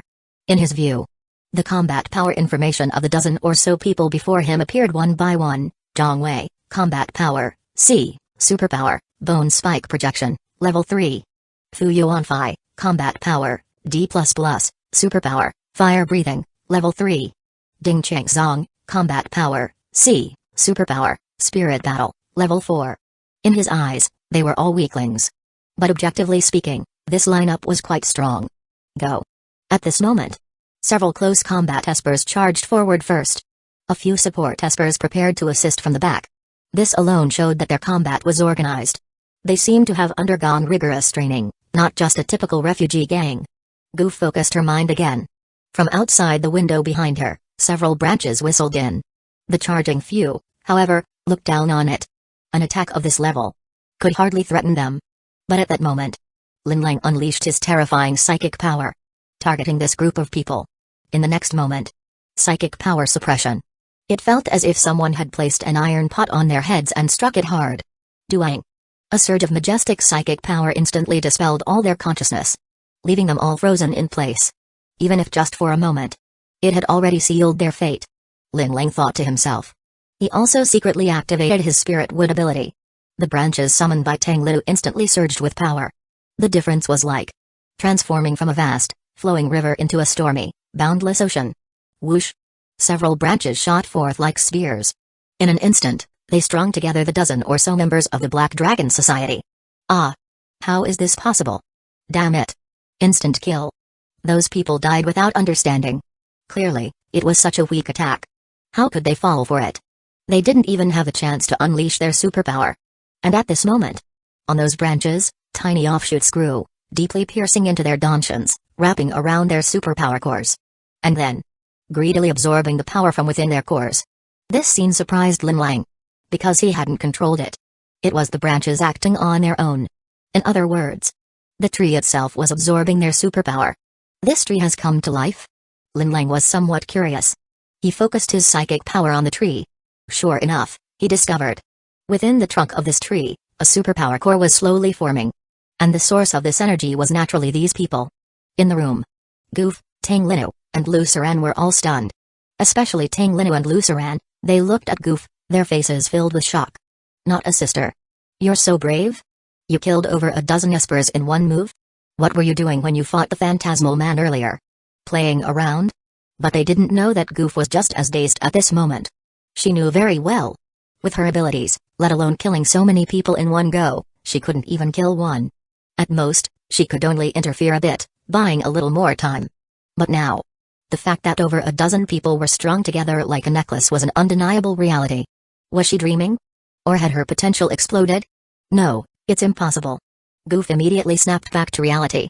With a thought, she looked at Lin Lang. Was it him? Although Goof had secretly observed Lin Lang with her psychic power before, she found that he did not possess a superpower core. This seemed to prove that Lin Lang was not a superpowered individual. But this didn't make sense. Lin Lang clearly had so many superpower fruits. He had no reason not to be an Asper. It was just. She wasn't that stubborn. Since Lin Lang didn't say anything, she would pretend not to know. Lin Lang had too many secrets. But she didn't need to know the answers. Lin Lang still wore a calm expression, as if the dozen people who died before him were merely a dozen ants. He said to Goof and the others, "There are so many people below, let's go down." At this moment, the branches had already drained all the superpower cores of the dozen people. Lin Lang summoned them, weaving them into a spacious platform. He brought the three of them onto it. The platform descended like an elevator, smoothly lowering them to the ground floor. At this point, even Tang Lin noticed something was off. Such advanced maneuvering was clearly not something a novice like Goof could pull off. So she cautiously asked Goof, "Was it you?" Goof merely smiled slightly. But her gaze instinctively glanced at Lin Lang. In an instant, Tang Lin understood. Her gaze shifted back to Lin Lang, gradually becoming fiery hot. So Lin Lang is a powerful Esper who has been hiding his strength. So strong. So charming. I really want to submit to him right now. Wow. Look. On the basketball court.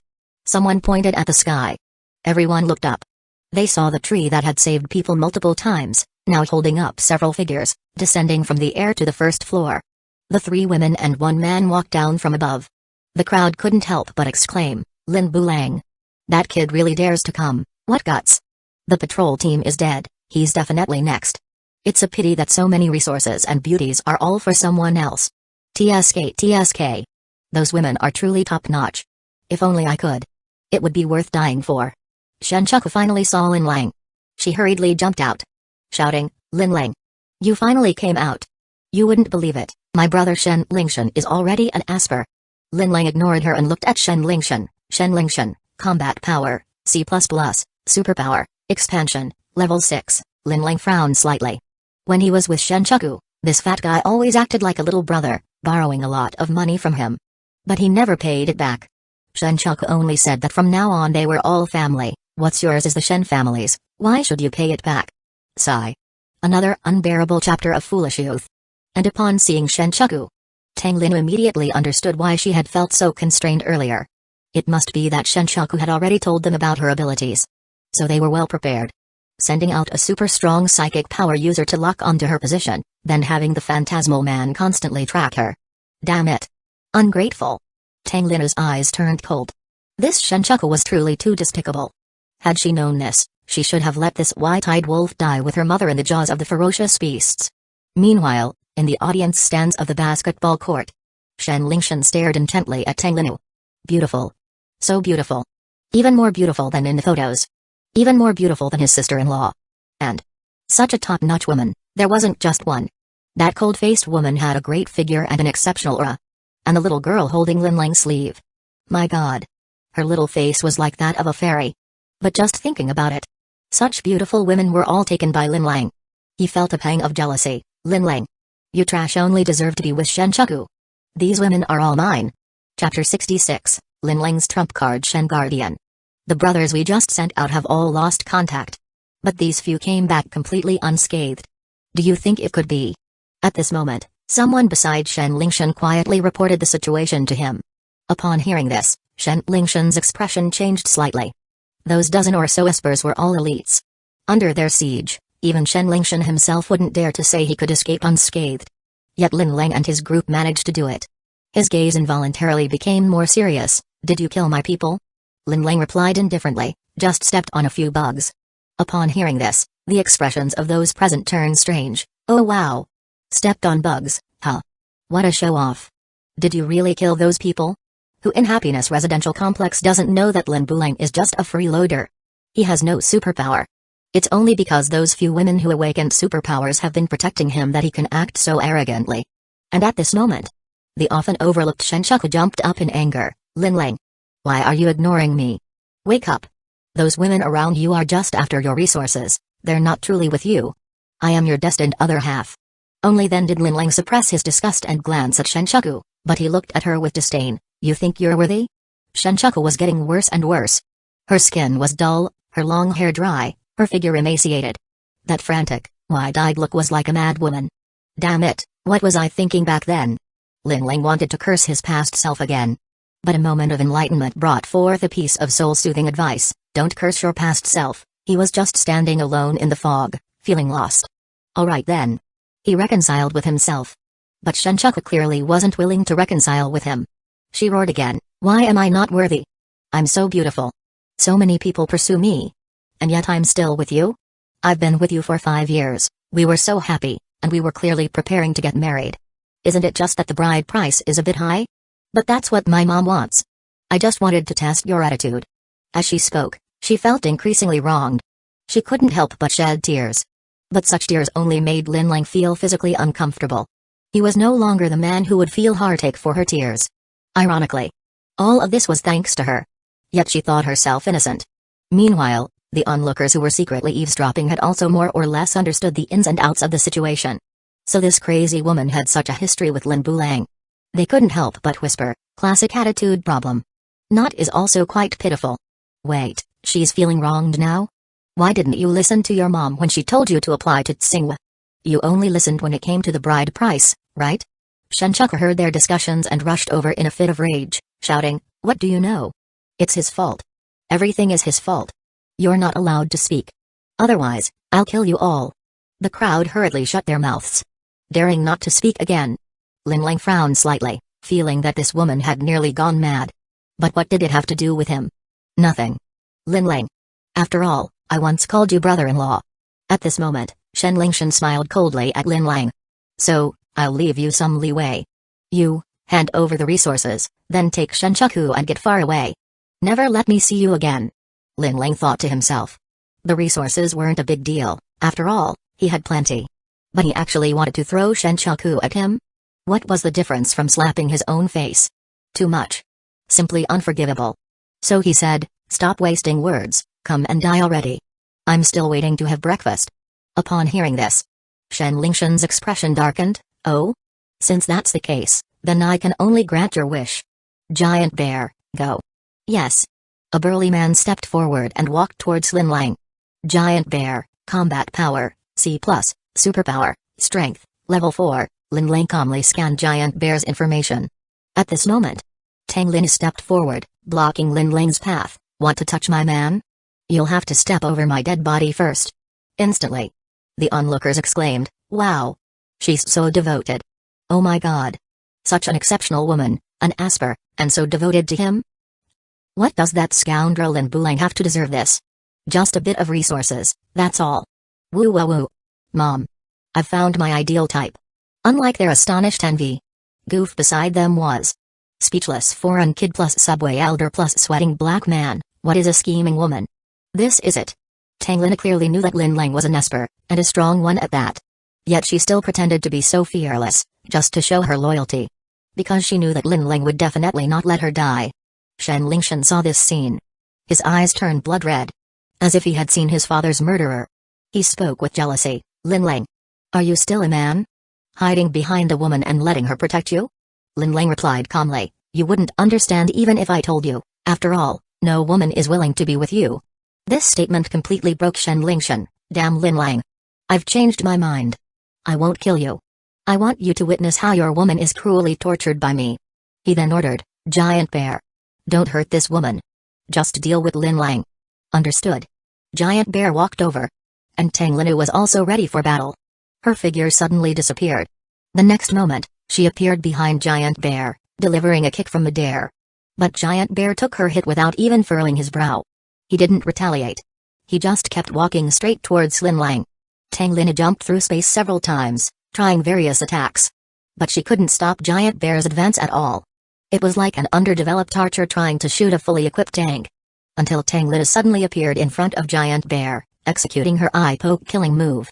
But Giant Bear caught her wrist and threw her away. Ouch! Tang Lina fell to the ground, tears welling in her eyes. Yet she still stubbornly got up, preparing to continue fighting. This resilient appearance left the onlookers silent, their hearts stirred. This is true devotion. She's really willing to die for her man. So great. Doesn't the one who claims to be the true heart feel embarrassed? Even Shenchaku beside them was stunned. Why? Aren't these women with Lin Lang just for his resources? Why? Now they are willing to die for Lin Lang? Could it be? Are they truly sincere towards him? To be fair, Shenchaku believed she couldn't do that, to the point of giving up her life for Lin Lang. She indeed wanted to be with Lin Lang. But she only wanted Lin Lang to give to her, not to give to Lin Lang. She believed Lin Lang wasn't worthy. And that she deserved better. Only Goof could no longer hold back. So you think you're the only one who can show loyalty? Who can't do that? So she grabbed Tang Linu and said firmly, Linu, I'm also willing to die for Lin Lang. Let me do it. Then she stepped forward. Using her wood spirit ability. Manipulating the large tree behind her, swinging numerous branches towards Giant Bear. But Giant Bear still didn't dodge or evade. Even when his feet were entangled by the branches and couldn't move. He just let out a low roar. Suddenly releasing an astonishing aura. He actually broke all the branches. Goof, whose mental energy was severely depleted, finally spat out a mouthful of blood and staggered back several steps. Her long hair flowing in the wind. How beautiful and tragic it was. The crowd couldn't help but gasp in awe. So ruthless. But Tang Linu was gritting her teeth. At that moment, the seemingly frail Lucerne unexpectedly stepped forward. Softly saying, Lin Lang. I want to die with you. I'm not afraid. The crowd immediately gasped, oh no. Such a pitiful little thing. She absolutely must not die. That would break hearts too much. Tang Linu, Goof, this can't be sprayed. She's truly sincere. Finally. Lin Lang held Lucerene's delicate wrist and said calmly, alright, what are you doing here? Lucerne blushed, I want to be with you forever. But at that moment, Shenchaku screamed, enough. Stop acting here. It's disgusting. Lin Lang. Your women have all been defeated. No one can protect you anymore. What other trump cards do you have? If you don't have any, you're dead for sure. Everyone's gaze turned to Lin Lang. Yes. All his superpower women have been defeated. As an ordinary person without superpower, what other trump cards could he have? Could it be? The notorious disaster was about to fall today?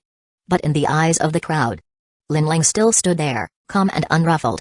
His gaze was tranquil. Trump card? He has one. His only trump card is himself. Chapter 67, Instant kill of Shen Lin Bulang is definitely dead this time. There's no way around it, the Black Dragon Society is too terrifying. Even the patrol team made up entirely of espers was wiped out by them, let alone Lin Bulang, who's just living off others. The entire patrol team is dead, they can only blame themselves for being too weak. If they don't have the ability, they shouldn't boast about protecting our community. Who says otherwise? They even dared to challenge the authority of the Black Dragon Society? They deserve to die. This is what we call misplaced confidence. They talk so big, but in the end, they're easily crushed. From now on, let the Black Dragon Society protect our community, and we can rest easy. Although the methods of the Black Dragon Society are a bit brutal, as long as we obey, we shouldn't die. Exactly. As the weak, we should be more self-aware and just follow the orders of the strong. Otherwise, if we die, it's our own fault. I believe. Under the leadership of the Black Dragon Society, our lives will definitely get better. Listening to the discussions of the crowd. And those ridiculous expectations. Lin Bulang couldn't help but curl his lips into a mocking smile. These people really are pathetic. What has the patrol team established by the line of righteousness done for the community owners? Actively hunting ferocious beasts. Cleaning up the community environment. Distributing supplies for free. With such dedication and selflessness, even Lin Lang recognized them. But how do these people evaluate him? Too weak? Overestimating themselves? Deserving of their fate? Perhaps. Their evaluations are correct. The light of righteousness indeed has an overflowing sense of responsibility and has never seen much of the world, leading them to be overly confident in their combat power. But these people, as the bottom-tier beings in this apocalypse, who were forcibly pulled back from the brink of death by the patrol team, do they have the right to evaluate the patrol team? They have lost their sense of gratitude. And lost their reverence for the apocalypse. There was even a ridiculous incident where Andes were disturbing the peace during morning exercises in the apocalypse. Lin Lang wasn't angry. Nor was he interested in defending the light of righteousness. Everything is a personal choice. The light of righteousness chose to sacrifice themselves to save them.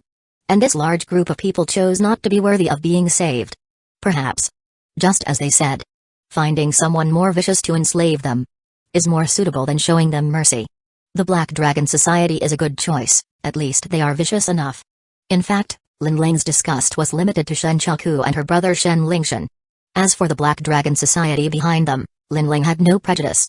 Whether it's the Black Dragon Society or the previous recovery team led by Wang Lianda, in his eyes, they are the same.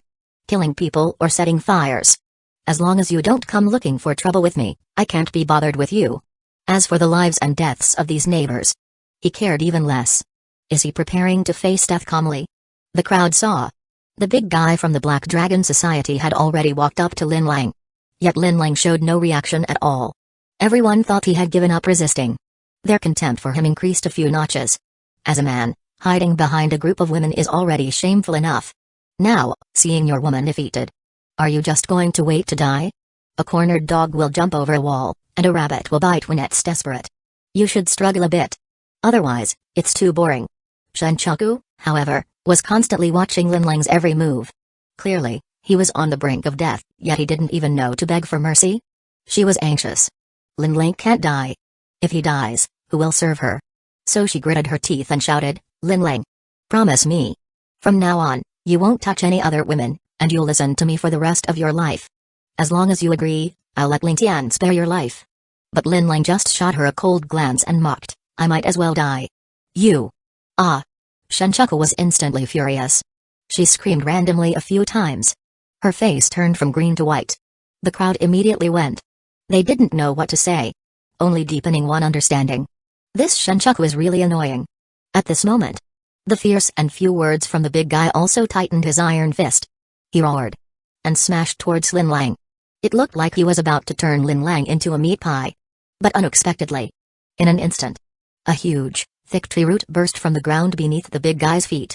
Directly sending him flying into the air. The big guy struggled in the air, but the tree root tightly wrapped around him. Then with a whoosh, it pulled him back down to the ground. Leaving behind a bottomless trench, which closed up in the next second. Divine Tree. The crowd was stunned. The Divine Tree has manifested once again. And in an instant, it took down a powerful esper from the Black Dragon Society. Compared to the light of righteousness, this Divine Tree is the true guardian of the community. They simply knelt down. Submitting under the Divine Tree. Even the people from the Black Dragon Society looked on in disbelief. They instinctively took a few steps back. Daring not to act rashly towards Lin Lang. Lu Saran's eyes widened in surprise as she exclaimed, Lin Lang, the Divine Tree saved you, we won't die. Although she had seen the Divine Tree in action before. But that was from upstairs. The visual impact wasn't this strong. This time it was at such a close distance. The Divine Tree suddenly displayed its might, using earth-shattering techniques to take down a powerful enemy in one move. It was simply breathtaking. But Goof and Tang Lin remained much calmer. From Lin Lang's earlier descent from the tree, they had already determined that Lin Lang was an esper with super strong wood spirit abilities. This so-called Divine Tree was actually being controlled by Lin Lang. What nonsense Divine Tree? It's just a tree, it can't save you. At this moment, after watching for a long time, Shen Lingshan finally decided to step in personally. Let me show you the power of Shen Lingshan. He suddenly inhaled deeply. His body rapidly inflated like a balloon. He grew to a height of 3 meters, his body slightly reddening. Seeing this, Shenchaku was overly excited. Ling Tian, go for it. She could no longer tolerate Lin Lang's insults. Now she only hoped Shen Lingshan could defeat Lin Lang, preferably turning him into a cripple. Then Lin Lang would have to stay by her side for the rest of his life. Shen Lingshan transformed from a chubby guy into a giant. The onlookers gasped, he got bigger. And Lin Lang, unfazed, manipulated another tree root to burst from the ground, striking at Shen Lingshan. The tree root came crashing down. Shen Lingshan raised his arm to block. Bang! The tree root seemed to smash against a hard stone. It shattered with a loud noise. The crowd was shocked, the Divine Tree isn't even a match for the adult. Even Goof and the others slightly changed their expressions. Shen Lingshan held his breath. Leaped high. Then, with his fists like hammers, he smashed down towards Lin Lang. His arms were incredibly thick. Like the arms of a giant beast. If this hit someone, they would definitely be turned into meat paste. Even as his fists descended, the sound of air being sliced could be heard. Such terrifying power. It's likely comparable to those ferocious beasts outside, right? Shinchaku's eyes widened. No. Just teach him a lesson, don't kill him. But before she could finish her sentence, the remaining half got stuck in her throat like a fishbone, unable to be spat out. Because, under everyone's gaze, Lin Lang simply extended a finger, lightly pressing against Shen Lingshan's fists. Boom. A tremendous pressure descended, shattering the concrete ground around Lin Lang, causing it to sink deeply. Yet Lin Lang stood there, still looking calm and unbothered, while Shen Lingshan's fists hovered at Lin Lang's fingertip, unable to advance even a bit. The crowd gasped. This Lin Bulang actually caught it, and only used a finger? How is this possible? Let alone Shen Lingshan being such a terrifying esper. Even if he were an ordinary person, if he threw a punch with all his might, no one could possibly stop it with just a finger, right? Unless that's a cheat code? Even Shen Lingshan himself was stunned. He felt as if he had struck a steel plate, looking at Lin Lang with an expression of utter disbelief. This kid actually has some skill? But soon, his expression hardened again. He took another deep breath. His body swelled up another size. He leaped, jumping to at least 10 meters high. The crowd looked up, exclaiming, "This move, could it be the long-lost Mount Tai meteor strike?" But the next second, something astonishing happened. Another figure shot up into the sky. Though small, its height was still above Shen Lingshan. That was Lin Bulang. Shen Lingshan looked up, his eyes filled with shock, as if he had seen a ghost. How did this kid get up here? At that moment, he heard Lin Lang's light voice, "Although your name is Shen Lingshan, it doesn't mean you can soar above the sky. Go back underground." Shen Lingshan was instantly horrified. Roaring in his heart, how is this possible? How is this possible? What on earth is Lin Lang? He's definitely not an ordinary person. The immense pressure Lin Lang exerted on him. Even more terrifying than the boss. Even. It made him feel the breath of death. So, he immediately began to inhale. Inhale. His body continued to swell. Swell. Until it reached its limit. His inflation ability, as his size increased, his strength and defense would also significantly rise. And now, this was his ultimate state. Incredibly strong. Unbreakable. Since awakening this superpower, he had never been pushed to such a limit. In this state, he even had confidence. He could withstand the bombardment of airplane missiles. However, Lin Lang's gaze remained indifferent. Shen Lingshan felt disdain and disappointment from it. It seemed that Lin Lang was deliberately giving him time. It seemed that no matter how he struggled, in Lin Lang's eyes, it was all in vain. But this is impossible. I am an invincible superpower user, the left guardian of the Black Dragon Society. No one in this world can kill me. His muscles bulged, veins popping. He had completely lost his human appearance, looking more like a humanoid monster. At this moment, Lin Lang moved. He simply lifted his foot, as if stepping on a bug. With one kick, he struck Shen Lingshan's face. Bang! Shen Lingshan fell like a meteor, crashing to the ground. An invisible force swept in all directions, ruffling the clothes of the crowd, even forcing them back a step. They looked up, only to see the place where Shen Lingshan fell. Rolling dust filled the air. Chapter 68, The Superpower Fruit That Stirred the Ferocious Beasts in Midair. Lin Lang stepped onto a branch and gently descended, following the gazes of the crowd. In the distance, the dust gradually settled, leaving behind a massive pit. Shen Lingshan lay motionless in the center, his form having returned to its usual size. But his limbs were broken. His body was covered in shocking cracks, like a shattered porcelain doll. Yet he was drenched in blood. Oh my god. The onlookers were stunned. They had witnessed the entire process. The Lord Shen who had just been so arrogant had now turned into a corpse that could not be more dead.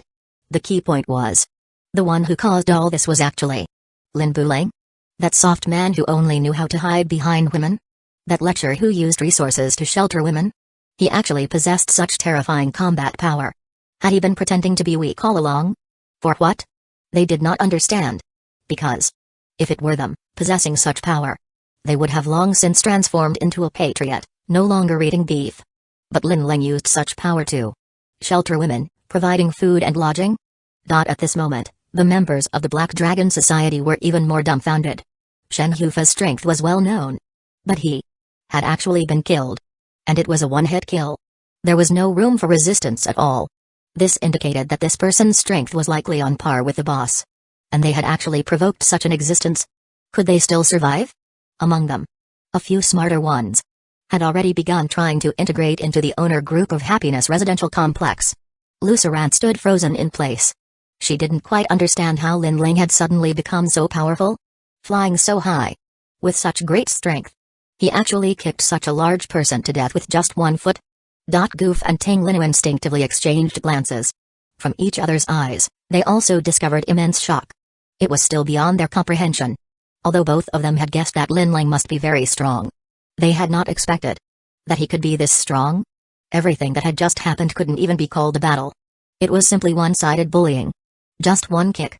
And he had kicked the peak state Shen Lingshan to death. Moreover, look at Linling's relaxed expression. Clearly, this was not even his full strength. So, how terrifying was his true strength? However, if we were to talk about who was the most surprised at this moment, it had to be Shenchaku. Linling's kick seemed to have struck her little brain, making her suddenly understand many things she hadn't before. Why were those women so infatuated with Linling, devoted to him? It was because Linling not only possessed a vast amount of resources, he himself was also a very powerful superpowered individual. In this apocalyptic world, resources, combat power, both were crucial. Yet Linling had both. Such a man would naturally be coveted by other women. She couldn't help but start to reflect. What had she missed? If she hadn't broken up with Linling, then now, Linling's resources would be hers. Linling was so strong, he could protect her. Isn't this the legendary top-tier boyfriend? She suddenly realized she was wrong. She had missed out. And had always thought that Linling was inferior, unworthy of her. So she could only play with him, squeezing out his remaining value, but couldn't entrust her life to him. But now, she understood. Linling was worthy of her. No. Not just worthy. He and she were simply a match made in heaven. She could no longer see Linling as a spare tire to be toyed with. But should be with him properly. Seriously date him. Get married, have children. Then lock it down for a lifetime. She was moved by herself. So she stepped forward, tears in her eyes, and said to Linling, Linling, let's put the past behind us and be together well. From now on, I will fulfill the responsibilities of a girlfriend, accompany you to eat, accompany you to play. Even, accompany you to sleep. At this point, she still had a shy expression. The audience had not yet recovered from the incident of Lin Bulang one-shotting Lord Shen. At this moment, they were forcibly diverted by Shenchaku. They were also shocked. This woman's skin is really thick. Wait, didn't the great Lin Bulang just kill her brother? How dare she go bother him? Isn't she afraid of being wiped out? This woman is really something. As the object of Shenchaku's confession, Linling felt quite speechless. He didn't know where this woman got her confidence. He could only say, sorry, I don't take in trash here. Once unfaithful, never usable again. This was his consistent principle. Upon hearing this, Shenchaku immediately exploded. Linling, I've already taken the initiative to show goodwill. What more do you want? Who told you to be so strong yet not tell me? If you had said you had so many resources, if you had said you were a superpowered individual, I wouldn't have had to do all this. Her gaze suddenly softened. Let's put everything down and be together well. I can accept being one of your women along with them. I only have one request, your resources must be prioritized for me, because I am your official girlfriend. Upon hearing this, Tang Lina could no longer hold back. She stepped forward and scolded, Shenchaku. You're going too far. I am your lifesaver. How could you repay kindness with enmity? Colluding with your brother to harm me? Especially now, she actually wanted to snatch her man? But Shenchaku screamed, no. Don't morally kidnap me. Everything I did was for Linling. I'm not wrong. After she finished shouting hoarsely, she turned to Linling and said, Linling, you were wrong. It really was you who was wrong. Although we quarreled, I have always been just your woman. But what about you? You've already found so many women behind my back. It's you who was wrong. As she spoke, she began to cry. I've done so much for you, can't you forgive me just this once? For a moment, people were somewhat hesitant to comment how to say it. It was quite pitiful. But, Linling still looked at her calmly. Then said, Shenchaku, you should leave, I don't want to kill you. Upon hearing this, Shenchaku was instantly stunned. As if she had heard some century-old lie. Kill me? The worst situation she had imagined was that Linling would never forgive her. But now, Linling actually wanted to kill her? You want to kill me? She looked at him in disbelief. This question seemed to drain all her strength. She fell to the ground. Linling, we've been together for 5 years. No matter what, we've had so many beautiful memories together. But now, you actually want to kill me? Her expression no longer held any pretense. Her tears were so sincere. Because all of this came from genuine pain. It seemed that in this moment, she finally woke up completely.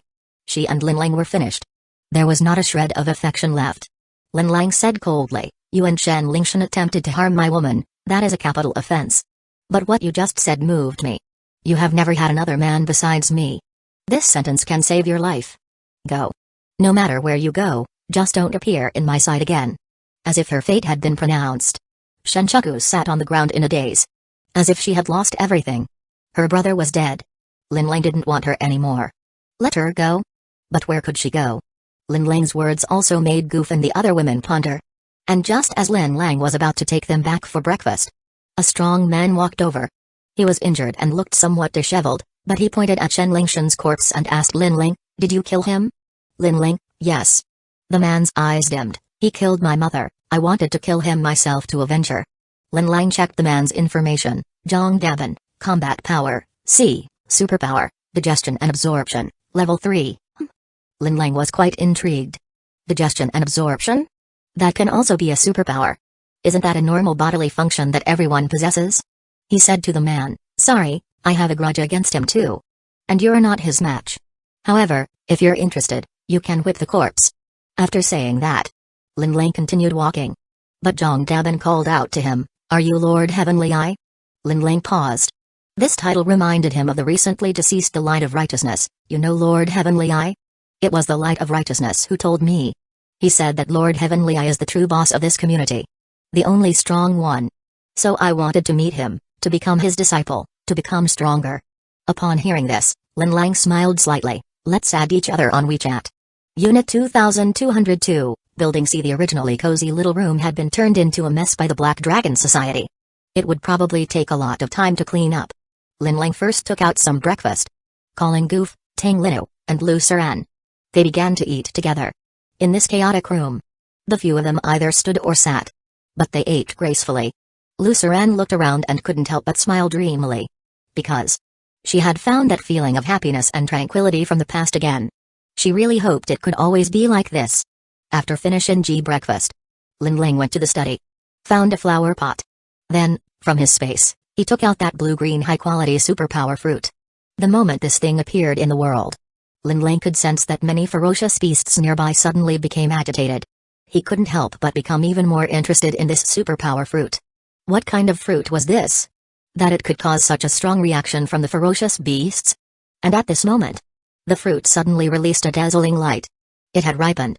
Chapter 69, Lu Suran awakens without a moment's hesitation. Lin Lang directly plucked the fruit down. A dazzling azure glow. Surrounding him was a swirling mist of blood red. In fact, if he let go, it could even float in the air. Is this the high-grade superpower fruit? Lin Lang couldn't help but marvel. And after the fruit was picked, the unknown plant that bore the fruit quickly withered away. At this moment, inside and outside the community, a series of roars from ferocious beasts echoed back and forth. The ferocious beasts that had been sleeping in their caves now crawled out one after another. Unanimously, they turned their gazes in one direction. A gigantic green lizard was anxiously crawling on the outer wall of the building. Outside the community wall, two long, slender tentacles were constantly swaying. Each had an eyeball at the tip, and it was unclear what kind of monster it was.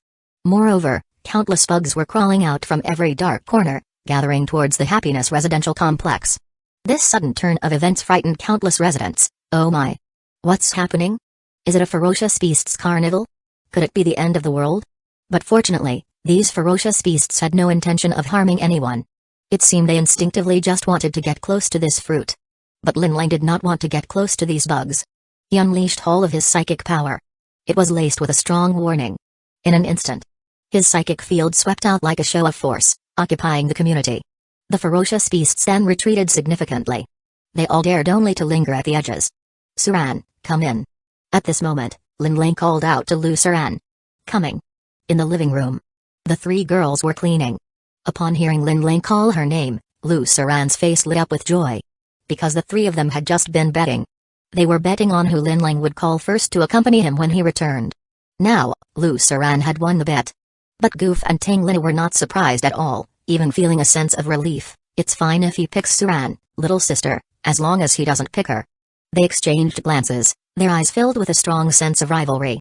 Luceran walked into the study, her heart racing like a deer, yet she pretended to be unaware and asked, "What's wrong?" But the next moment, her gaze was deeply drawn to the glowing superpower fruit floating in midair. "What is this?" "This is a high-grade superpower fruit, you should eat it," Lin Lang said calmly. Luceran blinked and nodded vigorously, "Okay." After this crisis, she gradually realized the importance of strength. Her mind-reading ability was too singular.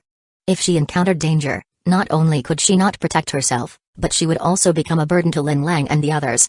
So, she was also eager to become stronger. Just as she reached for the fruit, ready to take a bite, Lin Lang suddenly stopped her, saying, "Wait." Luceran asked in confusion, "What's wrong?" Lin Lang then held her slender waist and placed her on the computer desk.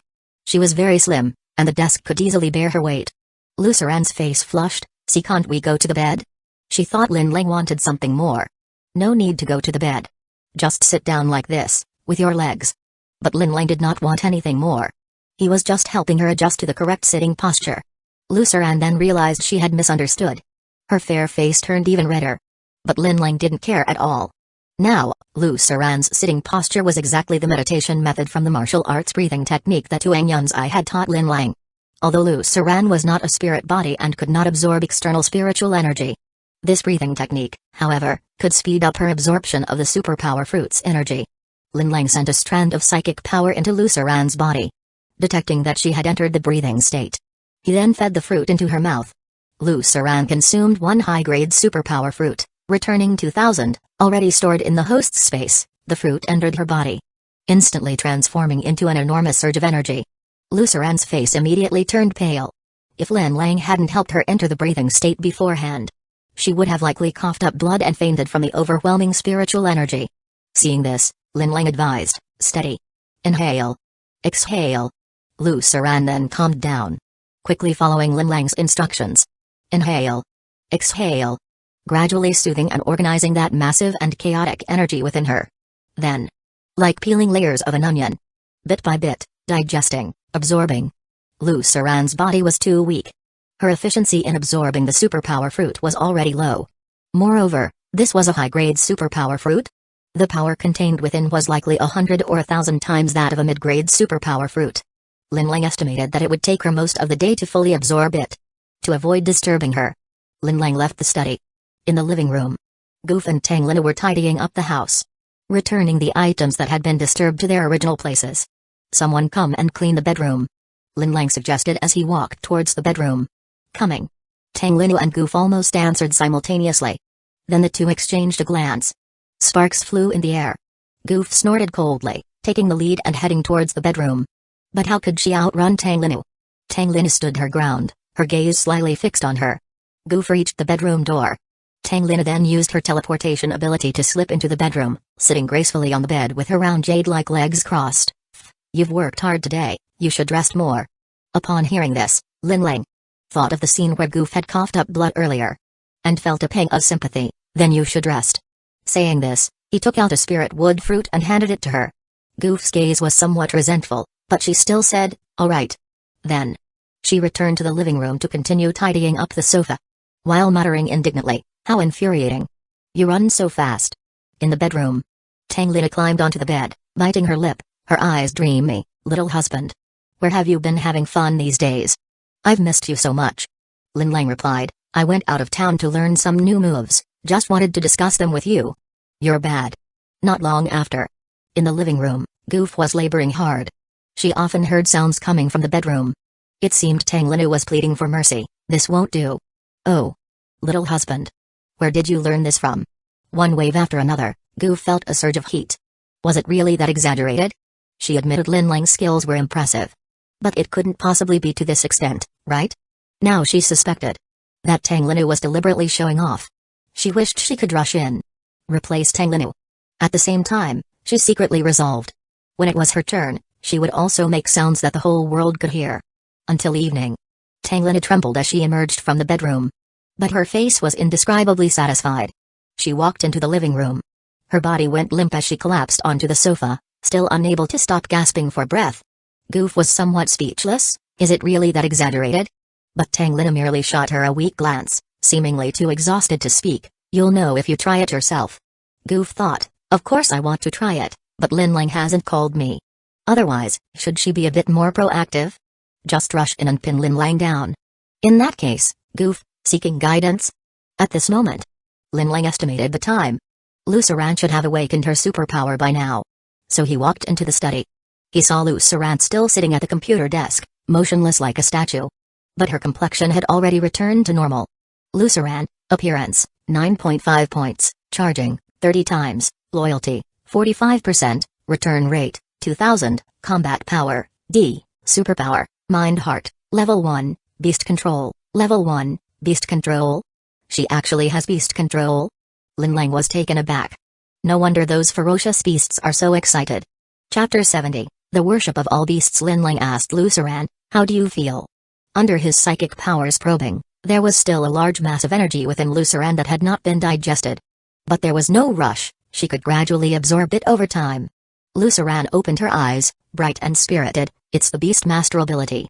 Oh? Linling pretended to be surprised. What kind of Beastmaster technique is it? Luceran pondered. Beast King aura? Affinity physique? I just woke up, so I don't quite understand yet. Anyway, the ferocious beasts should obey my commands and fight for me. Linling said, it's fine, you can study it further. She nodded. Then, Linling lifted the still meditating Luceran off the computer desk, as if he were carrying a small figurine sitting cross-legged. In midair, she stretched her legs and stood on the ground. Her eyes were watery, and she quietly asked, can I tell Goof and Linu, older sister, about this ability? Because when she awakened her mind-reading ability last time, Linling had sternly warned her not to use it casually. So this time, she cautiously sought Linling's opinion. Linling smiled, if you want to tell them, then go ahead. Only then did Luceran happily head out. When they faced the phasing man before, the three of them managed to turn the tables. It was inseparable from their understanding and trust in each other, as well as their tacit cooperation. This also deepened the bond between them. Linling thought this was quite good. What if these women were at odds with each other, fighting every day? Wouldn't that be a headache for him? Of course. He still encouraged healthy competition, like that between Goof and Tenglinu. After Luceran left, Linling's consciousness entered the space. There were all kinds of supplies piled high. Food, purified water, daily necessities, various small items, low-grade psychic power fruits, mid-grade physique fruits. He took out a blue-green high-grade Beastmaster fruit. After examining it briefly, he took a bite. As the fruit entered his mouth, it transformed into a massive amount of spiritual energy. But it was instantly absorbed by Linling's incredibly powerful body. He didn't even need to rely on any martial arts breathing techniques. Clearly, he hadn't even approached his limit yet. After the spiritual energy was absorbed, a strange aura was released from his body. Linling, combat power, SS, physical body, 6 enhancements, superpower, intuition, level 10, spirit wood, level 8, Beastmaster, level 1. This is the Beast King aura? Linling focused his thoughts. The aura then retracted. With another thought, the aura was released. He could control it freely. But how should he test its effects? Linling released his psychic power, locking onto a ferocious beast within the community. It was a small mouse living deep in a burrow. Though called a small mouse, it was actually about the size of a small cat. Under Linling's manipulation, the Beast King aura did not harm others but was precisely applied to the little mouse. The little mouse immediately knelt on the ground, squeaking, indicating absolute submission. This already demonstrated a significant effect of psychic power. Whenever a mental type attack was executed, with the enhancement of powerful psychic power, the range and power would be several times greater than usual. Moreover, Linling could also clearly sense the little mouse's current emotions. Fear. And respect. Along with a willingness to go through fire and water for him. Linling also tried to express his goodwill to the little mouse. Immediately, the little mouse felt much more at ease. The fearful emotions gradually diminished. This is the affinity physique, allowing for simple mental communication with ferocious beasts. He concluded in his heart. Linling's level was naturally much higher than Luceran's. Both had just awakened their superpowers. Luceran could only crudely summarize some vague information, while he could thoroughly understand all his abilities in an extremely short time. Linling withdrew the Beast King aura from the little mouse. Then he continued to go to the deepest part of the burrow, finding a Mouse King as large as a tiger. Mouse King, combat power, C+, superpower, Earth Escape, level 4, Bite, level 4, Venomous Fangs, level 2. He applied the Beast King aura. The Mouse King woke up from its slumber. Then, it cautiously looked around, squeaking. The emotions Linling could sense were anger and wariness. Clearly. With Lin Lang's current Beast King aura, he couldn't suppress it yet. So Lin Lang retracted the pressure. He still placed it on the relatively weaker little mouse. Attack. With a thought from Lin Lang.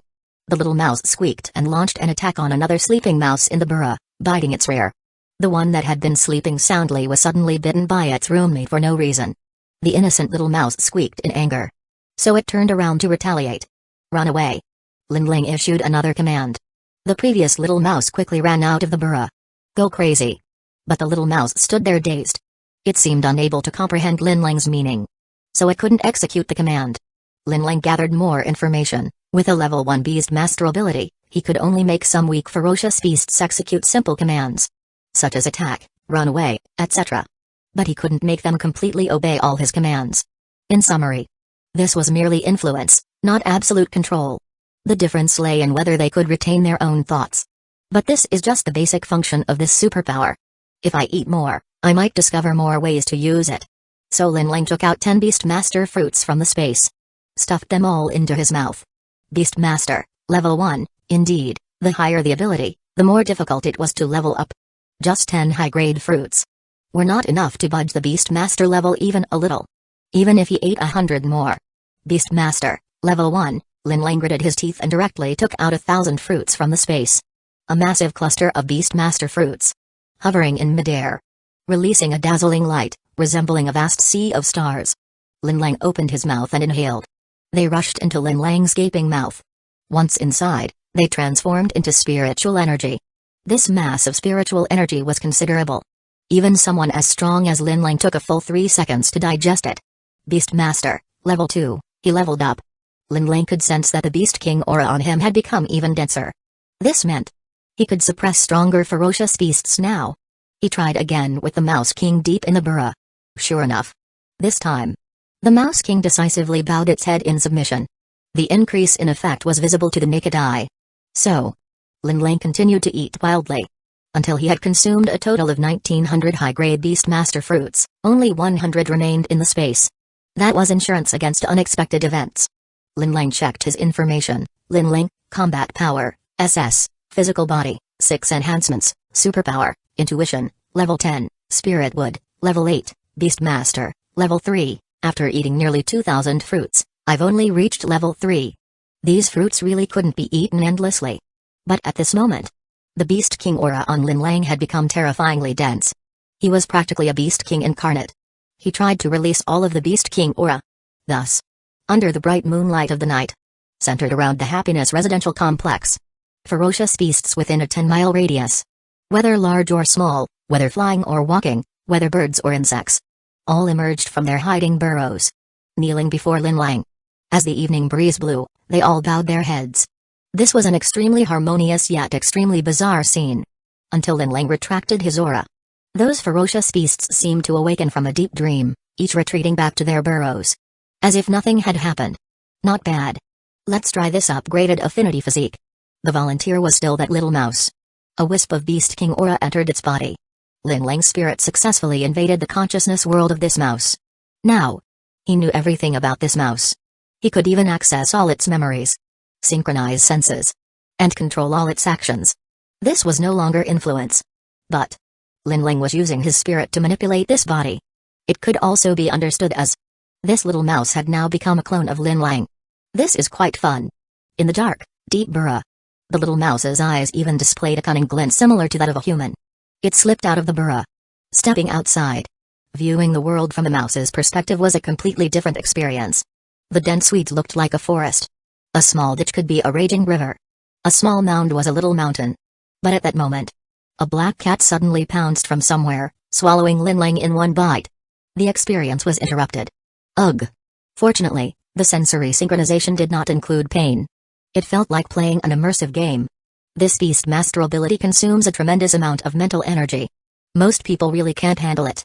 Especially the synchronization of thoughts function. If it weren't for Lin Lang's super strong psychic power, he would have probably fainted by now. Lin Lang retracted all his aura and focus. Exhaled, preparing to take a break. At that moment, his phone rang.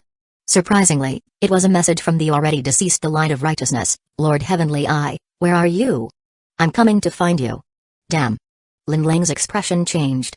Chapter 71, Rectifying the Community Atmosphere. Can the dead still send WeChat messages? Or is it that I accidentally connected to the underworld's network? Lin Lang couldn't help but let his imagination run wild. But he gradually realized. No matter if there really are any dirty things in this world, he had nothing to fear. After all, his current means of attack was not just physical. Psychic power, mental attacks, spiritual energy, magical attacks. If the light of righteousness was still lingering, he could send it scattering. So he replied, the light of righteousness is dead. I am Zhang Daban. I want to see you, Lin Lang. It's that brainless fool Zhang Daban. He scared me half to death. He felt speechless but still replied, basketball court, the light of righteousness, Zhang Daban. Okay, about 10 minutes later. The light of righteousness, Zhang Daban. I'm here. Lin Lang leaped lightly from the 22nd floor window, plummeting rapidly. In midair, a branch caught him. It brought him down to the first floor. Zhang Daban stood at the entrance of Building C, motionless, like a statue. Is it you who wants to see Lord Heavenly Eye? Lin Lang's voice came from behind him. Zhang Daban turned around. He saw Lin Lang. He asked, it's you, where is Lord Heavenly Eye? Lin Lang shrugged, Lord Heavenly Eye doesn't have time to see you. Zhang Daban said, but I still want to be his disciple. Lin Lang replied, he doesn't have time to take on disciples. However, he can indeed make you stronger. You just need to obey his commands. Zhang Daban stared at Lin Lang, are you also working for Lord Heavenly Eye? Lin Lang smiled, you could say that. By the way, you're also an Esper, what's your superpower? Zhang Daban said, digestion and absorption. As long as it's something edible, I can eat it. Ah. Lin Lang was taken aback. Isn't that a bit redundant? Your superpower is to eat everything edible? Zhang Daban continued, I can eat ferocious beasts, even poisonous insects, and even rotten things. As long as it has life, whether animal or plant, I can eat it. After eating, I absorb the energy. But then he added, I can also eat things without life. Like stones, mud, and so on. But after eating those, I can't absorb energy, instead, it consumes my stamina, making me hungrier. Lin Lang understood. In other words, Zhang Daban had an indestructible stomach and super digestion. He could absorb the energy of all items through eating. If that object had energy. This ability is quite interesting. At least, in this apocalypse. It gave him a strong survival ability. So he wouldn't starve to death. Lin Lang added him to the Happiness Residential Complex owner group. He instructed, soon, Lord Heavenly I will add you and assign you tasks. As long as you complete the tasks, you will receive rewards. He paused and emphasized, especially, don't use the Light of Righteousness's account to message the Lord again. Zhang Daban replied, I don't want rewards, I want to become stronger. Lin Lang said, the rewards the Lord gives you are resources that can make you stronger. Oh. Zhang Daban nodded, that's fine. Lin Lang continued, now, you have replaced the Light of Righteousness and become the person in charge of this community. First, go clean up the bodies in the community. Zhang Daban said, okay. Then, Lin Lang gave him a mid-grade physique fruit. And some survival supplies, 10 bottles of purified water, 10 chocolates, and 10 compressed biscuits. This is a welcome gift from Lord Heavenly Eye. I hope you can last longer than the Light of Righteousness. Zhang Daban found an empty room in the community to stay in. It was a building, Unit 1, Room 301. He placed the supplies in the room. Then he went out. At this time, in the Happiness Residential Complex owner group, the owners were asking in the group, neighbors, does anyone have extra supplies? Please share, I'm out too, what do we do now? We all have no supplies, the patrol team is gone, and the Black Dragon Society is gone, who will distribute supplies to us now? It was Lin Bulang who killed Lord Shen, so our supplies should be his responsibility. Although the owners all knew, Lin Bulang had astonishing combat power and could kill Lord Shen in an instant. They still weren't very afraid of him.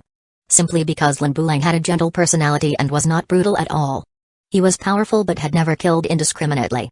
They had never even seen Lin Bulang kill. Naturally, they wouldn't be afraid. At most, they just reminded themselves to be a bit more cautious in their future statements and not to go too far. But this attitude, compared to how they treated Shen Lingshan, was already an offense. In short, they bullied the weak and feared the strong. At this moment, in the group, Zhang Daban spoke, by the order of Lord Heavenly Eye, from now on, I will replace the Light of Righteousness's position. The owners, what? What is this Lord Heavenly Eye? Who cares? Since you've replaced the Light of Righteousness's position, hurry up and deliver supplies, yeah. It's been a whole day without food, we're almost starving. Zhang Daban, Now I need 5 people to clean the community. The reward is 1 bottle of purified water and 1 chocolate. Who wants to sign up? In the owner group, what the heck?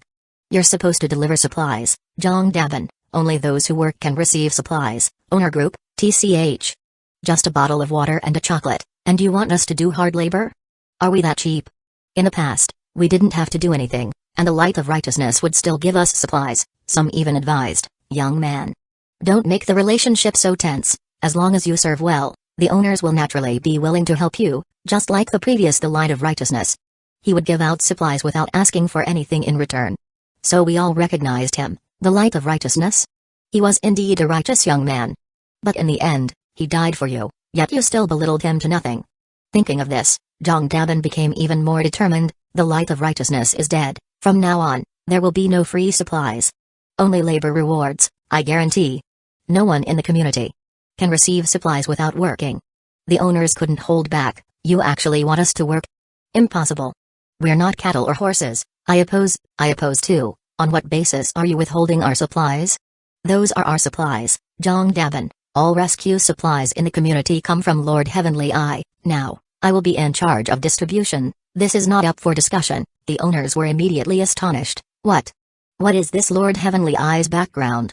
I thought Lin Bulang was the big shot in the community, but it turns out this Lord Heavenly Eye is the real deal. Jong Dabin, Lin Bulang is also working for Lord Heavenly Eye. The owners finally realized, so that's the truth. Then Lord Heavenly Eye is the real big shot. Bring out your Lord Heavenly Eye behind you. Yes.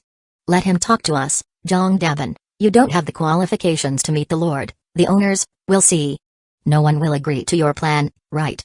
As long as all the owners in the community unite, even Lord Heavenly Eye cannot ignore our voices. People in the group expressed their stance. Absolutely opposed. But at this moment, Jong Dabin received a private message. Brother Bin, I'm signing up.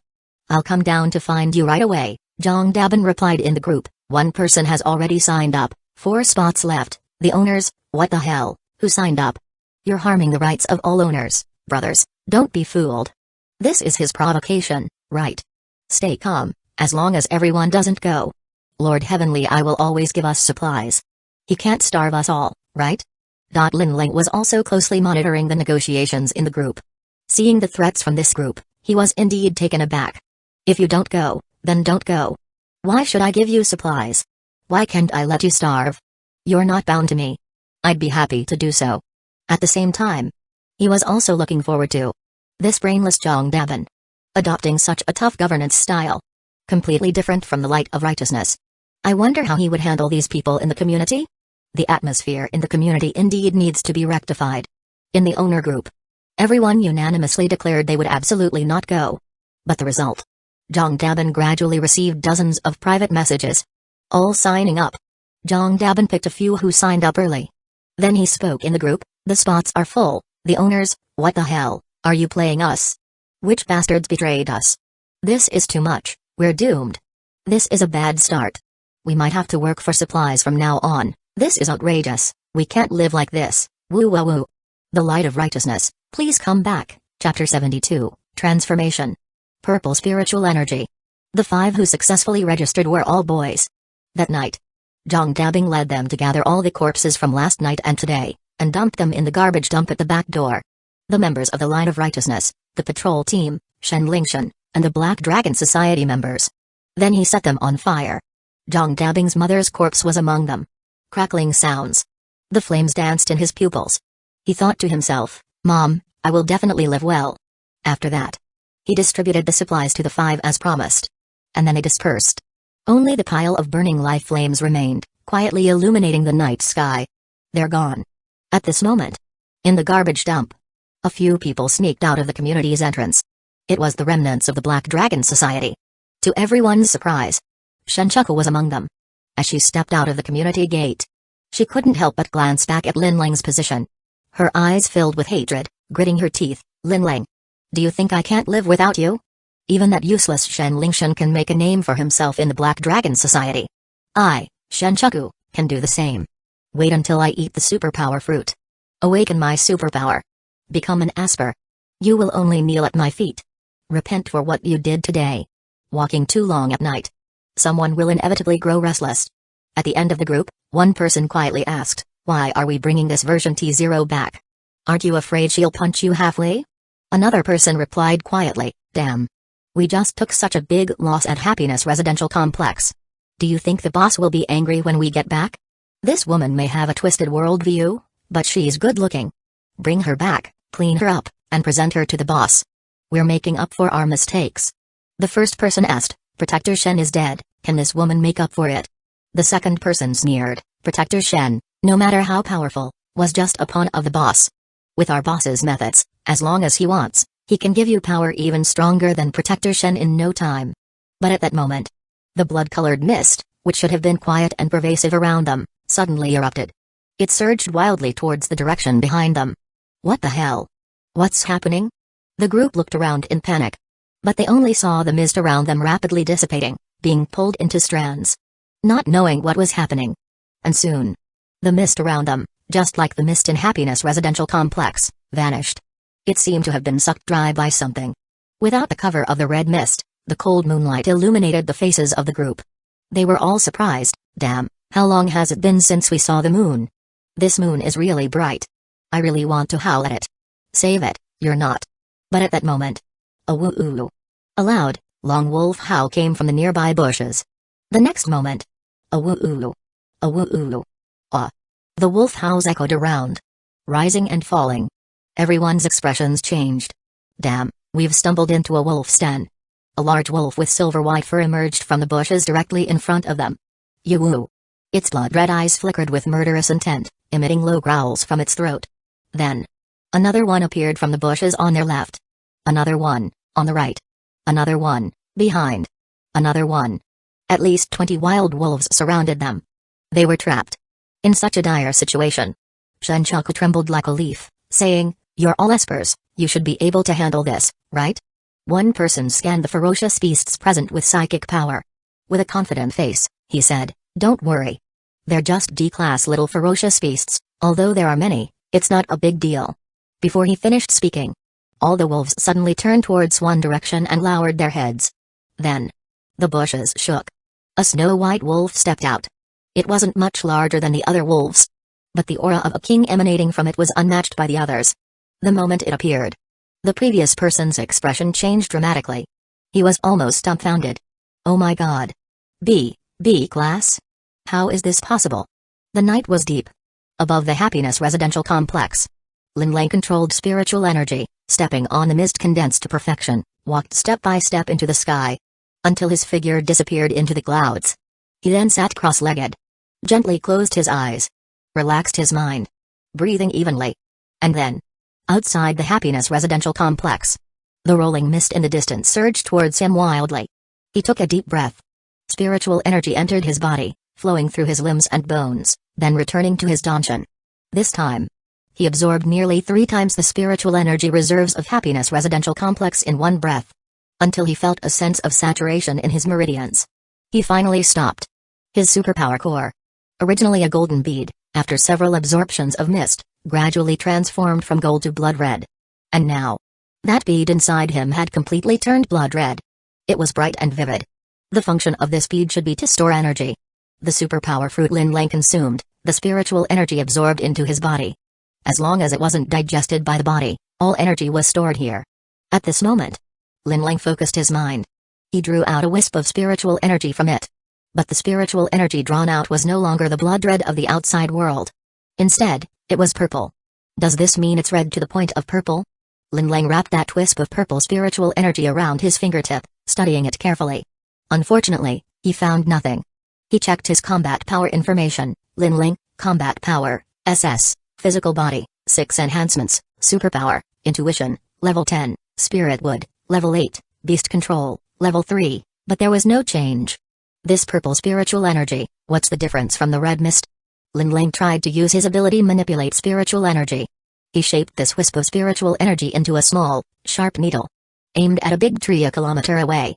He flicked it gently. The energy needle whistled out, easily piercing through the tree, leaving a barely noticeable small hole in the trunk. In comparison, he drew a wisp of red mist from afar. Same operation. Same force. Bang. With a light sound. Although it also pierced through easily. The tree shook violently. A few leaves fell. It was clear, The energy needle made from purple spiritual energy was more powerful. The power is indeed stronger, but it seems there's no essential difference. Linlang scratched his head. Then decided to find a living being to test another function of spiritual energy. He chose a little mouse from the previous hole. Then, he injected a wisp of purple spiritual energy into its body. Squeak. The little mouse squeaked. Then, Linlang discovered that his purple spiritual energy was absorbed by the little mouse's superpower core. The brightness of the mouse's superpower core instantly surged. It became excited, running around wildly in the hole. And Linlang witnessed it firsthand. Its combat power rose from D to D+. The essence of purple spiritual energy is still spiritual energy, so it can help ferocious beasts grow stronger. If ferocious beasts can people? He then turned his gaze towards his house. Inside were 3 exquisite women of different styles. He flew down, returned to his study, then walked out of the study and into the bedroom. At this moment, Luceran was still sitting on the bed, digesting the power of the high-quality superpower fruit within her. Linlang drew a wisp of purple spiritual energy from his superpower core. Carefully injected it into Luceran's body. As this wisp of spiritual energy entered her body, the mass of energy within her instantly submitted. Obediently lining up in a long queue, following behind the purple spiritual energy. Linlang then manipulated the purple spiritual energy. It flowed through Luceran's limbs and bones, through her meridians and acupoints. Then it all drilled into Luceran's superpower core. Ah! Luceran suddenly exclaimed without warning. Then opened her eyes in surprise. Because she discovered the large mass of difficult-to-digest spiritual energy that had just been there was actually digested in just a few seconds. This experience was like a diligent worker who had just started a job for half a month, and suddenly the boss gave her a huge year-end bonus. But Linlang's focus was on.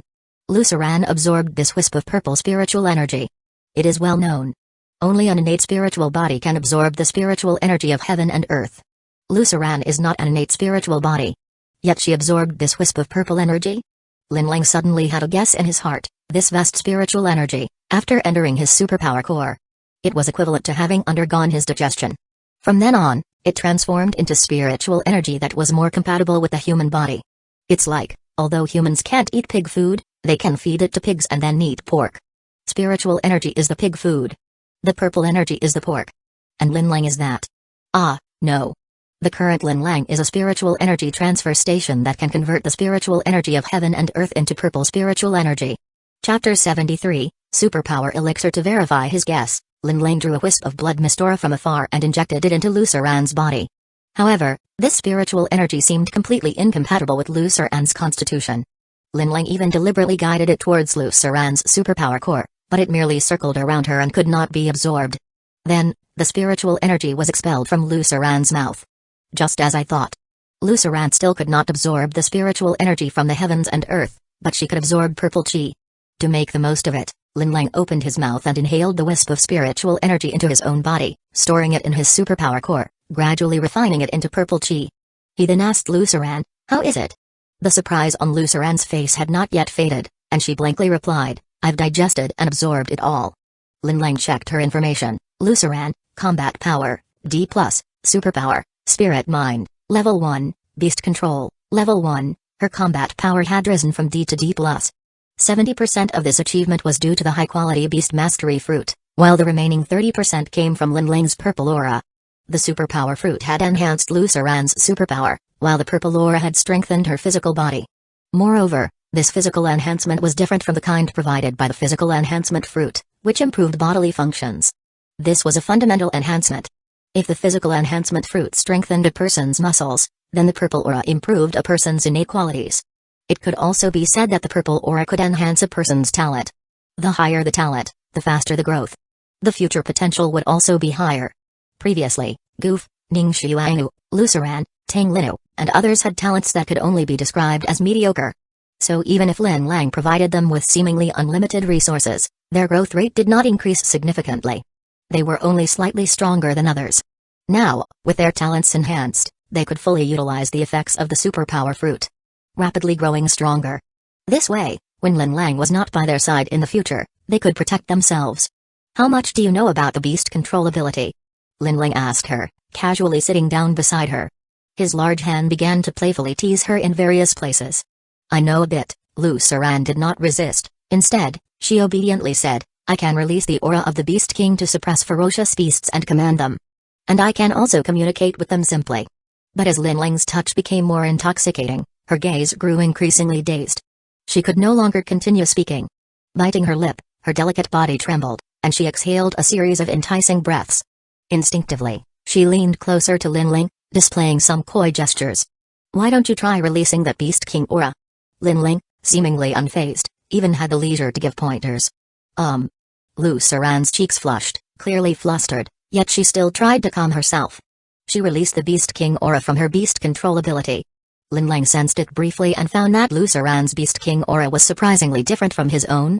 This was not a matter of strength but rather an issue of essence. If his Beast King aura came from the majestic ferocious Beast King, instilling awe and commanding submission from all beasts, then Lu Saran's Beast King aura came from a cute little Beast King with no sense of authority whatsoever. If the beasts truly obeyed her commands, it would not be out of fear, but rather affection? Compassion? Reluctance? The same superpower fruit, the same superpower, yet due to the differences in their espers, such a significant disparity emerged. Lin Lang was also gaining new insights and then said, "Alright, you can retract your little beast aura now. It's called Beast King aura." Lu Saran argued somewhat unwillingly. Lin Lang replied, "Still arguing? Lie down, let me check your body." "Oh." Lu Saran obediently lay down. But after a while, in the bedroom, Lu Saran's voice was filled with grievance. "Bad person. You said you were going to check my body, but you're just tricking me." Lin Lang said, "That's right, this is to check your body's flexibility." That night, Lu Saran's soft sighs were unending. Like an injured fawn, they tugged at the heartstrings of anyone who heard them. In the living room, Gu finally realized that Tang Lin had not been showing off on purpose. Someone as shy as Suran, little sister, usually tried to suppress her sounds, but now she could no longer hold back. This was enough to prove how much they had let themselves go. What exactly had Lin Lang done to them? What kind of experience was that? Thinking this, her face involuntarily flushed. She felt a flame gradually igniting within her, melting her rationality and flowing into the abyss. Seeing her like this, Tang Lin couldn't help but tease, "Goof, are you feeling uncomfortable? If you don't mind, sister can help you. Look, sister just trimmed her nails." "Oh no." Goof threw a pillow at her, feeling incredibly embarrassed and exasperated, saying, "Shut up." The next day, Lin Lang got out of bed. He wandered around the kitchen and found that the supplies he had left for them were almost depleted. So he replenished their stock. He also took out some kitchen appliances that he hadn't had before, such as a juicer, coffee machine, and air fryer. These were all items he had brought back from the supermarket in the Jiangbai Villa area. All big brands. Priced easily in the thousands or even tens of thousands. Before the apocalypse, with Lin Lang's income, he definitely couldn't afford these luxury appliances. Now, however, he treated himself to a whole set. In addition, his space also contained a dishwasher, bathtub, smart toilet, robotic vacuum cleaner, and a 100-inch TV, among many other valuable items. All were high-end brands that could greatly enhance the quality of life. However, installing these things was a bit troublesome.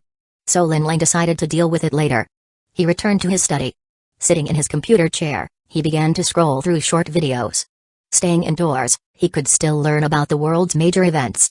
Last night, when Lin Lang absorbed the spiritual energy, he had lost control and inhaled all the mist within a 3-kilometer radius. Within this range, aside from the Happiness Residential Complex, there were 3 other human settlements. One was a low-rent housing area, where the Black Dragon Society was located. Another was Bda Plaza, where many merchants and customers had been trapped when the red mist descended. The last one was the Minayu Hotel. After such a long period of filtering and sedimentation, any place where there were surviving humans had surely developed its own leadership forces. For example, the patrol team of the Happiness Residential Complex and the Black Dragon Society in the low-rent area. With the mist now dissipating in the region, people from these places would surely start to move around. Between the forces, there would likely be a scramble for resources. Fortunately, the leader of the Happiness Residential Complex was not Lin Lang, but Zhang Dabing. He would handle all the troubles for Lin Lang.